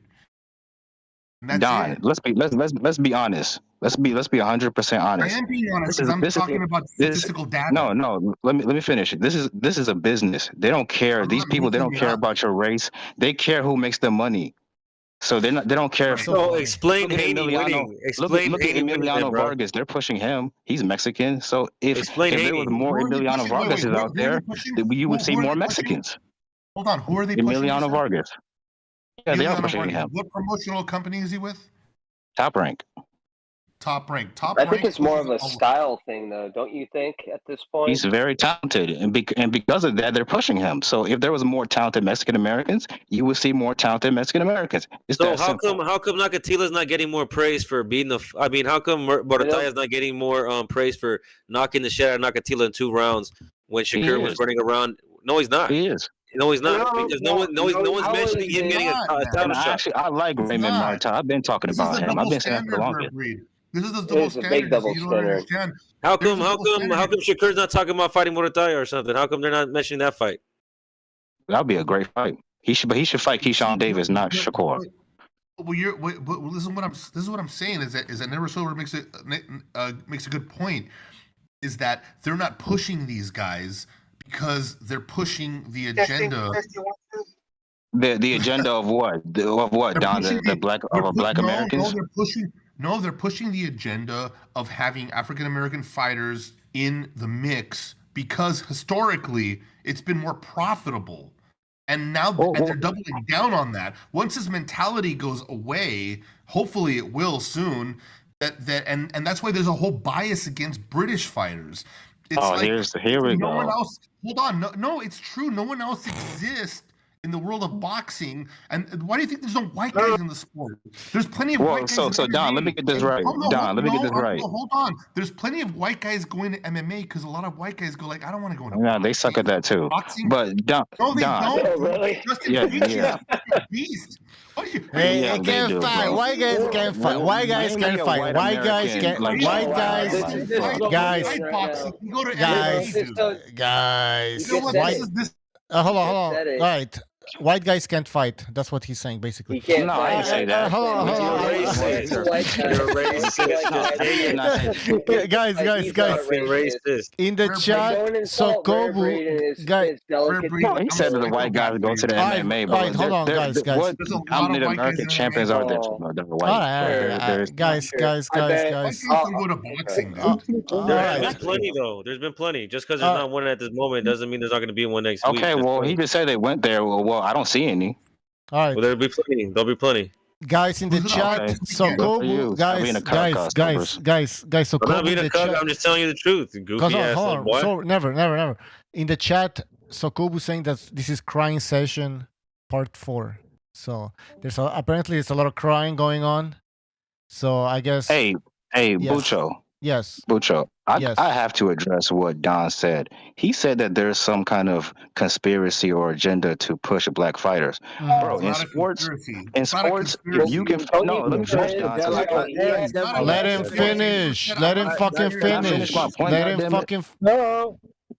All right. All right. So he's saying there's some conspiracy to push black fighters, bro. In sports, if you can perform these higher ups, they don't care if you're purple, Mexican, whatever the fuck you are. If you can make them money, they're gonna push you.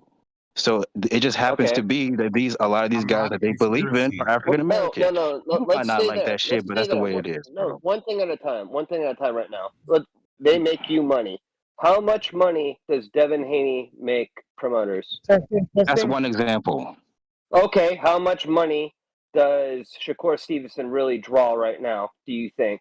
Right, And how right much now is he is being not. pushed? How Right much now, money well, he sold does out his Tevin city. Farmer? How much money does Tevin Farmer really draw, and how much they paid that fucking idiot?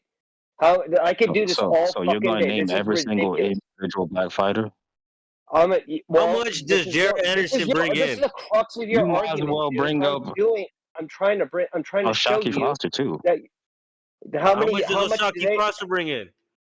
how much do they sell out versus like other fighters that are promoted less? I live in California. I go to Golden Boy events all the time. All the small little ass events with Mexican fighters, they sell the fuck out. Is Nobody this in talks. Mexico? No, this is in fucking California, idiot. Listen. All right. They sell out every time. They have backing, but yet you can go to like an Andre Ward fight, and it'll be like literally like half empty and shit like that. Or you can go to like Tevin Farmer. Why are you paying that guy $3 million? What's the seating arrangement for those shows? 2,000 people? I don't know. It's a fucking stadium. How about that? It could seat something for a hockey game. What? Yes, the stadium's not full. 12,000 They people have at no least? pull. What? 12,000 people? Is that what you're talking about? I doubt it. I'm trying to say, why don't they fill up the space that they're supposedly acquiring, and then why are they getting so much money? Is it Jose Ramirez the biggest ticket seller in America? That's how Jose Ramirez, right? Not even close. I thought he's the Where biggest fuck you ticket get that seller. information from? It's pretty well known, right? That he's the biggest ticket seller. It's Tank Davis. For how many shows? Who did you say was the biggest ticket seller in America? Right now, Jose Tank Ramirez. Davis. Tank Davis. He's talking about Americans. Tank Davis is not the biggest seller in America. As far as American fighters, yes, he is. Inside of America. Yeah. Oh, like American fighters is Tank Davis. American fighter. Yeah, but by a small Jose's an margin. American fighter too. Yeah, Surprise, by a small surprise. margin. But think about it What, logically. Why do these people? They don't sell out. They don't sell out their stadiums, but yet they get all this money. But you can have all these other fighters. Like look at who's it? Jose Ramirez. He's fucking losing, and he kills it. He has a massive following. That's the difference. And nobody's fucking talking about him. Here's your real issue, man. We're tired of all these blacks getting all this attention, man. Why can't it just fall off and never come back? It's never gonna happen, buddy. I don't know where you're going with that. What kind of weird racist narrative are you making up here, man? That's what I'm hearing. I'm hearing a lot of bitching. Because here's the deal. No, I understand what's happening here. The thing is, talking about Bucho and these other clowns. no. The thing is, Rarebreed makes it. Hold on a second. Rarebreed thinks that we're actually attacking African Americans. Anti-black. Yes, exactly. No, exactly. So you're taking it very personal. But you are though. No, so you're taking it very personal. So you think that. You're not denying it. So you're taking it very personal. So you think that we want. You're proving my point, Bucho. You don't even I'm gonna have to mute you. I'm gonna have to mute you. So you think that we want African Americans to disappear, basically, which is not the case. So you gotta understand that, Rebri. We're not asking for African Americans to stop being, present in the sport of boxing. Superiority complex. No, we don't have. That's the opposite, Rebri. It's exactly why you jumped into the sport of boxing, because you saw a black man dominated in Floyd Mayweather. Right, so you jumped into the sport, but you jumped in at a wrong time in history, because we're not in the late 90s, we're not in the 90s, we're not in the 80s. We now have a variety of boxers of races that are actually participating in the sport and dominating equally. And yet, people like you still complain that black fighters get all this attention and all this promotion. So, are we though?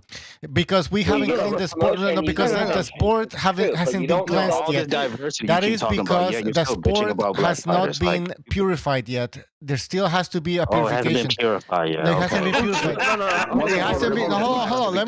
Let me finish my point. point, Robert. The point, and I'm not saying it hasn't been purified. Okay. It has not been purified because there's still robberies happening in the United States of America, where African Americans dominate the sport. There has to be a purification there. There has to be a stabilization. Basically, what I'm trying to say here is there's still corruption in the United States. No a lot more of blacks. corruption. No more blacks. No more. That's what you want. No, I'm not saying that. I'm saying equal. No, I'm saying everybody should be able to prosper from equality. Basically, like the Martin Luther King. I'm trying to the Martin Luther King message, but in boxing, basically. That's what I'm saying. It should be an even playing field, and you have more people. Exactly. That's it, Bugs.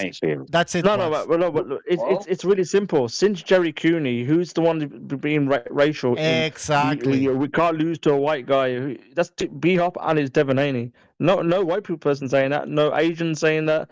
No, I don't know, Hispanic saying that. It just say that, no. Yeah, it's ridiculous. Listen, why are you being racist? Listen, Rare Breed. I'm not gonna say that.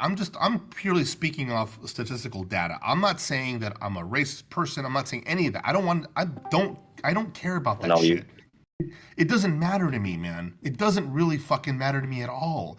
What I'm going off is pure data and what the trajectory is and how it's playing out. That's all. And you may not like it, you may not want to hear it, but you can't just go around calling everybody a racist person. It's Do you think I give a shit when you're saying that black fighters are being promoted not because of their hard work or their talent or their merit? You're saying they're being promoted because of agenda. That's disrespectful.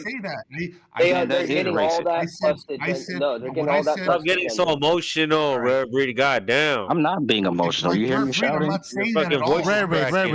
No, I'll give you examples. All right. What I'm saying is, all right. Don Madrazos, come on, hold on. You're taking too much. You're talking too much, man. Please. Can I ask Rebry the question? Hold on. I lost my train of thought here. Look. Rebry. Andre Ward gets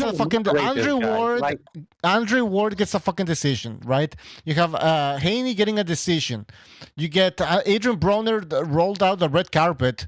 He's the next whatever, the next Floyd, right? So you have a lot of you have Crawford and Spence not fighting each other for years. Nobody's saying anything. You have you have Jermall Charlo being in the spotlight the whole time, even though he hasn't fought anybody, and then he doesn't even fight that often.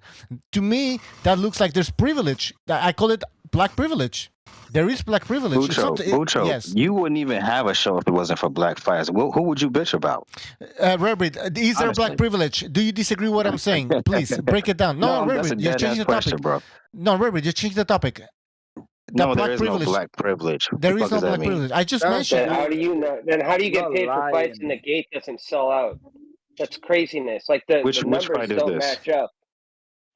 What are you talking about? We can go this to like Danny Jacobs fights. A lot of the who is the other fight? Look at Andre Ward fights. Fucking insane. They had him at the Oracle, and they had everybody at literally one section, and they filmed it from one angle to make it look like there's people in there. Okay, you want to single out, but what Mexican outside of Canelo is selling out shows and doing huge pay-per-view numbers? They do great. I'm in California and. Jose Ramirez does good numbers. Gym fighters, bro. I'm talking about real boxers. Jose Ramirez does good numbers, bro. When he wants, he'll sell out. There you go. Okay, and I was talking to you about Ryan that Garcia does good numbers when he wants to. He'll sell out. I'm actually surprised on how popular Jose Ramirez is. That guy can, if he actually won fights, that guy actually has. Shakur sold out his show in Jersey, so okay, next. What I'm trying to understand is what is the point? That's one guy. We can do this all day. Look at Keith Thurman fights. Yeah, look at Sean Porter fights. Look at none of these fights sold out. That's why the PBC and I can point to Venado, Lopez, all these other dudes. Like, bro, they're not selling out. Mario Barrios, none of these. So, like, what's your point? Like, you said about everybody. What is your main point, dude? What is the point that you're trying to make? Like, you need to get to. No, he's trying to say that black fighters can't sell. That's what you're implying. They don't. You're Jaime not. You're not Munguia selling the does good are selling numbers. everything because I don't see it. Jaime Munguia does good numbers fighting nobodies, bro. Nobody money's said not that. Who matching. said that? That's all I'm That's the saying. only reason his I ass is did. protected. I said it. You're not matching. The money's not matching. They're not selling out gates, and it's harsh to say, but guess what? It's obvious. No, what I'm saying is, how did obvious. it get to black fighters this, black fighters that? Who said that? That was you. I didn't bring it up. It was Rare Bucho Breed's the only and reason we're talking about black people right now, dude. Yeah, He's the only you've done it reason. 3 times already. I'm just You making said a American comparison. and then went to black fighters, and you keep bringing it up. I brought up America, and then for whatever reason, Bucho wanted to say African American. To be fair, I brought that up. I was the one that brought that up because of. I never bring up the race topic, but whatever reason, when I'm on here, I want to bring it up. Time out. Rare Breed, you always bring up the race pocket. I only in retaliation. Your motivation is predicated on the only retaliation. You give him an issue, take him out. I only retaliate. I don't. Hold on. Time out. Your motivation to be on this panel is predicated upon race. That's what your motivation is. You're not a boxing fan. You're a race schematics fan. I am a boxing fan, but for whatever reason. So break down Venado Lopez versus Michael Conlan. Inconsistencies y'all want to. So break down Venado Lopez versus Michael Conlan. I don't give a fuck about Venado Lopez. Break down Liam Smith. Break down Lee Wood versus Mauricio Lara. Break down that fight. No, I'm not. So why the fuck are you here on Friday? Those are the fights tomorrow. What you here? We weren't even talking about those fights. We were talking about. Those are the fights. Those are the fights we were talking about earlier. Those are the fights you don't want to talk We're talking about That's what he's boxing, getting my at. friend. Boxing Those are the is fights that are boxing. going on tomorrow. If he wants to bring that up, you have to. Do you understand what I did right about it. now? The whole reason I did this whole exercise right now and got everyone. So if black dudes aren't fighting, you don't want to talk about it? Is that what the fuck it is, Exactly. He just said it. Never sober. You nailed it. Never sober. You fucking nailed it. That's why he's on this channel. He's on this channel because he's not a boxing fan. He is a race baiting, and that's all he's doing. Shit. I'm race baiting? No, your shit's stirring. Don't you think? No, I'm not. A little bit. No, somebody has a different opinion, you guys just get off the deep end and get in your feelings and and when they stop playing refute your victim. opinion and you fail to hear it, what does that mean? Your opinions And you come back. I've had these conversations with you probably like for over a month, over and over again. You will continue to have them back. as long as he's on this channel. I'm just saying, you come back here with the UK same guys are argument. trash. It's fucking ridiculous. It's almost like you have a brain injury. I've listened to hours and hours of these shows, and I've listened to you a lot. I do a lot of listening, and and my assessment is that you are definitely one of those guys that likes to bait, just like Mirage. You guys like to bait. Yeah, where's Mirage? Who cares? We stopped talking about He's probably Benavides. got David Benavides' cock in his ass right now. Yeah, exactly, man. It's Benavides or he shuts up. By the way, the chat fanboy he says Lomachenko getting more privilege a fourth time if he gets another title shot, then he's privileged. What do you guys think? Listen, Lomachenko's not a privileged guy. If you're privileged, you don't give away $1 million of your own purse to make a fight. You don't take nothing to make a fight. The guy gave up a lot to make these fights. That's not privilege to me. I don't think people understand how hard it is for them to break into the American audience, or not audience, but the market rather. Look how long it took Triple G. He almost got drowned in fucking Germany underneath what's that, Sturm? Was it Felix Sturm that refused to fight his ass? They no, fuck you. Yeah. You're gonna stay over there. You're gonna drown to death. Go fuck yourself. Like, it's hard to break into our market, and I don't like it when we see fighters that are doing exactly what they're supposed to be doing, and they get a second seat just because, he's not fighting an American guy, and he has to come over here. You have to bend to our will. It's like, why don't you let this high tier fighter just get in the ring and fight? But it can't be that at all. It always has to be when it's appropriate to have everything thrown against that guy, because fuck him. You're on my turf. You're in Vegas. It's this and that. I'm tired of this shit. This is what's killed boxing. Dude, this is why we have no syndication. I'll be honest. He's a sore loser. That's a fact. And he's been given title shots. He didn't even fucking deserve in the first place, and he still cries. So fuck that. And his fanboys are the worst. Mirage, hold on for a second. Hey, Rare Breed, break down Alexis Rocha versus Anthony Young. Anthony Young is trash. I got Rocha winning that fight. I watched Anthony Young fight yesterday. No, he's not that good. Rocha's gonna win that. So you At know least he Anthony should. Young is.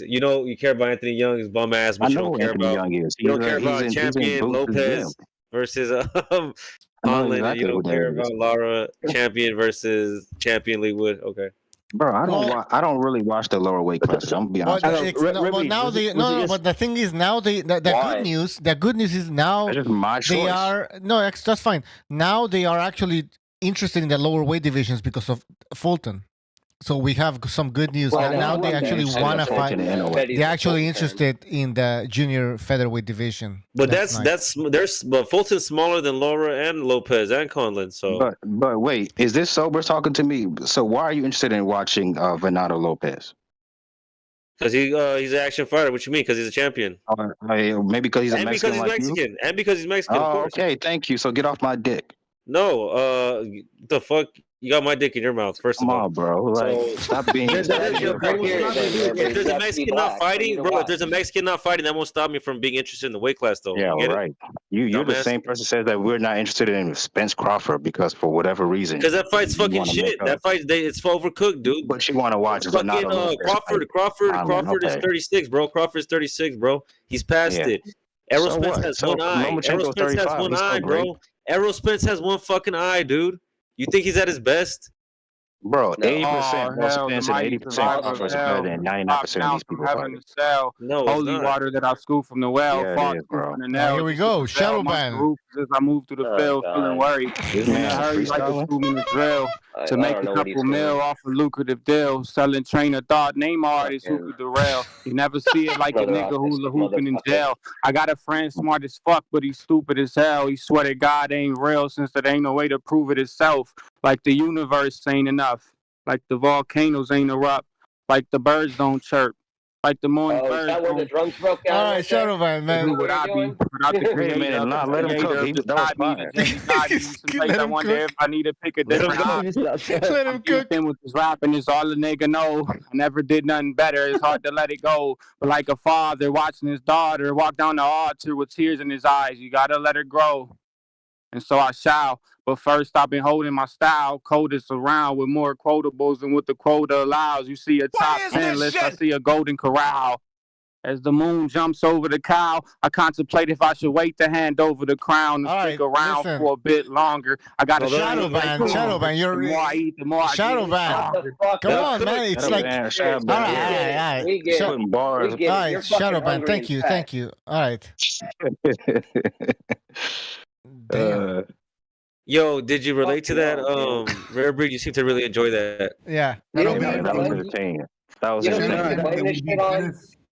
It would be No, beneficial. I'll bring you Don't back act like he boxing, wasn't guys. putting some bars down low key. No, I'll bring back boxing. That all I was have as to good say as is for Boots that against guy- Karen. Rare Breed, That was can as you good as take Boots Shadow against Ban in a Karen. freestyle battle? Hell no. Dude. He got it. Hey, Bucho, that's what happens when Ronald Reagan closes down the mental institutions. Yep, You they're have all that, out. you have that shit running loose. Nah. I like Shadow Ban. benefit from He's some long-term entertaining. therapy. I like Shadow Ban. Long-term therapy for Shadow Ban would be Shadow a really Ban, come good back, ideal bro. situation. Shadow Ban, jump Shadow back Ban, on, man. please.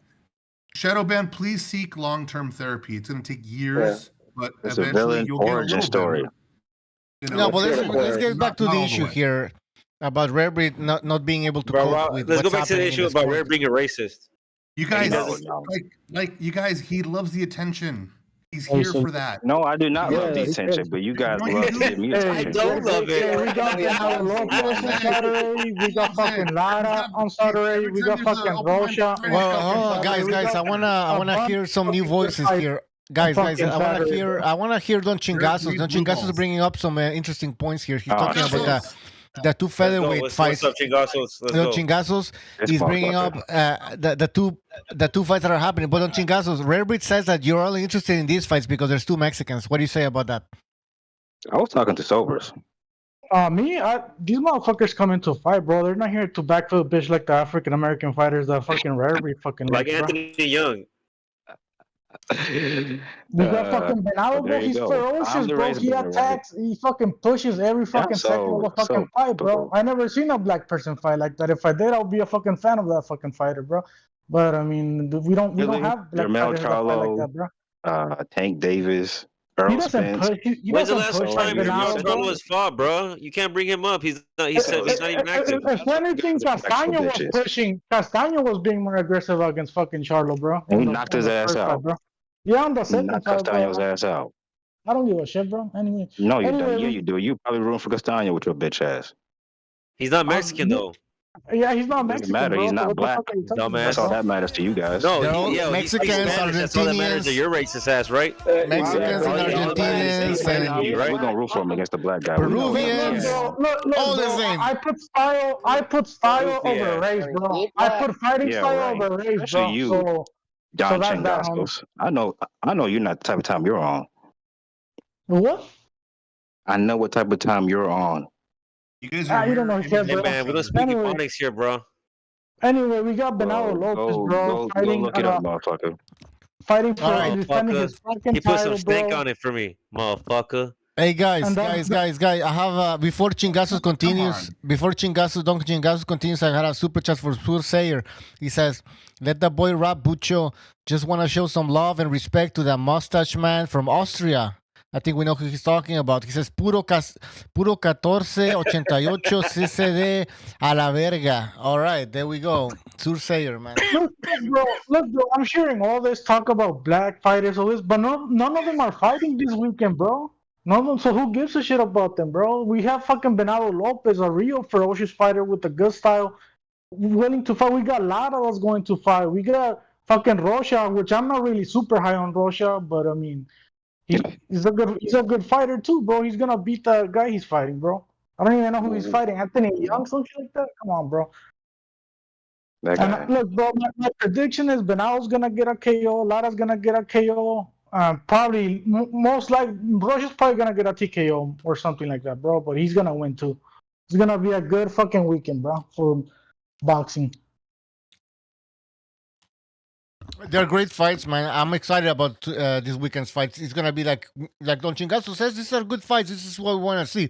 There's not gonna be any clinching, no back foot boxing, whatever. It's a great fight. I think Americans should actually appreciate these fights, but you know how it is. These guys are Mexicans, so they're not. So who cares? Yeah, who cares? It's an We want to English see. and We want to Mexico see fighting. Who cares? Fulton. We want to see Tank Davis. We want to see Devin Haney. We want to see Jermall, who never fights. Verbit, I'm telling you, there's black privilege, and it's nothing That racist. sounds like jealousy and hatred. No, listen. I don't care. Listen, I don't care Sounds about. like ridiculousness. They never fight. Verbit, I told you when I was younger, I used to watch one of my favorite boxers was Sub Judah. Just before he got And killed. Roy Jones, you told the story many And times. Roy Jones. So I can't. I don't give a shit. Now he Listen, hates them. well, like I Well, don't you, give a so shit. you definitely don't like the Now- ones now- currently. That's what you mean. Verbit. Now, did Sub Hey, Judah fight Roy like a Jones bitch? was a fucking drug sheet, bro. You know, motherfucker. Did Sub Judah fight like a needles bitch? all over the place, bro. Zab Judah fought people, dude. Zab Judah. He like, fought look, people. Look at his He- motherfucking. He did. Look at that record, man. He might You not might have won, not but like he tried. Devin Haney, but he didn't have to fight Lomachenko. He could have went to 140. So he No, deserves they were some gonna credit make for him that. fight Lomachenko, buddy. They weren't gonna let him get away And with what would that. I have said? Yeah, he And what would have, would bro. I He could have said, "I can't make the No, weight he anymore. I'm going to wouldn't have, bro. 140." He could have It was on easily the did that. contract. Goofy ass. Which he signed the contract. He didn't have to sign that shit. Okay, but he Listen, did. So he wasn't getting away with not Verbit, fighting him. he had to fight Lomachenko because of like the whole story that was happening before, where the email champ, the email belt. He couldn't avoid Lomachenko. Like that fight had to happen. Like He who had else? no choice. Yeah. Lomachenko literally confirmed it himself, and he said that he's lying about saying, "Oh, I offered you that Haney's full of crap." This is the problem with Haney fans and people who believe Haney. They run with any narrative that Haney and Bill Haney make up. Haney had Agreed. to fight Loma, and he did not want to Can't fight stand Loma. Bill Haney. And that's exactly why Haney was pushing him, because he was scared. He was petrified, and he still lost. Even though he's got that protected record, he lost. So if we're gonna talk about I want to privileged see a fighters, rematch. He privileged should get a fighters, rematch so he can close privileged record. the Haney's book, a man. pussy. Haney's a pussy. I agree. Yeah, I would never Fuck call a Devin boxer a Haney. pussy, but whatever, bro. That's on you. Haney's a pussy, and so is Bill Haney, man. That's why he got a bottle thrown at him. His But dad's he should worse. That's why give they Loma a pelted ass rematch. with the Bud We Light gotta bottle. close this If I'm chapter. gonna say anything, at least Canelo didn't get booed out of Mexico. Actually, he did. And Actually, he did. What? Isn't Bill Haney He did. The John Ryder fight, he got booed. No, it was a success. Oh my god! It was a big success. He was, bro. At the end of the fight, he was getting booed. The whole crowd. This fool's crazy, bro. No, listen. Wait. No, it's true that Canelo didn't stop Ryder. John Ryder. Yeah, but he tried, and the crowd understands when somebody tries. You know what I mean? When they try, they respect that. But when it comes to, like, for example, Lomachenko, not John He didn't Ryder. rob Ryder. Dude, Haney weighed in 160 pounds on fight night. What don't you fucking get, bro? What is so hard for you to comprehend? Devin Haney is a fucking... He's a 30 hours before. That's insane. He can't touch. He's a shit horrible fighter. These guys have privilege, bro. These guys have privilege, bro. And what I mean by that is he had fucking weigh-ins at 7 a.m. in the morning, bro. Hadouken! Don Chingazos, you nailed it, Don Chingazos. Because the 36 hours to fucking rehydrate, if you're bro. weighing in on Thursday morning, what the fuck? Like, why not just do a weigh-in on a fucking Thursday or Wednesday at this point? Exactly. You know why? Fuck weighing in altogether. They've been doing that in the UFC for the past 5 years because guys are so fucking big and they have a hard time making weight. They don't have as many weight classes, so when those guys make weight, it's hard. So they do that shit for them. He did the See, this is why I didn't want Devin Haney to get this fight, bro. I knew this was gonna happen. Look, bro, and don't get any shit about. I knew this fight that there would be a moral victory. Ray Brady was like, "Fuck, man, I know they're gonna cook me. Why should I go on there today? Fuck it." No. I knew. I want to hear why. Hey, guys, I want to hear why Ray Brady didn't want this fight to happen. Go ahead, Ray Brady. I didn't want Devin Haney to get this fight over Shakur Stevenson because I know that Devin Haney would struggle with Loma. He's not as good as Shakur. Shakur would embarrass Loma, and there will be no excuses. But how do we know? Because you're on the Jay Prince team, bro. You're Team Jay Prince, bro. You're Team Jay Prince, bro. Hold on. Let's go. You're Team Jay Prince, bro. Hold on. Let me say address what Rabreed said because this is bullshit. Black fans are delusional. Let him cook. You black fans are delusional, bro. I'm the same color. Delusional, bro. Come on, brother. Loma sparring. Loma beat the fuck out that nigga. Get your facts right. Oh shit. Okay, good for him, but he still lost, so get over it. Stevenson, the nigga that fights in the fucking line, bro. Okay, you're getting emotional. Started, bro. Shakur Stevenson, Loma lost, buddy. has done nothing at 135. Bro, nothing. Lomachenko. He will still beat the shit out of Loma. We could put money on that. Whatever y'all do over there in the UK. Obvious Loma was gonna get robbed. I predicted he was gonna get robbed, bro. Yeah, I don't want to see Loma fight any of these American fighters in Vegas. They're already exactly. I got a question for Rare Breed. Hey, Rare Breed, just honestly, like, what's your SAT scores in school? Because I think you would be a good lawyer. You'd be a good lawyer. Why? Yeah, you'd be a good No, lawyer. he wouldn't. I graduate. No, he wouldn't, bro. He gets fucking cooked on here all the time, bro. He gets caught up in his own life. Yeah, because I don't go for your little anti-black narrative. What's he gonna do in court? I'm black. I win. Like, what? About Rare Breed is that he remains like, listen, there's like 50 of us jumping on this motherfucker, and he remains cool the whole time. He should be a lawyer. The problem is it's not about being cool, though. It's about he likes arguing like a woman. That's fine, bro. I see. Wait. I got a question for Rare. Hey, I got a question. No. He should be a politician. He should be a politician when you just bullshit, man. They don't answer any questions. They tiptoe. Bucho. Here, let me speak. Rare Breed. So this kind of goes back to maybe him being a politician and deflecting. So why did you not want Haney to have the Loma fight? Because I was calling that fight for years. I wanted Loma to fight that dude for years. I told you guys why. I answered the question. Because he might get exposed and it wouldn't go the way like the Haney Man fans and the BLM Kill Whitey channels thought it wouldn't go that way. Because everyone was saying how Haney was going to shut Loma out with the jab for years. For years, I heard this fucking narrative. And I said way before the fight, I'm the fire fist on this call if anyone doesn't know. So I've said this. I got the receipts. I said that jab is going to be a non-factor, and it wasn't. So why did you not want to see that fight? I wanted to see it for years. Hey, respectfully, brother, I don't know who you are, but if you've been listening to I me, know, I get it. It's all good. I'm just saying, people that I've oh, been like okay. re-saying it the last 2 weeks. I get it. It's cool.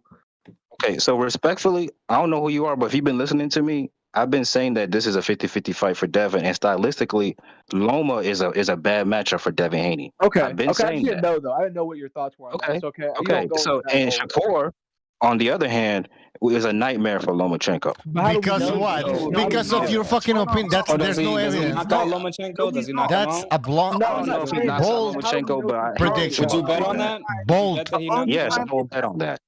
Oh, that he knocks out Lomachenko. He Shakur knocks is him not out. Devin Haney. Y'all better stop I'm not stop that saying bullshit. He's Shakur. not. I said this too. I said I'll bet on that. Wait, I He's not said Devin Haney. Shakur's got the better chance than Haney. They have nothing in common except for the color of their skin. The only time Loma and Shakur got in the ring, Shakur didn't beat the fuck out of Loma. Shakur didn't beat the fuck I out just can't believe you guys were fucking Lomachenko was gonna get a decision over a black fucking American fighter. I don't even care about Shakur. Everybody's talking at the same time. Everybody's talking at the same time. It's not about Everyone's Loma get a talking at the rematch same time. after he got fucking I have robbed? to mute a bunch of people. Everybody's talking at the same time. Oh, hold on. Greg, are you there? Greg? All right, Greg. I don't know what the fuck's wrong with you, Greg, but we can't hear you. We hear you, but then we can't hear you. Now, I want to hear something that Don Chingasos wants to say because it's very interesting, and I kind of heard. Don Chingasos, go ahead. What did you say? I said I can't believe you guys thought Lomachenko was gonna get a decision over a black American fighter, bro. Because we were wrong for that. Fuck. And I predicted it was gonna be a robbery. I said it on the other panel a bunch of fucking times, and it's crazy how it actually turned out to be a fucking robbery, bro. When you see so much hatred against your fighters, you gotta go hard for it, bro. That's why. Hello? You don't even Listen like to Devin. Dom, bro. You don't even like Devin. I don't like Devin. And look, really bro, don't. Lomachenko's not my Can I ask, Rarebit, why don't you like about Devin Haney? I don't like his dad. I Okay. don't like his fans. His fans overrate him like crazy, saying that he's the next Floyd Mayweather and other bullshit like that. And to me, he's overrated, bro. He's not. To me, he's not that. He's good, but he's not that good like they say he is. Let me ask you a question, Reverie. Let me ask you a question. What? You remember Devin said he was stronger, faster, blah blah blah than Loma. Was any of that true? Was any of that true?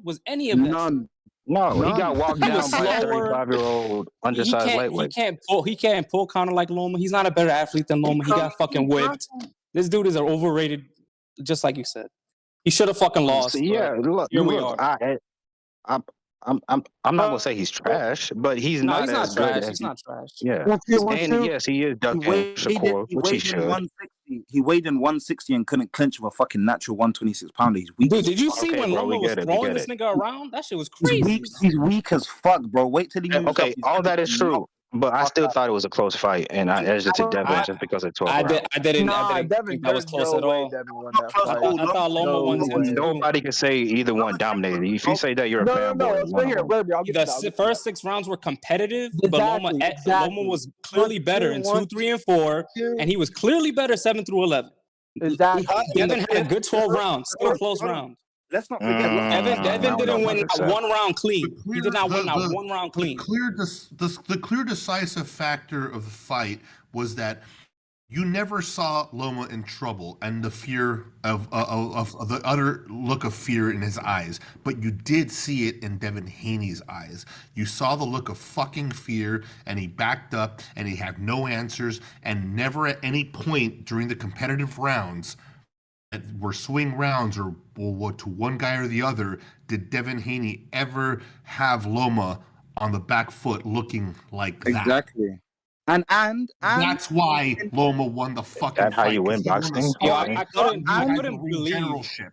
On top What of about that, clear and effective punching in generalship? Does that not matter now? Wait, what do you say? We forget the ninth round in the corner when Ring Bill was generalship. talking to Devin. When Bill was talking to Devin in the ninth round in the corner, Haney was mentally defeated going out into the 10th. I'm pretty sure it was the ninth. And he's sitting there saying he's figured me out. He knows I'm going to the left. He knows I'm going to the left. He keeps landing the left. And then it's that Look, I thought Loma was going to stop him in the 12th because that 11th round by Lomachenko, it looked like it was about to be an avalanche, and Lomachenko was going to stop Devin Haney. But Devin Haney was clutching No, that because 12 Loma's round. gas He took tank it. was declining, though, man. I Loma, knew he after still the outlanded He took him it, in but the He blew his load. No took it, but homo. barely. Loma He still took it. outlanded him in the Yeah, he 12. took it in the ass. He got his ass whooped, boy. that part is true. Nah. So that's the thing, though. Hold Like, on, if hold you're on. taking Let me ask with the size advantage that Devin Haney had, he should have fucking KO'd Loma if you think about it. Well, He was trying to, bro. He was trying to.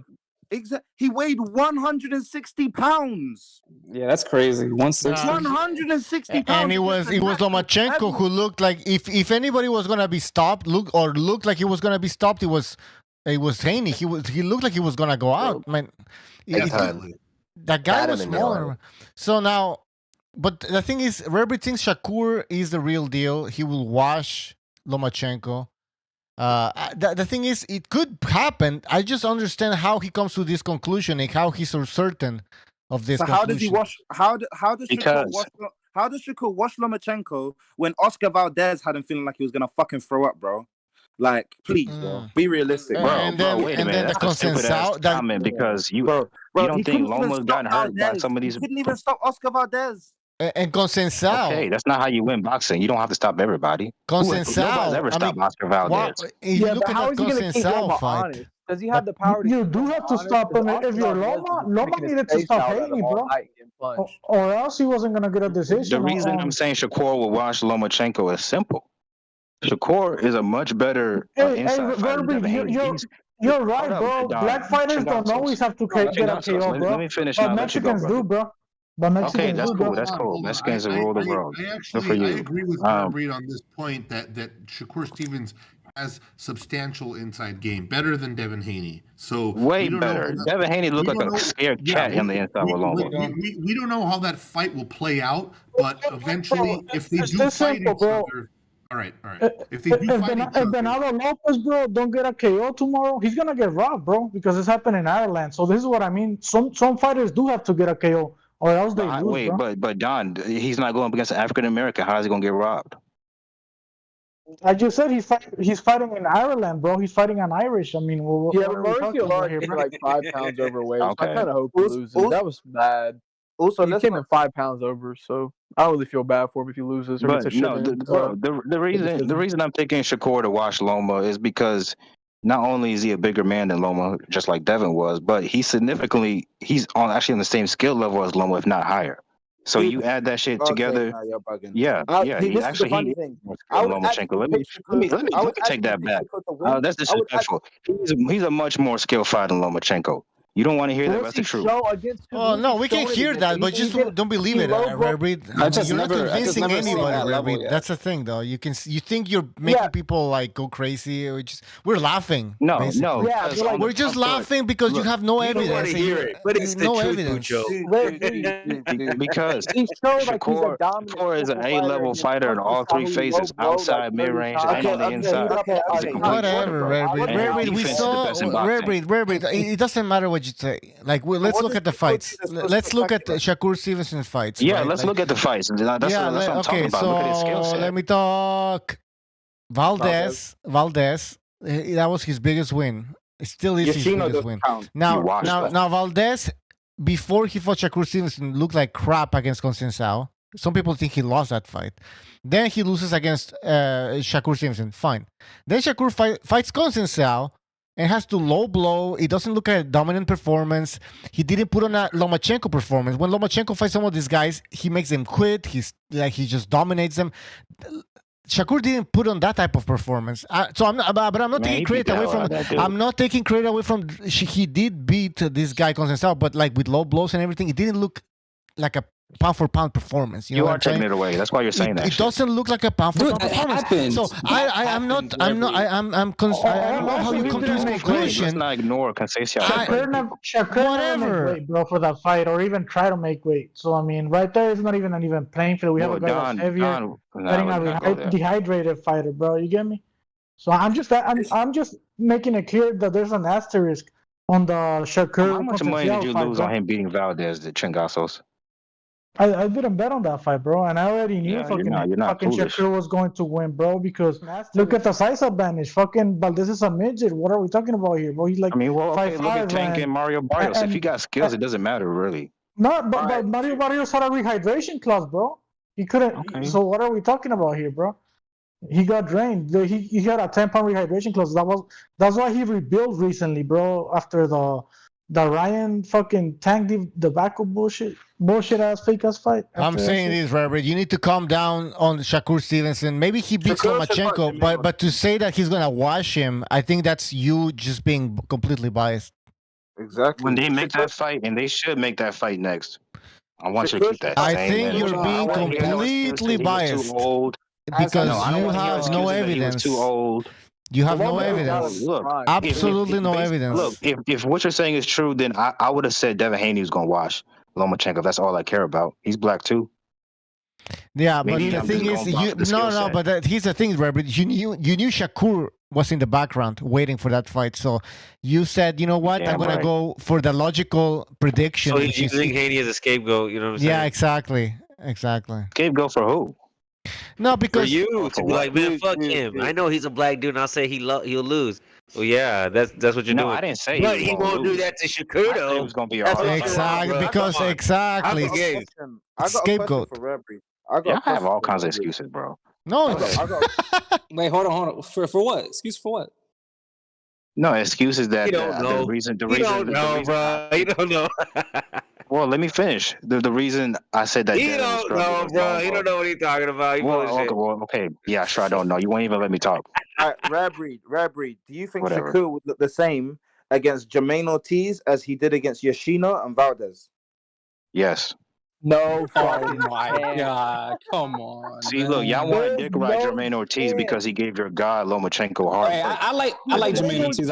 I ain't gonna hold you. He's gonna I think abuse Shakur should be Jermaine fighting Ortiz. Jermaine Ortiz, bro. That should be his next fight, bro. Hey, He never fought a dude like that. He never fought a guy like that. He will abuse that dude. That's easy Jermaine work. Jermaine Ortiz against Shakur. You see, this is the thing. You know what it is? When Dora got deported, when he came on, because I was watching the video when he made his prediction. And I sat here and I was screen recording that shit because I agreed with everything he was saying and every point he made up about Ortiz because I sat there and studied the fight. Loma versus Ortiz, young, fast, all of that. Better feet than Haney. And I studied the Haney fight and the Jojo Diaz, right? Ortiz has a lot of qualities that Devin and Shakur don't actually have. Bro. Shakur doesn't have that. How does Ortiz have that Shakur He doesn't? doesn't have the lateral footwork that Jermaine Ortiz does. I'm telling you, he doesn't. No, please tell me. I need to know this.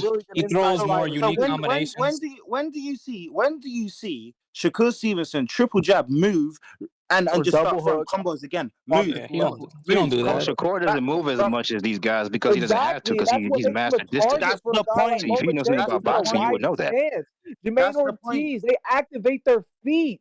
And Teofimo Lopez. He doesn't need to move like those guys. He doesn't get hit. Hold on. Yeah, because Shakur just beats everybody to the punch. We don't know yet.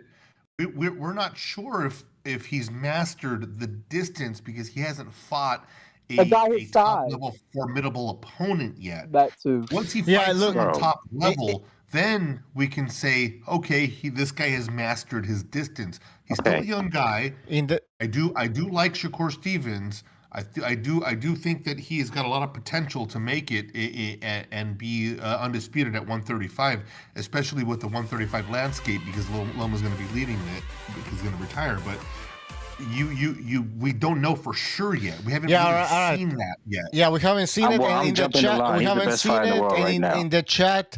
I want to read two comments here. One from Santos. He says, "I don't know. I love Lomachenko and think Shakur is not tested yet." That's what we're saying. He's not tested yet for me. Lomachenko was one of the kings they focused on. Ryan Garcia, Tank Davis, Haney, Teofimo Lopez. I wanted 135 settle with Tank, Haney, Shakur. Okay, anyways, he says that, he's not tested, which is what we're saying. He could be the real deal. We don't know yet. Bushido Key, thank you for your contribution with a super chat. He says, why do black fans call Lomachenko the great white hype two-time gold medalist that earned a spot in the Boxing Hall of Fame. Lomachenko, Fury, Golovkin, Kovalev, Usyk, all recent great white hypes. That's how you see them. Great because point. they wish Lomachenko was black. Because they wish Lomachenko was black. That's why. It's true though. Why is it that white hype when like you have Fury, Golovkin, Kovalev, Usyk, all great white champions? Why the hate? Because they wish Lomachenko was black. Straight up, let's be real. Hey, is that the real thing that's going on? I'm Jamaican, yeah. I'm telling you, if Lomachenko was black, everyone would be screaming robbery. Everyone would be screaming. Hell yeah, they would love him, bro. Hey, Verbit wish fucking Tyson Fury was black, bro. He told me. He's probably not too far off. Bro, I don't even know who you are. If Lomachenko was black, he's like he fights like a black. I hate him because he ain't him, you know? Lay off the Modelo, buddy. Hey, Shakur Stevenson. Hey, you rate Shakur Don't drink Stevenson beer. so much? Hey, you rate Shakur Stevenson Lay so off much? the Hennessy. Lomachenko. He also told me he wishes Wilder was white. Hey, remember when you told me you wish Wilder was white because he got KO'd?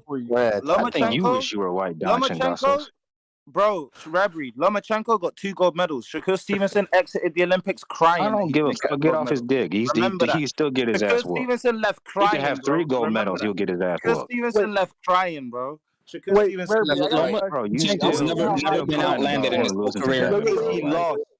All right. We need to establish some. We need to establish some decorum over here. I hope your ass is on this panel when they do fight. All right, we gotta calm down. Too many people talking at the same time. We gotta breathe, relax, take a break, and get back into it. All right, we're gonna get back into it now. What's the topic, guys? Because I think we're all over the place. I'm gonna ask Never Sober. Let's change Never the Sober. topic. You take the lead. Never Sober. What's Where up? are we What's going? up, bro? Where are we going? Say one thing, but okay. All right, I got a controversial opinion right here. Maybe, perhaps. I think Lomachenko would school Pernell Whitaker, bro. That's not a bad take. Dude, Lomachenko's a top Bro, you 5 see how big lightweight Pernell is? You post crazy. Muhammad Ali. Do you understand? Yeah, how big is There's Pernell? only 2 lightweights that have a He better fought at resume 147 and event. He's bigger than Loma. He's like 5'6". Dude, He's only 5'6". Well, yeah, but Hell, yeah, big ass. that's like Pernell Whitaker's not big, bro. And Pernell Pernell Whitaker also isn't low good enough either. Man. Stylistically, that's an excellent matchup. That's actually a really good matchup. Loma's really heavy front foot, and Pernell can move on the back foot all day. That'd be interesting. I'm not He would walk out guys, somebody called into the show last week, and he was saying that. No, I said that Lomachenko would give a good fight to Floyd Mayweather. He could even beat him. He said I was crazy. Of course he could. Of course he could. Dude, at people 135, overrate Floyd, bro. No, People at 130 or 135. People act like Floyd didn't lose. Floyd would beat the shit out of Lomachenko. Yeah. 135? Yeah, Floyd would beat the shit out of Lomachenko. I promise you. All right. Dude, Okay, let's guys. Diego fucking Corrales. See what I'm talking about, bro? Diego This motherfucker's Corrales lost. was like 3-0 or 4-0 at 130. He was untested. People talk about this is all-time fucking great win. Manny Pacquiao Floyd would never lose to a Teofimo Lopez. I know that. Corrales at 130. You know what Lomachenko did to the smaller guy? He made Guillermo Rigondeaux quit. He didn't even get out of first fucking gear. Oh, Guillermo what? Floyd beat Canelo and Pacquiao. Featherweight of Who all the fuck is time. Loma beat? Floyd beat a young Canelo. Wow. Haney would have done what Loma did to Guillermo Rigondeaux, and Haney didn't even come close to that. And all these people You are a fanboy if you think Loma would beat Floyd Mayweather. Yeah, okay, here's the deal. Rare Breed, you don't remember Floyd's 135 career, all right? Yes, He wasn't that we have impressive. YouTube, motherfucker. Yeah, there's YouTube, motherfucker. Hold on. Let me talk to you. Guys. Go. Hi.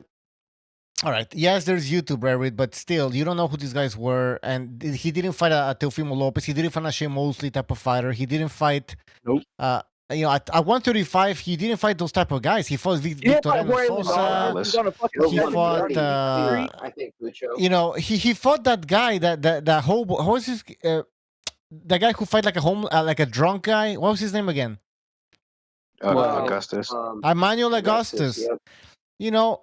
From Mortal Kombat. Yeah, exactly, like a Mortal Kombat, like Borrachio. I'm going to tell you right now. You're the Lomachenko- Borrachio guy. Floyd is not Drunken only a more fist or skilled whatever. fighter than Loma, he's a bigger man. Like that's a mismatch.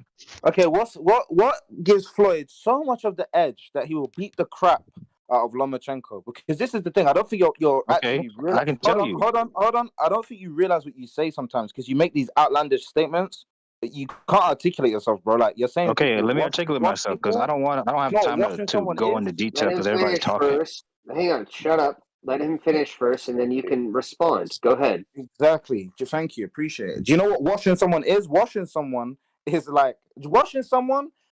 is 10-2 fights. Like that is not even something that happens commonly, bro. Like washing someone is it's not winning a fight. That's not what washing someone is. See, that's a casual statement saying Floyd would wash Loma. No one in their life has had an easy fight with Loma, and after Loma fights them, they deteriorate rapidly, and that's a fact. People change after they fight Loma. Nicholas Walters gone.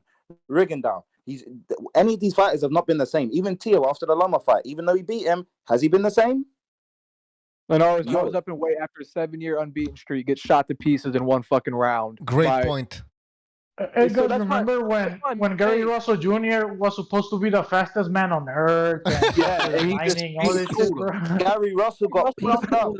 I remember. You know what's Okay, crazy? so let me explain to him. Let me make this one Let me quick explain point. to him why Floyd would wash Lomachenko because he asked What me he a doing with the question. Philly shell? Let me ask you this: Would he do it with the Philly shell? Yes or no?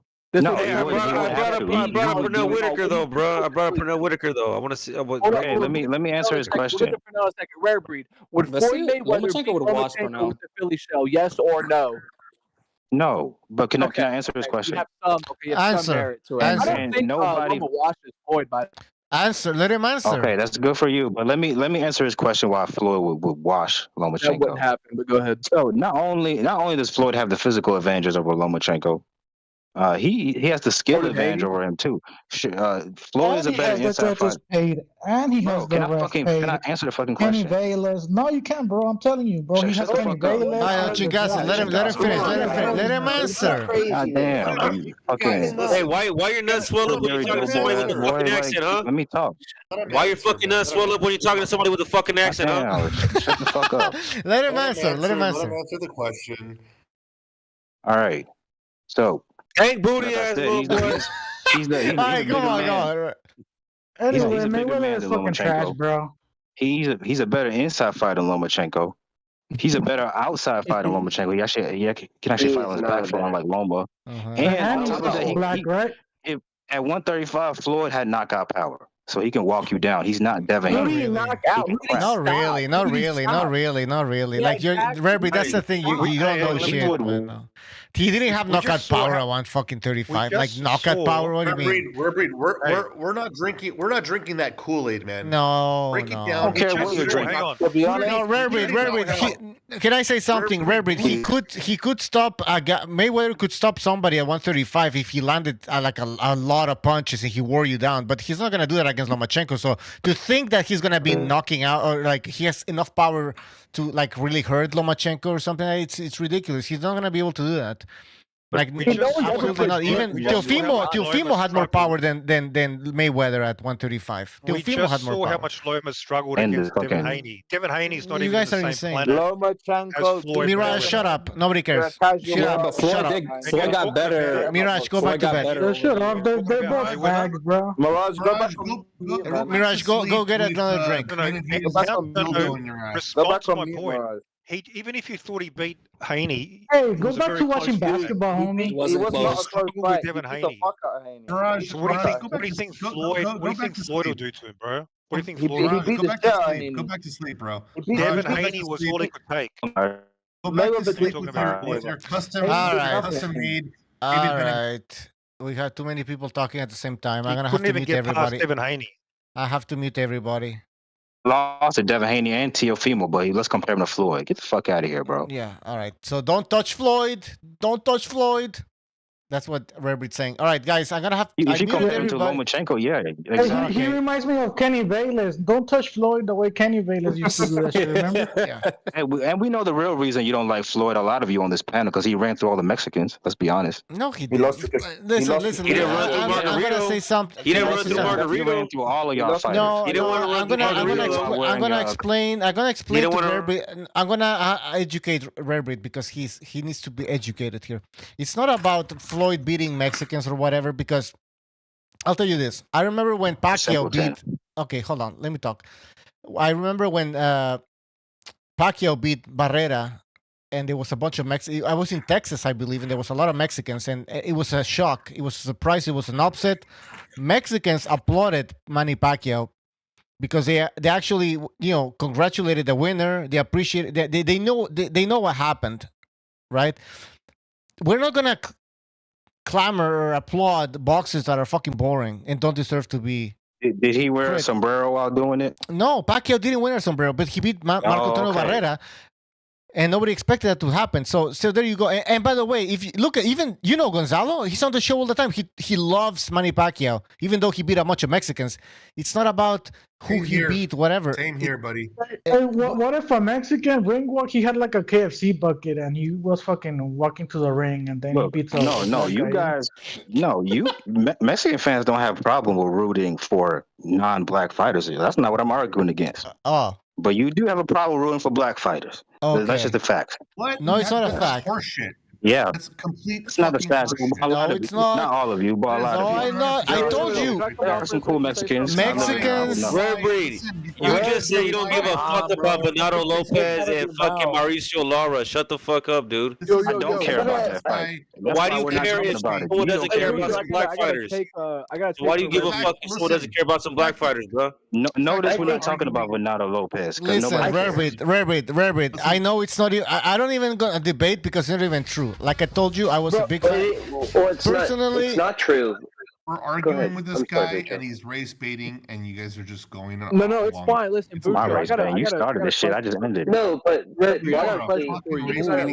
like, I think a lot of Mexican fans like Prograis. He gets a lot of respect, but you guys, even black fans, don't fucking promote him. Prograis is not black, bro. That's your fucking fault. He's like 40 years old. He's not black enough. He's not black enough. By the way, I got a super chat. I got a super chat with an interesting comment here from Bushido Key. He says, "Could Floyd Mayweather beat Orlando Salido in Floyd's second professional fight? Could Floyd beat Lomachenko? Yes. Could Floyd beat Lomachenko in the Olympics? Which Floyd could beat Lomachenko? I mean, that's a good point. He can't beat him in the gold medal. Amateurs. Floyd couldn't even get a gold medal. Let's not forget that. It's exactly. Another reminder. Oh, what? He's a better all-time fighter than Lomachenko. Bronze. Sure. Exactly. Didn't he get bronze? Who's going to be remembered 30 years from now? Floyd or Loma? Loma? Exactly. And what? No. I think both. Loma. Only Loma, bro. Only Loma, bro. Floyd fight fucking boring, bro. Like, nobody's watching that. I remember how I fell asleep watching that shit, bro. Yeah, hey guys, I have a question. Could Lomachenko, with the skill sets that he had, with the skills, could he have won fights by jabbing and clinching? Yes or no? Of course. Yeah. Oh, he can because he can't fight off the back foot. He has a perfect style because he has a fast. He's a front-footed fighter. He's a front-footed fighter. He doesn't fight that way, so he couldn't even if he wanted to. Floyd, so Lomachenko has more skills because he was able to be on the offensive. No, you don't know anything about boxing. Being on the offensive takes much more.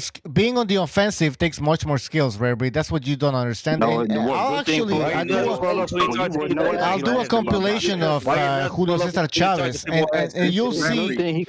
This is the type of people who claim that Chavez didn't have any defense. These are the same people that you can't be you cannot be on the offensive and in the pocket and have defense. You actually can't do that, and it takes much more skills than being on the outside and being out of range. You're talking about Floyd and late in his career. You act like the beginning of his career never existed. But that's what counts, Rarebreed. Listen, that's what counts because at 135, to be honest, there's nothing that impressive. Other than Chico Corrales and the Castillo fight, which he lost, and then the rematch, there's nothing else in there. At least he gave him a rematch. How come Loma didn't fight Salido or Well, he should have gave Teofimo a rematch clause, but he didn't want to do that either because he's an arrogant piece of shit. Refuse it. All those people would never rematch him. I don't even understand why you make that argument. That's ridiculous. Yeah, exactly. He gave Teofimo a rematch clause.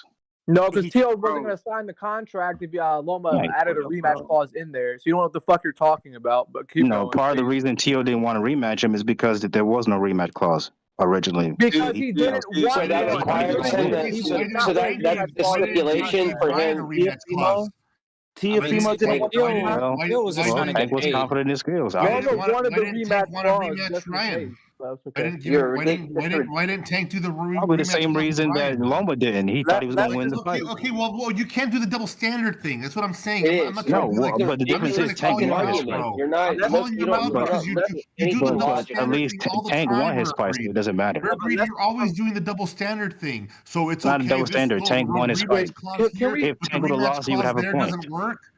Hey, if Tank lost, you would have a point. It fits your argument and it fits your narrative, and Yeah. that's all it is. No, if Tank would have lost, you would have a point. Tank's career is fake, man. Rare breed. Tank won his fight, so it doesn't matter. Career is fake. Go ahead, man. No, he did lose to Pitbull, bro. But I mean, you already know. He did not lose to Pitbull has to Pitbull. get a KO. Yeah, he didn't lose Shut out that little dude. He didn't lose that fight. He Come on, bro. Y'all gotta stop the cap. Like you hope he lost to Pitbull, but it didn't happen. He did lose to Pitbull, but I mean, he's black. You think fucking Pitbull's gonna get the decision, bro? Are you crazy? He didn't do nothing but punch the air. No, come on, dude. Yo, you think Pitbull's like Pitbull is nothing, man. Pitbull was a replacement, man. Pitbull was a late. Pitbull was a late replacement. He's nothing. He managed to go 12 rounds with this guy. Like this is just how bad he is, man. And Pitbull is absolutely nothing, man. Pitbull Diaz. Congratulations to Pitbull. Pitbull is 4 feet. She's a dwarf. Congratulations to Pitbull. You won 12 rounds with Tank, bro. You want a cookie? Wow, that's the thing. Dude, he beat the shit out of him. And I'm telling you, if Pitbull would have been black and Tank would have been white, that fight could have gone either way. They would have been saying that, like this fight against Lomachenko. It could have gone either way. You know, it was close. But because it's Pitbull Diaz, he's not supposed to. Pitbull Diaz is not supposed to win. You go 12 rounds, you give it to Tank Davis. Kovalev in their first fight. Look at Loma Haney. It's not that they're black. It's just the American. Well, that's what he's saying. Andre Wood's stoppage was 3 low blows. Yep, to the balls. Straight up. 3 low blows. To the Andre balls. Wood is a bitch from California like Haney. Well, we're not going to talk about Andre. He's an American hero for being that Russian piece of shit. He beat low blow Kovalev 3 times, guys ass kicked in the first fight. And then he knocked his bitch ass out in the second fight. Punching him in the balls. That's called privilege, Rare Breed. That's called privilege. You can literally go pull it up right now and have Rare Breed stare at it. I love Andre Ward, especially for shutting people like you up. He knocked his ass out in the second fight. By punching him in the balls. I love Andre Ward. Damn, bro, you love? You're a The guy's he's an American hero. Yes, he's not an American hero. Listen, Andre Ward's by he is an American he's not hero. an American hero. As a matter of fact, here's the thing, Rare Breed. If he was an American hero, Americans would remember him. Americans don't give a shit about him. We remember him. Americans don't care about Andre Ward because he was so boring. He was dirty. Would Andre Ward beat Beterbiev? Would Andre Ward beat? Hold on. Would Andre Ward beat Beterbiev or Bivol? Answer that question. Absolutely not. No. We don't know. We don't know. That's what We don't know. You're right. We don't know. Why he retired at 32 and ducked Beterbiev. He retired to Doug Bivol. Everybody knows that shit. Heavyweight. That's why Do you guys agree? It doesn't that matter. fucking Andre Ward retired doesn't matter because of Bivol? by punching him in the balls and he got his ass kicked in the first fight and got a gift. It's so funny that this is the thing though. It's funny because Andre Ward was supposed to be the boxer and he was getting outboxed by Kovalev. That and Andre Ward, and then he still won, and then he beat his ass the second time. And then Rebby's gonna interrupt me because Rebby doesn't want to hear he just wants to jump in and say, "Well, he got stopped."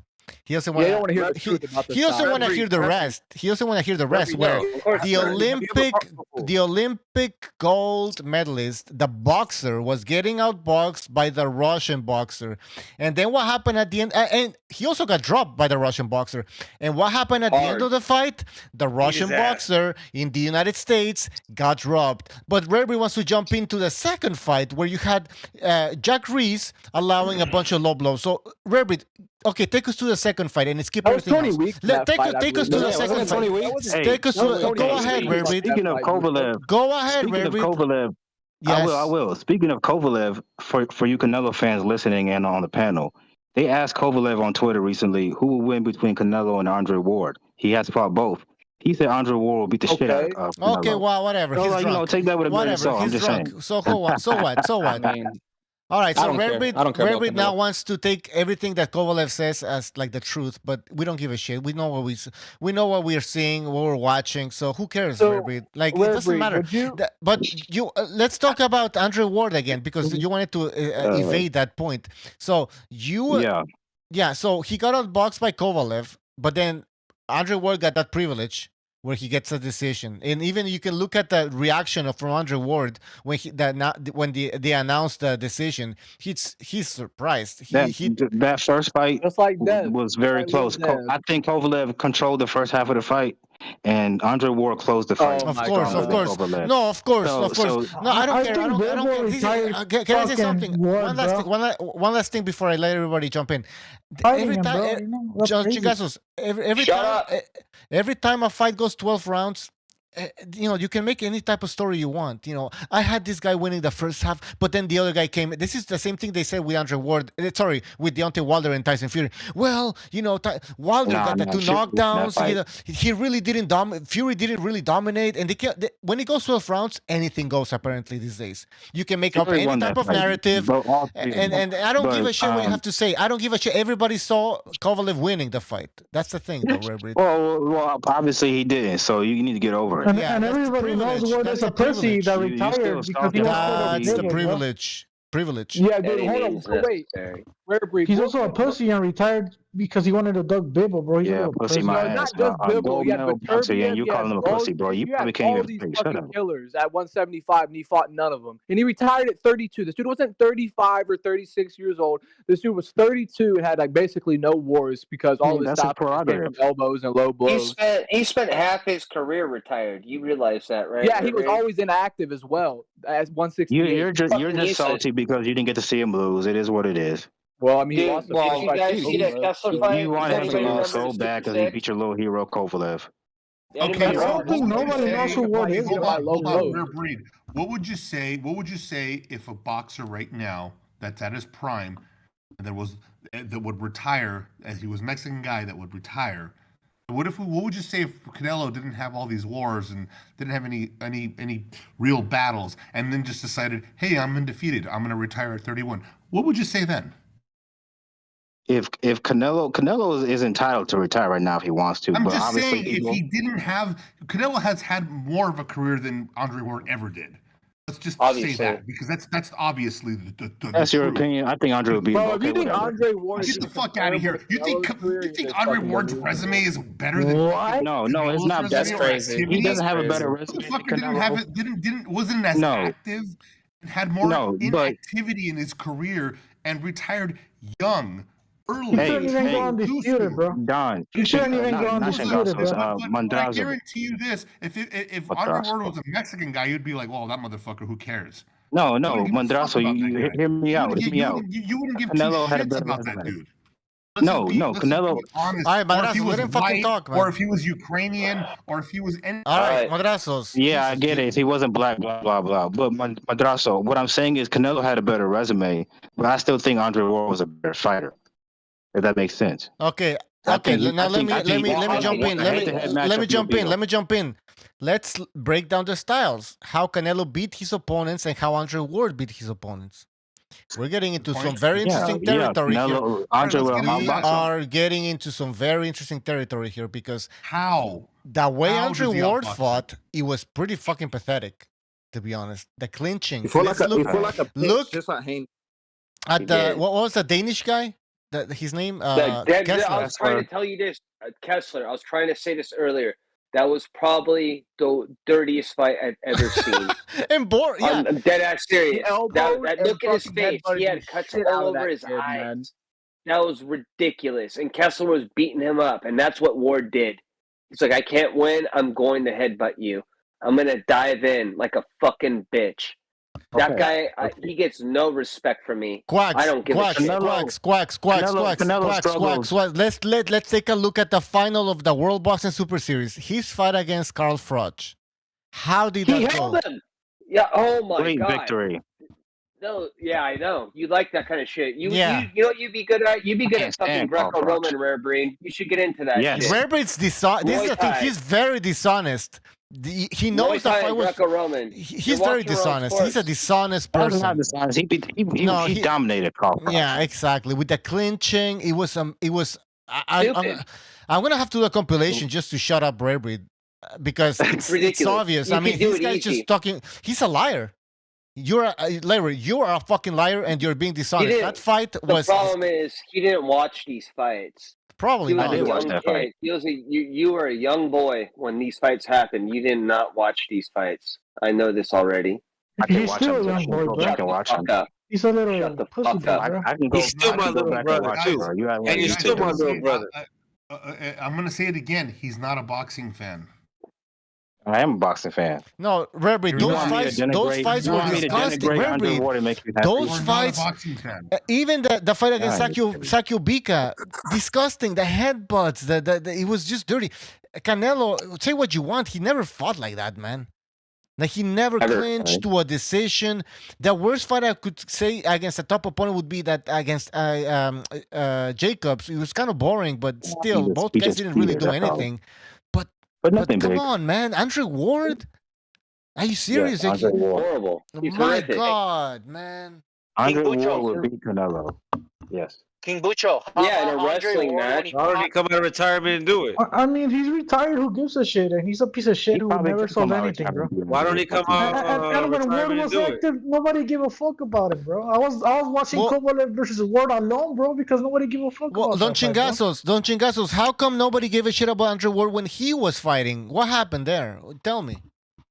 Racist. Well, the thing is, Bucho, nobody gave a fuck back then because he's boring, bro. You know, like people. Exactly. But now Ward is being mentioned because he's spreading narratives on Top Rank, and he has this commentator job and all this shit. So people talk more about Ward right now that he's retired than they do when he was active, bro. Why? Because he says controversial shit on Top Rank, bro. So dude, it's better. Like honestly, he's more. He's actually giving us more action. Rare Breed. How come you're saying that you're half Cambodian in the cab, bro? And you know what the funny thing is? Andre Ward said that Haney should rematch Loma. The same way he knows he lost to Kovalev is the same way he knows Haney lost to Loma. And it's also funny because Kovalev posted on Twitter the other day. He posted a Grim Reaper at Triple G's door, his door, and Loma's door with Las Vegas, like saying they all got robbed. Which is ironic. Yeah, exactly.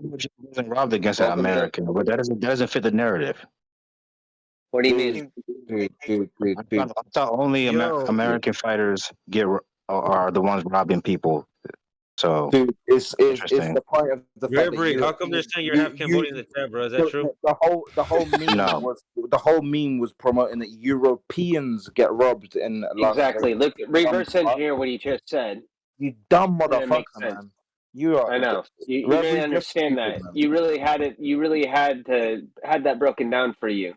It was literally just. Hold on. Okay. Triple G, European. Kovalev, European. Lomachenko, European. Get it? So you're saying there's a conspiracy against Europeans? Hold on. Fury, obviously, European nigga. Yes, nigga. Fury, moron. He's trying. It's clear. It's clear. Bro, Fury. It's Canelo, not a white man. Bro. Fury outboxed Wilder, bro. It's not about white, black, it's about foreigners. Foreigners. It's about foreigners. Exactly. Thank you, Butcher. That's a better way to say it. And he got foreigners. Yeah, and your boy Loma lost. Get over it. Yeah, of course he did, man. Yeah. Okay, wait. hang Get on for a over second. it. So you Let's move on. Forget about it. Capitulate to the robbery. Stop. Hold No, on. what's Yeah, up you're here? still You bitching just and crying. capitulate. 5 You days just later. capitulated to the robbery. No, but it's You okay. 6 understand what days you later. just did? It's okay though. It's not like It Dave wasn't a Moretti and robbery. Tim This was cheated. a robbery and a close It's not like fight. You Dave just Moretti- said it was pretty much No, by it wasn't. saying that. I have never said that. Well, you just did based saying off your Loma lost. previous statement. You just said it was. What was my previous Well, statement? welcome to America. Well, what does that mean to everybody else? I didn't and say what that. we just witnessed. You I just didn't say said that. it. No, I swear to God, I didn't This say is that. the thing. Dude, This is the You're thing. putting words Well, in I my mouth. didn't say that either. I don't know who said This is the easiest way to get this What are nigga you putting in your mouth? Hold on, this is the easiest way to get this nigga to make himself look stupid Your as mom. fuck. Yeah, my mom, whatever. Anyway. Not you, dummy. Never sober. Shut your ass out. Anyway. Yeah, boy. Go ahead. Answer Go this ahead. question. Okay, brother. Tank and Ryan, right? The second round when Tank knocked down Ryan, Dave Moretti and I don't know if Tim Cheatham did as well, but I'm pretty sure Dave Moretti was the judge who had it a 10-10 round. Was that a robbery round? Like, did he take the piss with that scoring or no? I don't know, bro. David Cheatham Moretti had a ain't shit. 10-9, Like, Moretti had I'm not going to defend David Moretti, but No. who gives a fuck? Ryan got knocked out. He's got stopped. It's either yes or no, bro. It's either a robbery round or not. It should have been 10-10 or not. Should that be in a 10-10 No. round? Ryan got dropped. No. Exactly. So now you just proved your point that Dave Moretti is a fucking dumb fuck and he doesn't know how to judge a Well, fight. I'm not here defending David Moretti. I don't understand your point. Okay then. So Oh my god. That's like No, but Rarebreed, what this shows is that you have So what's your real issue? Is your issue that Dave Moretti gives such a wide scorecard, or that Loma honestly, lost? right No, now, that there's incompetence in Las Vegas. This could be evidence that there's incompetence in or corruption with Las Vegas judges. So you got to take that into account, Rarebreed. There could have been something here. Go ahead. Hey, Busho, I'm glad Loma got robbed, bro, because people are opening their eyes, bro, to the corruption. Before, they were like, no, you're tripping. You know, that type of shit. Yeah. Dave Moretti is the same judge who in 1987 had a relationship with someone who was basically making money from the sport. And you can go and Google that. In 1987, I haven't got the article with me, so I can't read it word for word, and I'm not going to lie, but it's out there. The information is out there. Resurfaced around the time of Loma's robbery. A fighter posted it himself. Dave Moretti is known for corruption, and he's been known since 1987. I'm not surprised. I mean, there's a reason they still have the same stupid fucking system. They like it this way. Like this fucking corruption. Dave Moretti is 78 years old with glasses, man. The guy probably has cataracts. Like bro, how can you have someone who can't even see properly judging a fight? Like they're gonna be looking for high, fast-paced action. I'll put it to okay. Quick question about robberies. Those are the guys you want to bring, bro. Actually, because they're not gonna see the fight. They're just gonna score however the fuck they Who want, won the second half of the fight? Who won the second half of the fight in that recent fight with Loma Haney? Who do you think edged it the second half? Regardless of what you thought in the first half. I thought Loma edged it. But Okay, I agree. Do you know what happened? Do you know what happened? Sutherland had it basically 3-3 or 4-2 Haney in the first 6 rounds, which are the only agreeable scorecards for either fighter.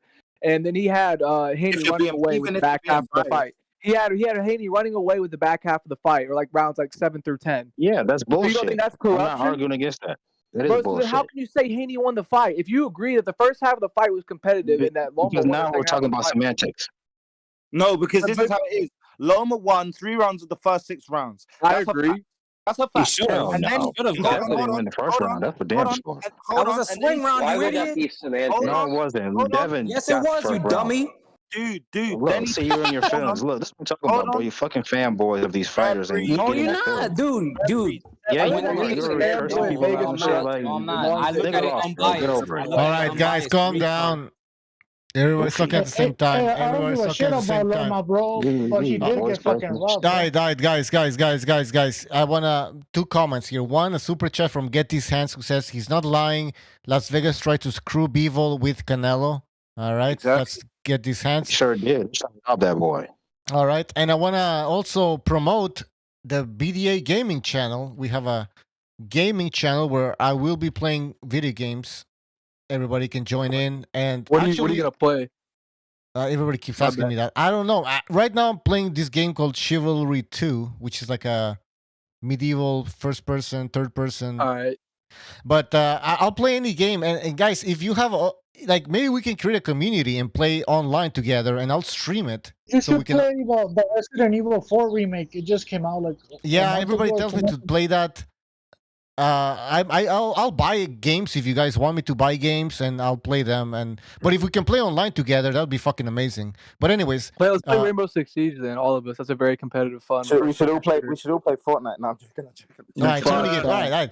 But yeah, guys, join the BDA Gaming channel. Subscribe, and then we'll talk about in the future what we're gonna do with this channel. All right. But anyways, let's get back to boxing here. Who was talking? I don't know. We got 31 Jackson. You want to jump in? Oh yeah. Can you guys hear me? Yo. Hey, yo, dude. Can you guys hear me? Yes. Yeah. Haney won that fight. Oh my god. Okay, could you break How it did I down? know you were gonna say that, bro? Yeah. That was weird.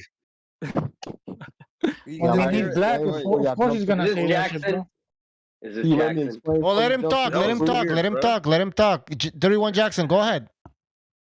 I'm weird. I ain't even say nothing yet. I said that's weird. I knew what you was gonna say before you said it, but go ahead. I had a feeling too. That was weird. What the hell? Sensei? What the? All right, Sensei Judo, whatever the fuck. But he definitely won that fight because the body work was. Oh my god! No, it was not, dude. Weak ass fucking body work. That motherfucker can't punch through a wet paper bag. You guys go by CompuBox scores, right? You guys no, go we by don't. CompuBox scores? No, we don't. We do not go by Okay. Well, I don't. Talk about Even CompuBox had Loma winning, and they're always shit. CompuBox had Loma winning, but he had Haney winning by the accuracy. It had Loma. Y'all said CompuBox had Loma winning. No, the 44% body, 44% on body shots. So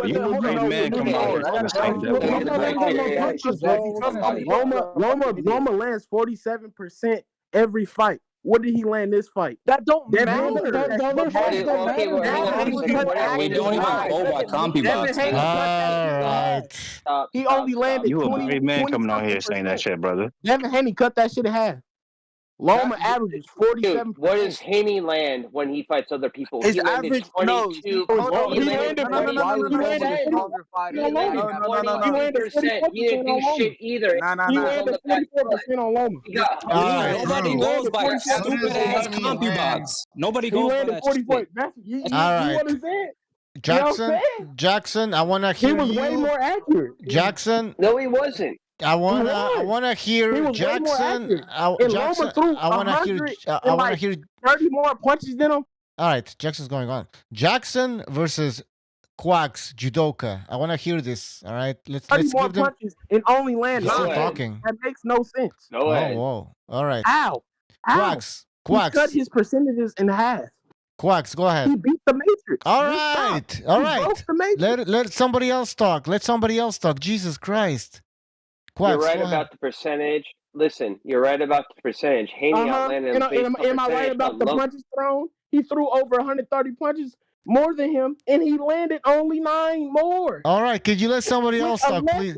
Jackson. It was more like 20 more, actually. Man, Jackson on cocaine. Jackson. Or 30 or 40, but maybe. Let somebody else talk. Quacks, go ahead. What are you judging right now? His landing percentage was like 47% on Ortiz. All right. The fights from the past don't matter, bro. Like, it's not like, he used to land so many punches, he lost this one then. You get me? That's not how it works out when it comes to judging, bro. You think the judges are looking at what fucking Loma used to land in the past and basing their score on that shit? They was looking at Devin Haney work that. So Jax, I got a question for you. Hold on, Jax, I got a question. If you guys go by CompuBox, you're fucking stupid. Everybody old man pushing a button, you fucking dumbass. They seen him land all those fucking shots to the body and fucking. That didn't do anything. That didn't do absolutely nothing. That did absolutely nothing. Jackson, fucking can't punch at all. Hold up, yeah, whatever. That's why it's fucking front leg. This got thrown to the fucking ground. Weak ass motherfucker. All right. I'm muting everybody. Everybody's Jackson. You need to like fucking stop talking for 2 seconds, man. Seriously, like let's have a debate. All right, you stated your points. Let somebody fucking rebuttal. All right, please. And everybody, you can't all guys. I know it's. You got it. Jesus, hold on. Okay, Jackson, I'll mute somebody and start fucking talking. Hold on. I wanna hear. I'm gonna give it to Judoka. He hasn't said. Quacks, please go ahead. You're gonna debate him. Go ahead, Quacks. Quacks. Yes. All right. You would argue that like the percentage landed and that was struck is pretty comparable, right? No, he did not. No, You it's not don't think you don't think it was comparable at all, really? And 30% is not fucking comparable. That is a 10% difference. And he cut his landing percentage. The total landing percentage. Devin Haney had a higher landing percentage. Devin Haney had like 27. Loma had like 22%. What the fuck? All right. That doesn't decide the fight, bro. Hang on. Jesus Christ, are you okay right now? Shut the fuck up for a second. What the hell is the matter with you? This is not a fucking monologue. If I was in you in person right now, I'd be sinking your fucking teeth down your face. Cool it. If you want to talk to me like a person right now, let's go. I go, you go. Does that make fucking sense to you right now? Go ahead. Do you hear what? No, fuck him. Do you hear what I said, motherfucker? I muted Quacks. I muted him. To piss me. Oh, I'm sorry. Jesus Christ! What the fuck is going on, bro? I'm about to fucking kill this guy. Like, okay. What the fuck is your deal? All right, no, Jackson. Let's have a nice debate, all right, Jackson? No. Okay, well, get Kyle Rittenhouse. He talking about shooting. All right. Kyle, chill. All right. Go ahead. Let's have a debate. Let's have a debate. Don't pull out the knife. All right. Let's have a debate. Let's have a debate. So go ahead. We'll do it one at a time, right? We'll go just tactically one at a time. You go. All right. Well, you have to shut the fuck up. All right. Jackson, Quacks, go ahead. All right.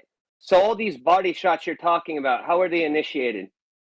Devin Haney was pressing his ass all night. He pushed him backwards. When have you ever seen Loma underneath the waist? Was he ducking underneath the waist and coming up and hitting at the belt line? Do we count those? Loma was actually the one who we do count those.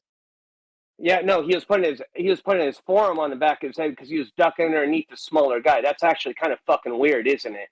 Yeah, it's fucking weird because nobody ever expected him to do it. That a bigger man dug down to his fucking size and beat that fucking body in. You know, beat his dick. That's what you're talking about right now. Why would he have to duck underneath his waist to land a body shot? What the fuck are you talking about? You never boxed before, have you? Have you ever seen? You never boxed. Shut the fuck up. You never. Have you ever seen Devin Haney box coming forward? He hasn't, man. He hasn't. He Yeah, doesn't even know that. He's never had. So he changed his style. He doesn't even know about fighting. You understand how these fucking shots are landing. I'm fucking Loma wasn't expecting that. Loma trained for boxing. Yeah, he wasn't expecting to know hit what the fuck that guy that's was. fucking 5 inches taller than his ass. That's no shit. Who the fuck would expect that? I'm about 6'2". Yeah, okay, you cool. sound like But it. anyway, You sound like it. I am. Let me ask you. I'm about 240. I'm a big boy. I'm 6'2". 6'2" is not a big boy. Who's the big boy? All right, what's going on? What's going on? Can I mention a couple things? I bet we was in person. Hey, who's the big boy? All right. Guys. This is getting out of hand here. All right, I think Don Madrazos wants to say something. Don Madrazos, please go ahead. Yeah, I can say a couple. There's Gonzalo. Oh, Gonzalo, go ahead. Yeah, let me say a couple things. Okay, but don't interrupt, dude. I'm not gonna be rude to you or anything. Just please, I get sidetracked. Okay, just because you had never seen Haney do that before in a different fight doesn't mean he gets extra credit in this fight. He fought a good fight. Nobody said that he's a shit fighter. He didn't fight a good fight. Just because Loma usually lands at a higher percentage and he landed at a less percent doesn't mean that he still didn't outland Devin Haney and that he gets less credit and Haney gets extra credit just because Loma landed at a less percent. He still landed equal and a little bit more than Haney. Just because he threw more punches. Sometimes you throw away punches just to get the fucking quality. Just to get the momentum. You get the momentum. You gauge punches by throwing punches so you can be able to land other punches. You see what I'm saying? And the more you throw punches. We almost I'm finished. Let me conclude. Okay. The more you throw, you don't get penalized for throwing more. As long as you land more than your opponent, you're still bringing it. You don't get penalized for that either. And the body shots. And the body shots. He never hurt him with the body shots.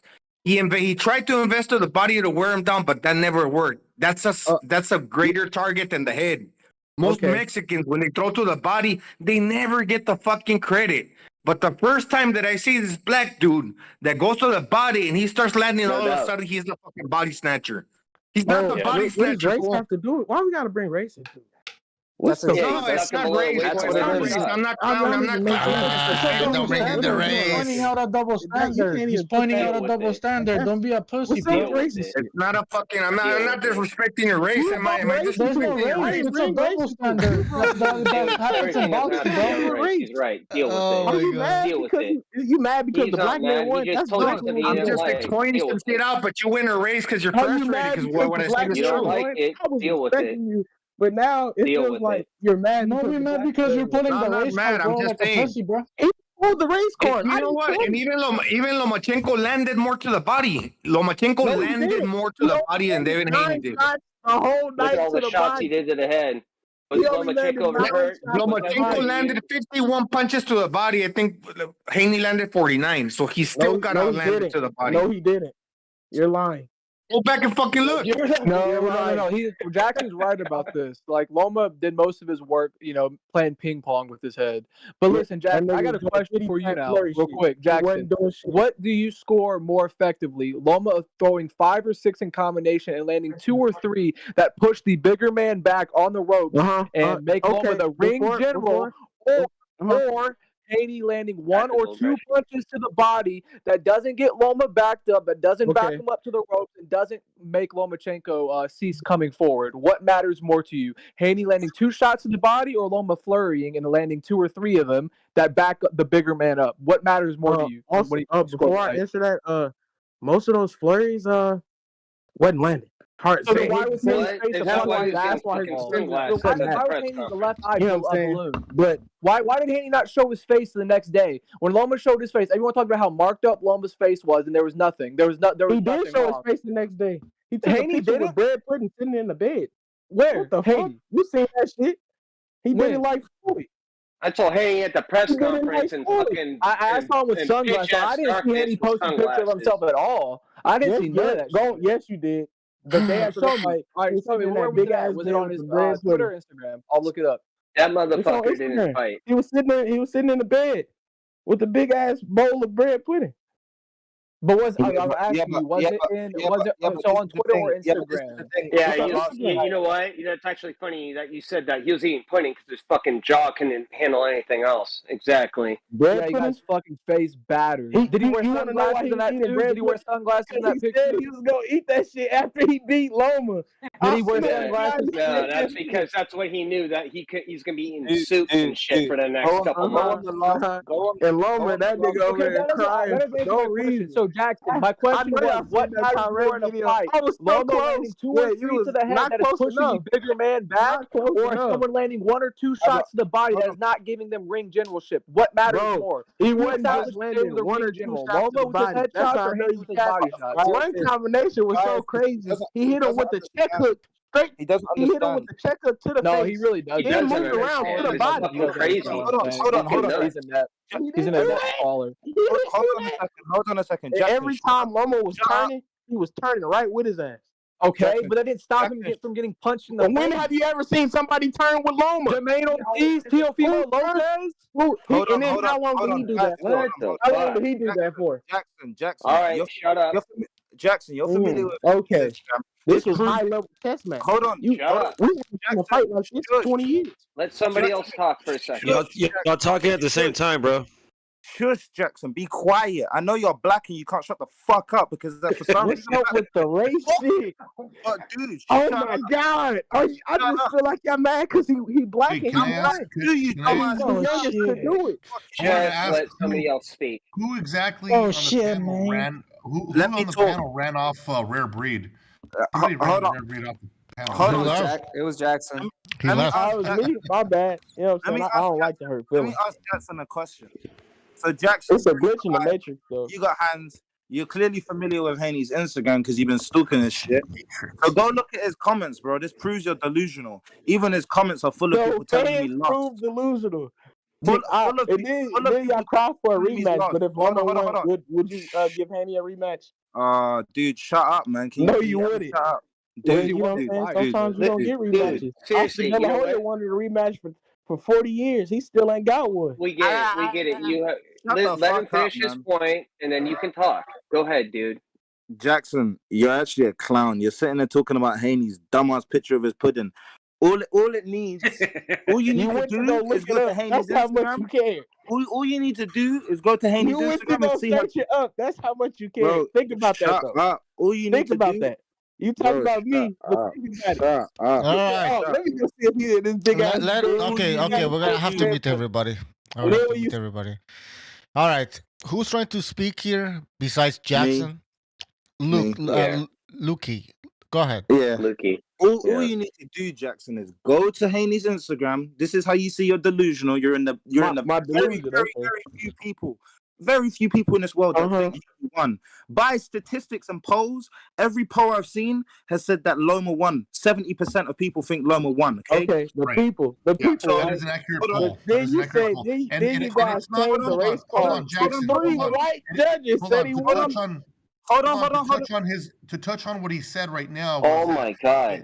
Statistical data shows that a lot of the professionals out there, a lot of people, professionals, and a lot of them are backtracking what they said. Are they not? Will you stop? They're backtracking. Tim Bradley just backtracked. Dude, are you fucking stupid? Motherfucker, Listen to me. Are you autistic? Are you autistic? What we're trying to say. What we're trying to say is that they have done statistical polls, and a lot of the data is in. And a lot of the people, professional. Hold on, you fucking idiot! Hold on.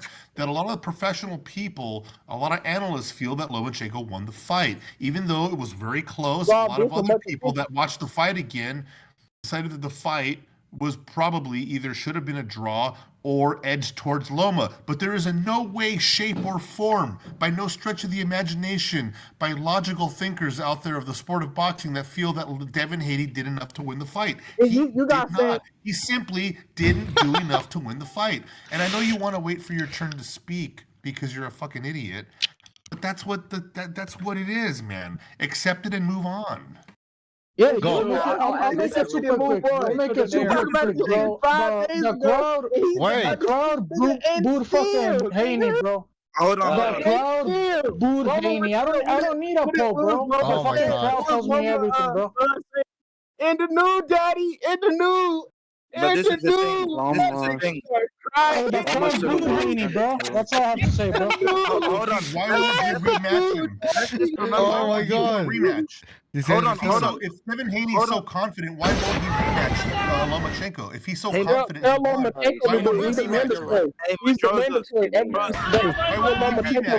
Tell Lomachenko to activate his mandatory. Tell me why he won't rematch. Activate his mandatory. He's number one on WBC right now. Tell him to activate his mandatory. Tell him to activate his mandatory. He's number one on WBC since today. Tell him to activate his mandatory. Hey, listen. Stop. What did the crowd boo Haney for? Kicking A. Yeah, why did the Hold on. Fucking ridiculous. You sound like you're on a fucking zoo. You understand that? That's what you sound like to everybody right now. You're fucking screaming over everybody. We had a regular conversation before your dumbass came here. You understand that? Why won't Haney rematch Lomachenko? And why did the crowd boo him off the stage? Like, come on. Can I answer that? Think about it. Can I answer that? Yes, please. What's your half-wit remark? Tell Loma to reactivate the mandatory because he is the #1 on WBC right Dude, that happened now. a day ago. That happened one day ago, and you're bringing this up. That happened 2 days. That Okay, happened 2 days ago. Holy shit! Just because someone's #1 doesn't make him a mandatory automatically. The champ doesn't have to call anybody out. Loma can go fight Devin right now. Why hasn't he activated his Because he mandatory? wanted to be for undisputed, you Why? dumb, Yes. retarded He fuck. activated for That's what he's undisputed. doing. He's probably gonna try and get it out of Vegas too. That doesn't Dude, that doesn't happen overnight. Oh my God. This doesn't happen overnight when people activate their fucking mandatories and shit. It doesn't happen overnight. When he does it, I'm This pretty is the sure thing, Five he'll Face, give it's him a above his rematch head. if the money makes sense.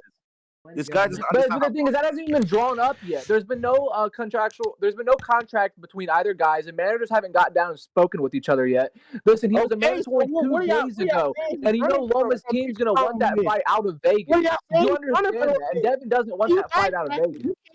You can't take 2 steps that's- back that's after the you thing, said though, he was Five. running, and I proved he wasn't running. Tell your boy, go activate that shit. He's been WBC #1. They ranked him over Shakur to fucking today. Okay, He's yes, been today, 2 days ago. He's But been it ranked happened #1 overnight. by You don't know 8 shit This about is the boxing, thing. dude. Holy This is the fuck. Listen. Could that man just won this 1 point? Yes. CompuBox is not. CompuBox is not reliable. It's literally the same thing as the judging. It's 80-year-old men. Okay, so now pushing- CompuBox hold on. is not reliable. Let me just Prove it finish. wrong. Let me just finish. CompuBox is not reliable. It's people pushing the button. Obviously, they could be error Right. real time. You could admit that, right? You could make an error. Yes, You could see a punch CompuBox land. Like, is fucking yeah. shit. Okay, Yeah, thank you. We could agree on that. Okay, and I posted in the chat, there was an AI thing they ran for this fight. The guy's done a bunch of other fights. He did Gervonta Davis and Esau Cruz, and he had Gervonta winning Okay, easily. So and this you- guy, and you hold on. realize Let me the only finish. Let me thing that- finish. This guy does the AI, slow-mo. He looked through fights again. The stats are completely different. He did Gervonta Davis and Esau Cruz. He had Gervonta winning easily. He also did this fight. Loma basically beat him in every category. I posted it in the chat. You could look at the stats for yourself. Loma beat him in almost every category. Did you post an AI? Did you say? Yeah, it's a guy that does like an AI stats. I posted it in the I know chat. so much. Yeah, but AI. Yeah. Bro, fact. Artificial intelligence is way above these dumbass fucking deteriorating. And it's not biased. The guy's done other things too. He's done Gervonta Davis, Esau Cruz. He had Gervonta winning easily. It's not a biased thing. Is that? Oh my God. I posted in the chat. Hey, guys. I just told you. That's it. That's all I wanted to say. All right. Before Jackson, before you continue, before you continue screaming, Why are I you wanna. so upset? That's crazy. All right. Calm Jesus. Yeah. Who before is you- that though? Jackson, please. Who is that? Jackson, can I just thank Jonathan Morrison for his super chat, substantial $20. Thank you for your contribution, Action Jackson. I really appreciate it, man. Even though you didn't write a Tell him to comment. hop on. Tell Jackson to hop on. Jump on, man. The link is in the chat. Jump on, man. Even though All right, Jackson in the chat. Like Jackson, I appreciate you coming on here and being bringing this point of view. Yeah, I'll still fuck with you even when we don't Yeah, agree. but like you can't just go on screaming and like you gotta let other people talk so we can have a debate. Oh, I got you. All right, I all got right, you. all right. I mean, this is gonna be like a question and response because I'm the only one that thinks. Yeah, well, there was Rare Breed, but he just left. I think he came. There's Mirage. There's also Mirage. Rare Breed wants to be the only black dude on the panel. Yeah, exactly. That's all he wants. If there's somebody else, he just fucks up. He wants the attention. I don't think he likes you, man. I don't think Rare Breed likes you, man. He saw Jackson. He's like, "Oh hell no, I'm out." Yeah, exactly. This guy's cooler than me. You seen the black dude? He ran. Yeah, he did. But he's not even the only black dude there. Well, I would say Rare Mirage is also here, who has probably agrees with everything you're saying. I don't know why Mirage jumps in and just mutes himself. So can I ask a question though? Yeah. But He how waits for many Beterbiev times to has talk. one of your pedalists like fucking pulled the race card on me and I ain't saying shit though? No, but Jackson, let's keep it real, man. Let's keep it real. That was me. Let's keep it real, man. No, Jackson, don't come here and act like you don't know what it's all about, man. Hold on. Let me just remind you. It was Underlying Gonzalo talking racism about is the same thing. body shots. About Yeah, Mexicans I'm doing body about shots. body That's what it But was. it It was wasn't race. no, It no, was no, no, no, no, Mexican. no, no, no. I Those told things him. never I told him he mattered. can't. And I told him he he said can't shut up. something about I told him he can't shut up if because he's finally black. a black dude did it and I'm they get credit for it. Well, they Yeah, do it that's like basically he was Well, trying to dude, say. That's what Gonzalo was trying to say. logically, though, if Mexican body shots fighters really they mattered, flat with it and they shit. listen I'm to me. sorry. Only dude, one Listen to that's me true right is now. Canelo. Listen to me. If body shots mattered in the criteria to the Vegas Commission and to the judges, Oscar would have beat Floyd. Yeah. Okay. No, he wouldn't have. So yeah, yes, he would have. Yeah, Because that's no, he pretty much wouldn't what, have. that's how Hell no. Oscar Oscar made didn't that beat fight. Floyd. When The Spoiler Mexicans Rookie wanted won a fight. exit, he I threw gotta body ask you a shots. question. You brought up that What's fight. up? Did Oscar get a fucking rematch? Obviously not. Well, this is gonna be the same fucking way. Some people just don't get rematches. I beat a Hall of Famer, get the fuck out of my He face. didn't win the fight. He did. And people did say not Floyd win. didn't win I the get fight. it. I get what you're Floyd saying. didn't win the fight. Most of the judges ain't gonna show highlights. If the judges said, I don't care what the still, judges say. Hey, listen, I don't let care me what the make a judges point. say. Don't you think it's very strange that even Teofimo Lopez didn't want to give him a rematch? Now Devin Haney doesn't want to give him a rematch. No, that's not true. Teo said he could get a rematch. Loma never Teofimo activated did that not want to give him a motherfucker. rematch. Loma bro. never He activated it. Loma never activated give him a it. rematch. Loma never activated it. Fuck him, Bosses, Jackson. I know you guys You're don't know misremembering what boxing, but he got happened. a surgery right after that shit. Fuck, And these never blacks got this activated it revisionist when he got history hit. against Lomachenko, man. Bro, you're Crazy. misremembering Still what number happened. one and never did it. Teo went to the zone. I mean, whatever Triller to try to get more money, and he ended up getting beat by George Kambosos. Yeah, and then The dude thought was the shit. The dude thought he was the shit. Then went to go beat the man that beat the fucking man. Now he's the fucking man. Teofimo went out and publicly stated that he wouldn't give me a rematch, so fuck him. That's what he said after the fight. You think that man he gonna be any other That's what he different? told the public. Yeah. But Loma And never Devin Haney, did it for a listen, if rematch. Devin Haney doesn't do a rematch with Lomachenko, it's gonna be forever. Why didn't a Loma dark give Gary stain on the Russell a record rematch? of Devin Haney. It's not gonna look good on him. Wait, Why Loma didn't give Gary Russell a rematch? Because he beat his ass. No, he didn't. No, he didn't. That was a tight fight. That was a tight fight. And when Gary Russell had the belt at 126, Loma had the other belt. He didn't want to unify. Didn't you see? So who Didn't really you see the scared? show? No one wanted to fight him. Hold on. He didn't want to unify. Let me make this one. What's going on? He didn't want to unify. He ran to 130. Jackson, He ran to 130. He didn't want to unify 126. What are you? Hey, bro, let what somebody point else are you trying talk, to man. make? Slow down, bro. Slow down. What point are you trying to make? He can't.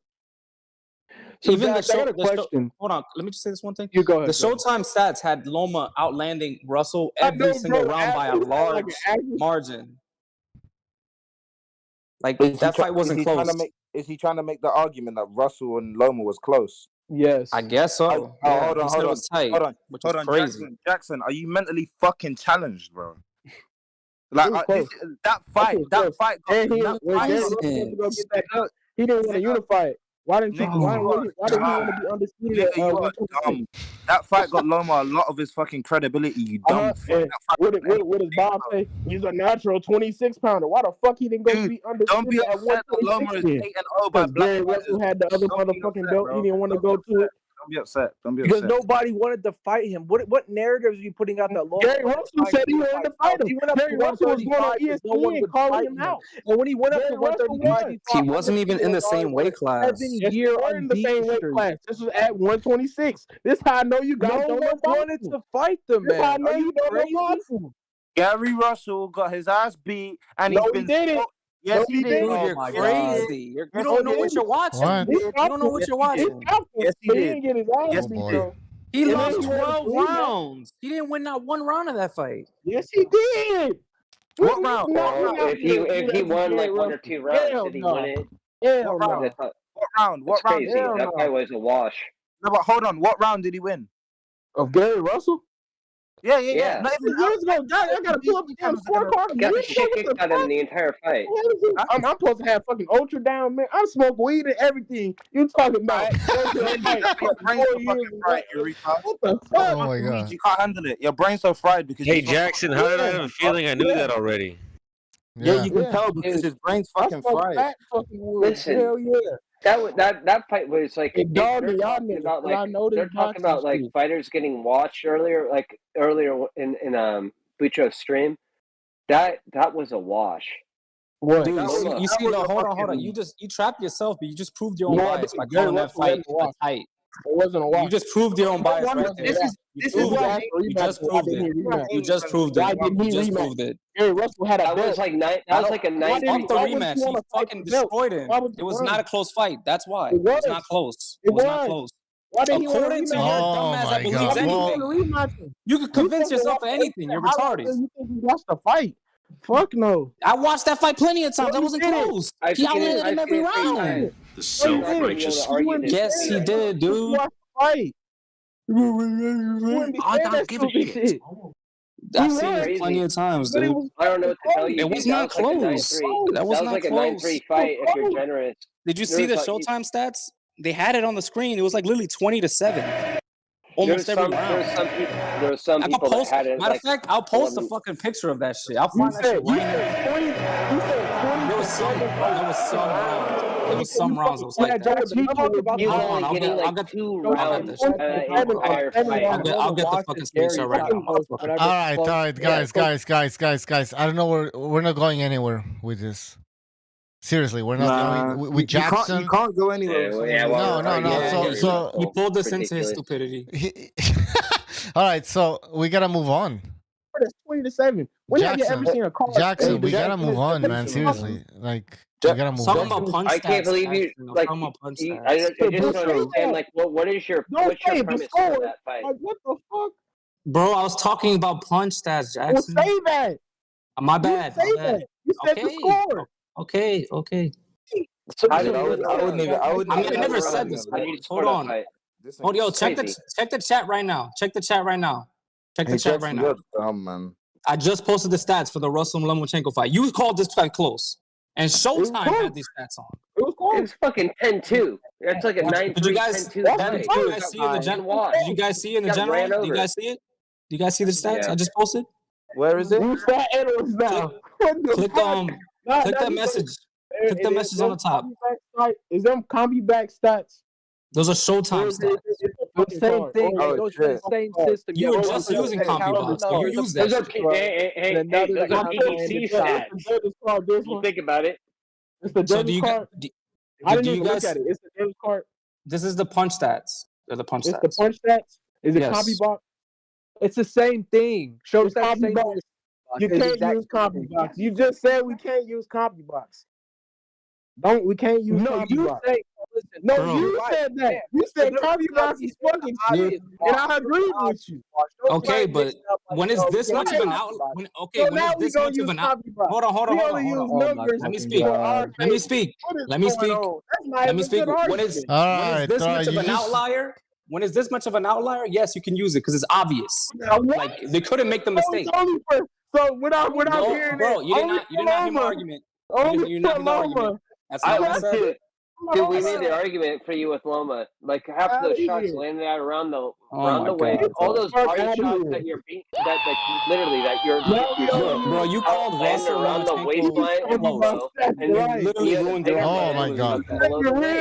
But you're Devin crazy. Haney stats and Loma, that wasn't real. He didn't. I know. I just told you I just told you the argument to that, but you're too stupid to fucking hear me. So what are we gonna do with you right now?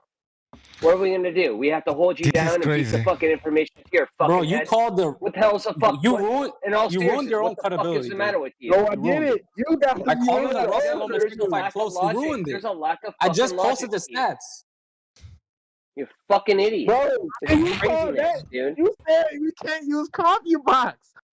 Oh my god. Bro, I said CompuBox. I said CompuBox isn't reliable, but it's still better than. It gotta be an equal playing field. You can't put the goalpost right here, then move that motherfucker 20 feet.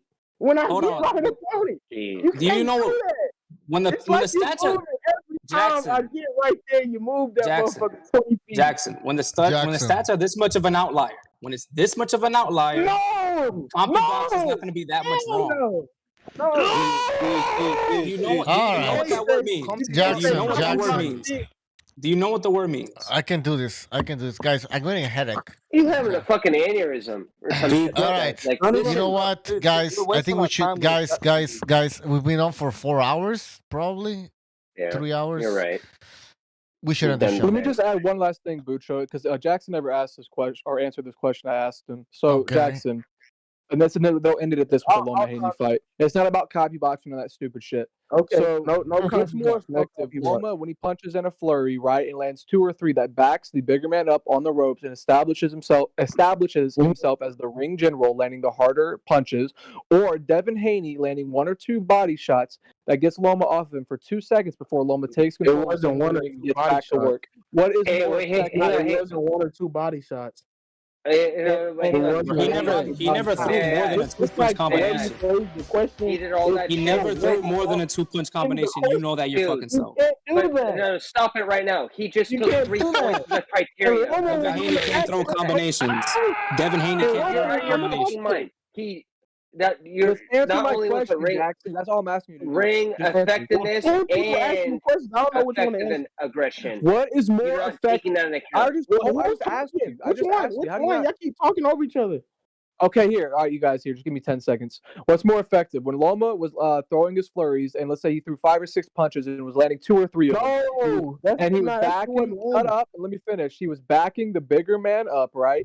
And he was punching with more conviction. He was landing the harder shots to the face that hurt the other man, or Haney landing 1 or 2 body shots occasionally. They weren't in succession constantly. Occasionally, that all it did was back up Loma for 1 or 2 seconds before Loma took control of the center of the ring and established himself as the ring general. What is more effective, 1 or 2 body shots or flurries of headshots that is backing the other fighter up? What is more effective? Fucking body shots because he was putting Loma on the back foot. Loma No, he wasn't. For For 1 So on the back never had foot, Loma. landing body Loma was on his shots is back. more effective than taking the Maybe ring. one time we had Loma on the run positioning to the body somebody. shots. And he arguably lost 1 through 7. Arguably, he lost. So you gave Haney the first 7 rounds. So you're a man fan. No, I didn't. If you I gave said Haney crazy. the first 7 This is rounds, crazy. you're a Arguably. man fan. You I are a said man arguably. fan. I said arguably. Okay, so You how many said- did you give him? So how many did you All give? right, guys. Can I just read 2 super chats? Get these hands. He says, Bucho, your your H, I don't know if he means, are out of control. I guess, yeah, everybody's out of, well, yeah, some people are out of control for sure. And then we have SSC. Thank you for your contribution. He says, Devin Haney lost. Everybody knows he lost. These blacks crying because they can't accept the fact that Haney got whooped by a white boy. All right, SSC going in on the racial aspect of this fight. Go ahead. I mean, he's not wrong. Haney did say that he would never lose to a white boy, and it hurts all his fans that he really did get beat up by a white boy. And that's coming from a Jamaican as well. And I'm actually black, just to clarify. Did he lose to a white? I will never lose to a white. He got his ass beat. Bro, he lost to Ryan 3 times in the Let's just remember that. Let's just remember and still, he beat every white boy they put in front of him. No, he hasn't. So that's your emotional investment.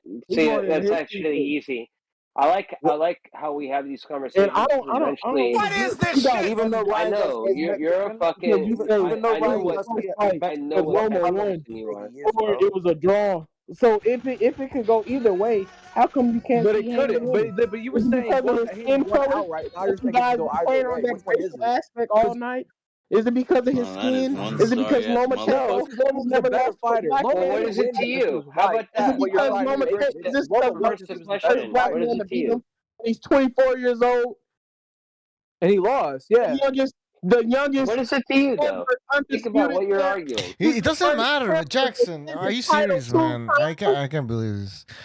I can't believe I have to say this. I can't believe I have to say. I can't believe I have to admit that Rare Breed is a better like. Yeah, that's crazy, dude. This guy, this guy's even like this guy's terrible. But I wanna thank Action Jackson again for his contribution. No comment, but thank you for your contribution, Action Jackson. You could have jumped in before. I don't know what you didn't. Maybe you're busy, but jumped in. Yeah, and when it comes to 31 Jackson, I don't know what to tell you, man. I don't know what to tell you. Most people saw Devin Haney lose that fight. Who the fuck is most people? Most Like, people. Most people means the majority. Because most of these people say he won. Idiot. I don't even fucking watch boxing. No. But All right. No, this is 85. This is 85% of people that watch boxing said Who that he fights lost. Saturday?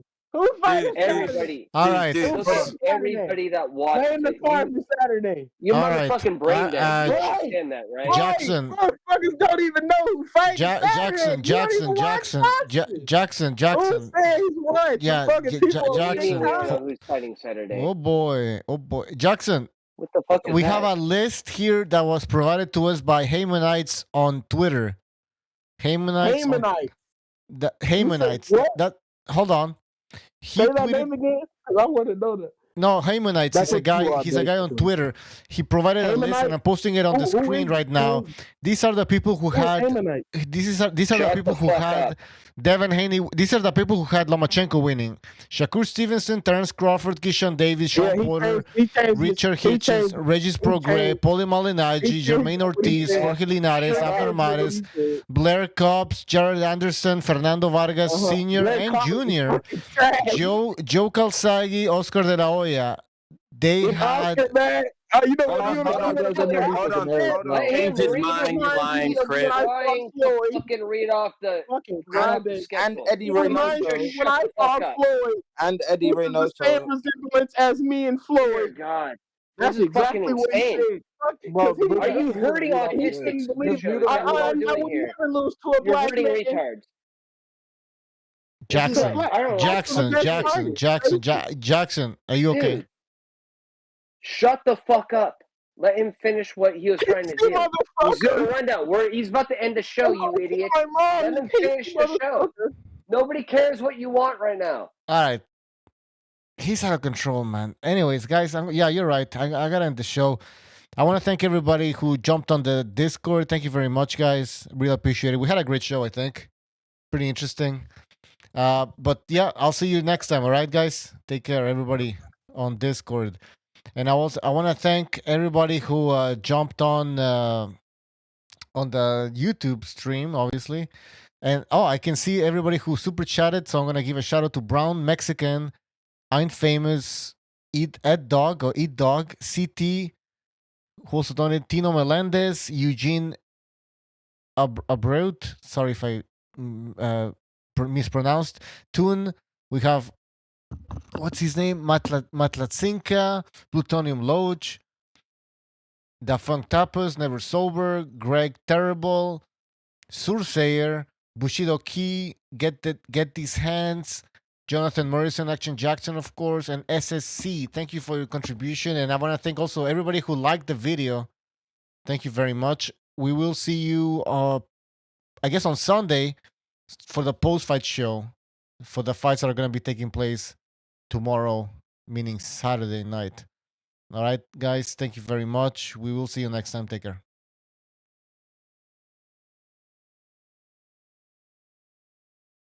Warning. Nation.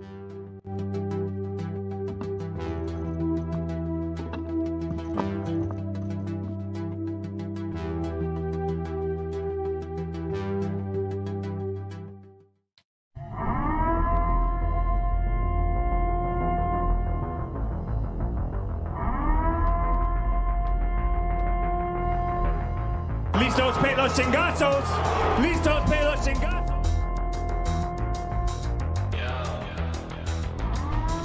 I'm gonna bring the whole fucking diseased, corrupt temple down on your head. It's gonna be biblical.